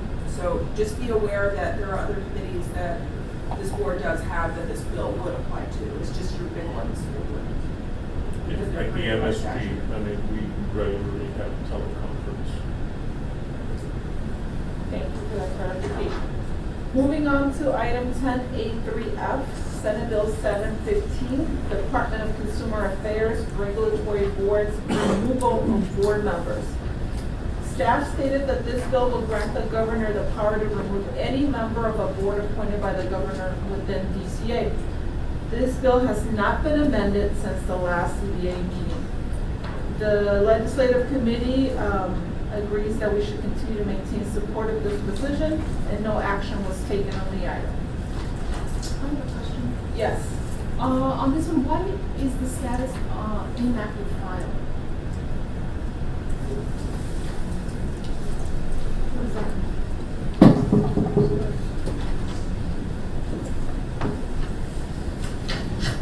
The inactive file is a place where on either the Senate or the Assembly floor, a bill can be parked while it awaits further consideration. So in this case, SB 715, it's passed the Senate, it's been approved by the Senate, it's been approved through most of the Assembly, through the policy committees in the Assembly. It's now awaiting approval on the Assembly floor on the inactive file. And it's been that way for Sometime. Yeah. It happens sometimes. All right, moving on to item 10A3G. SB 795, Accountancy Practice Privileges. Staff reported that this bill, which would extend by 1 year, the current January 1st, 2019, repeal date for the CBA's no notice, no fee mobility program has not been amended since the last CBA meeting. However, staff recently received proposed amendments from the sponsors and are still in the process of reviewing them. Once the bill is amended and in line with the CBA's decision letter, the CBA's decision will automatically change to support. Staff recommended that the CBA maintain its support if amended decision. The legislative committee did not take any action on this item. Moving on to the next item, 10A3H, Senate Bill 921, State Agencies, Internet Web Services, Disclosure of Financial Information. Staff reported that this bill missed a legislative deadline and will not move forward. The legislative committee recommends that the CBA discontinue following this Senate bill. Kathleen Wright? Yes. Mark Silverman? Yes. Michael Savoy? Yes. Katrina Salazar? Deirdre Robinson? Yes. Corolla Nicholson? Yes. Luz Melinda Lopez? Yes. Soshi Leon? Yes. Ann Jacobson? Yes. Carrie Ann Farrell Hines? Yes. George Pamela? Yes. And Jose Campos? Yes. Moving on to item 1083I, Senate Bill 984, State Boards and Commissions, Representation Women. Staff reported that this bill was recently amended to add a section to the government code to require that the composition of state boards and commissions be at a minimum 50%. 50% women. Following the legislative committee meeting, staff indicated that the bill will impose a requirement that the CBA be comprised of at least 40% women. Since this does not affect the current and previous composition of the CBA, staff suggested the legislative committee maintain its watch position on this bill. No action was taken on this item. Moving on to item 1083J, Senate Bill 993, Sales Tax Services. Staff reported that this bill was amended and would impose a sales tax on the tax purchase of services. Staff suggested that the legislative committee maintain its watch position on this particular bill, and no action was taken on this item. Moving on to item 1083K, Senate Bill 1121, Personal Information. This bill was amended and would authorize a consumer whose personal information has been or is reasonably believed to have been breached to institute a civil action to recover damages no less than $200 and no greater than $1,000 per incident. Staff recommended that the CBA maintain its watch position on this bill. The legislative committee did not take any actions on this item. Moving on to the next update, item 1083L, Senate Bill 1159, Accountancy Inactive License. Staff stated that this bill would exempt CPAs who are current members of the legislature or Congress from the requirement to place the term inactive after his or her CPA designation. This bill has not been amended since the last CBA meeting. Staff suggested that the legislative committee maintain its watch position. No action has been taken on this item. Moving on to item 1083M, Senate Bill 1371, Occupational Licensing List. Staff reported that this bill missed the legislative deadline and will not move forward. As such, the legislative committee recommends that the CBA discontinue following Senate Bill 1371. Jose Campos? Yes. Carrie Ann Farrell Hines? Yes. Ann Jacobson? Yes. Soshi Leon? Yes. Luz Melina Lopez? Yes. Corolla Nicholson? Yes. Sunny Youngson Park? Yes. Deirdre Robinson? Yes. Katrina Salazar? Yes. Michael Savoy? Yes. Mark Silverman? Yes. And Kathleen Wright? Yes. Moving on to item 1083N, Senate Bill 1492, the Department of Consumer Affairs. This bill is the CBA's omnibus bill, and staff suggested that the legislative committee maintain its support position. The legislative committee did not take any actions on this item. Moving on to the next item, the next bill, 1084A, Senate Bill 1244, Public Records Disclosure.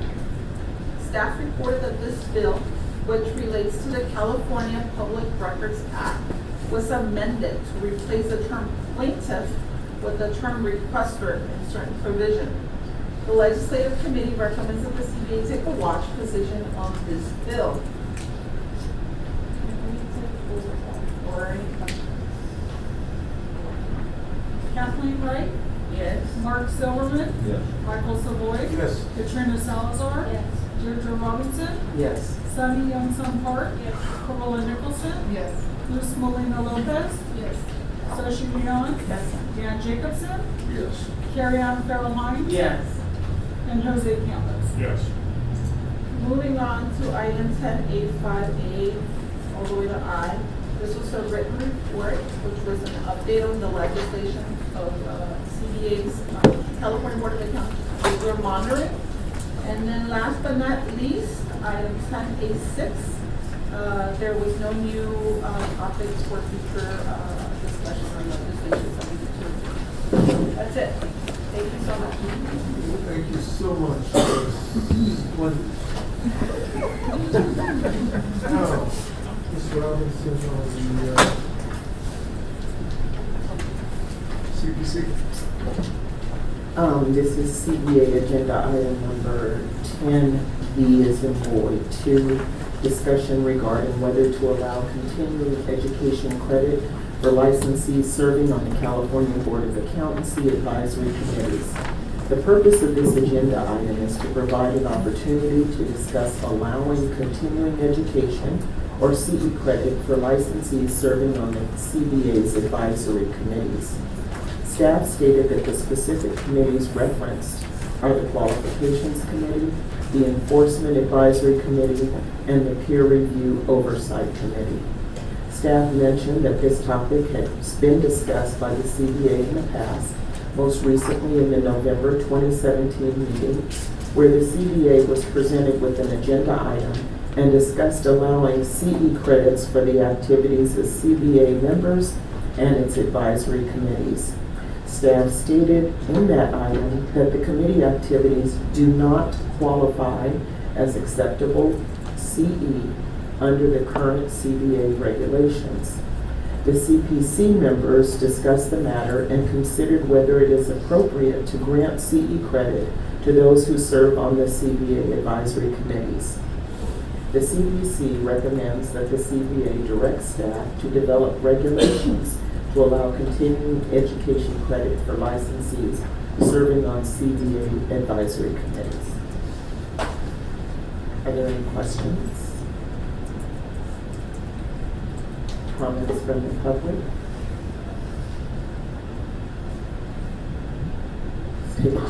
All for vote. Jose Campos? No. Yeah.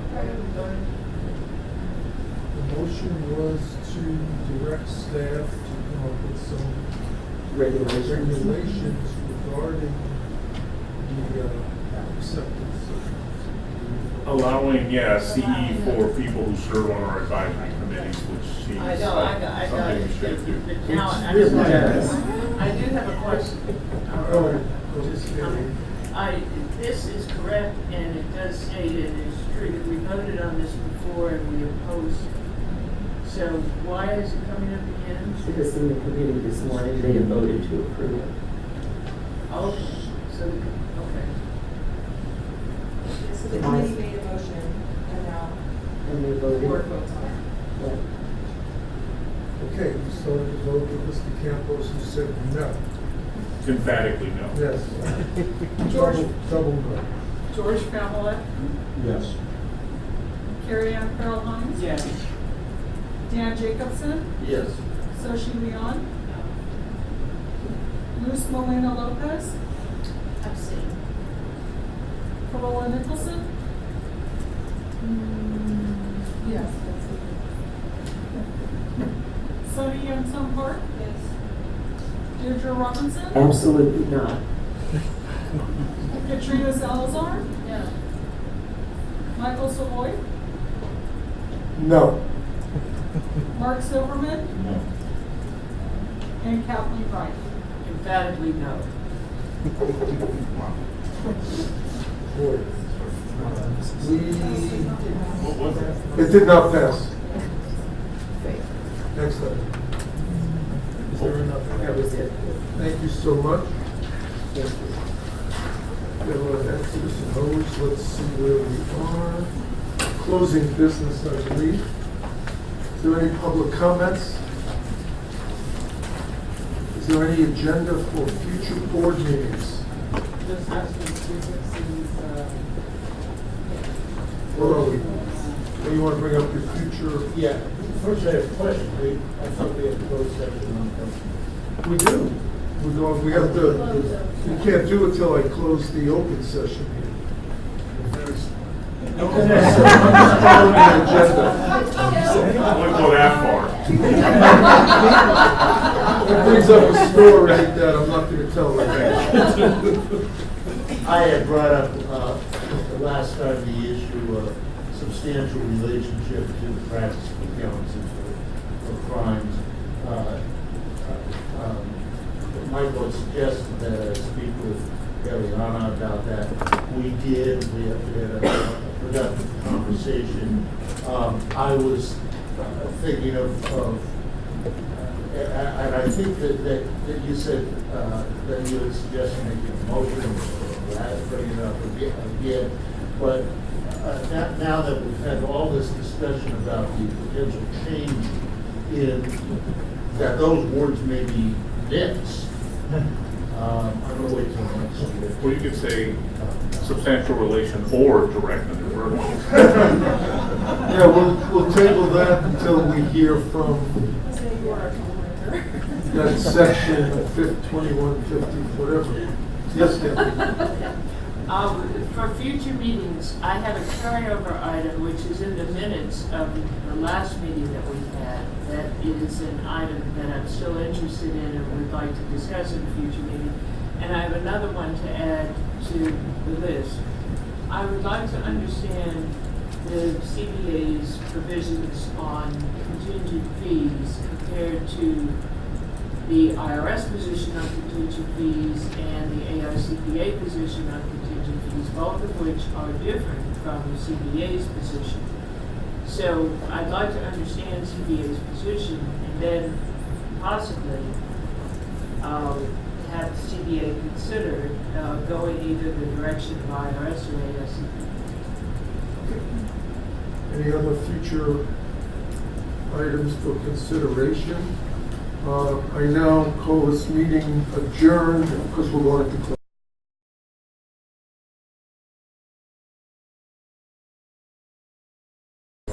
Okay. Back on the record, we're opening up this session. I now adjourn this meeting at 4:59.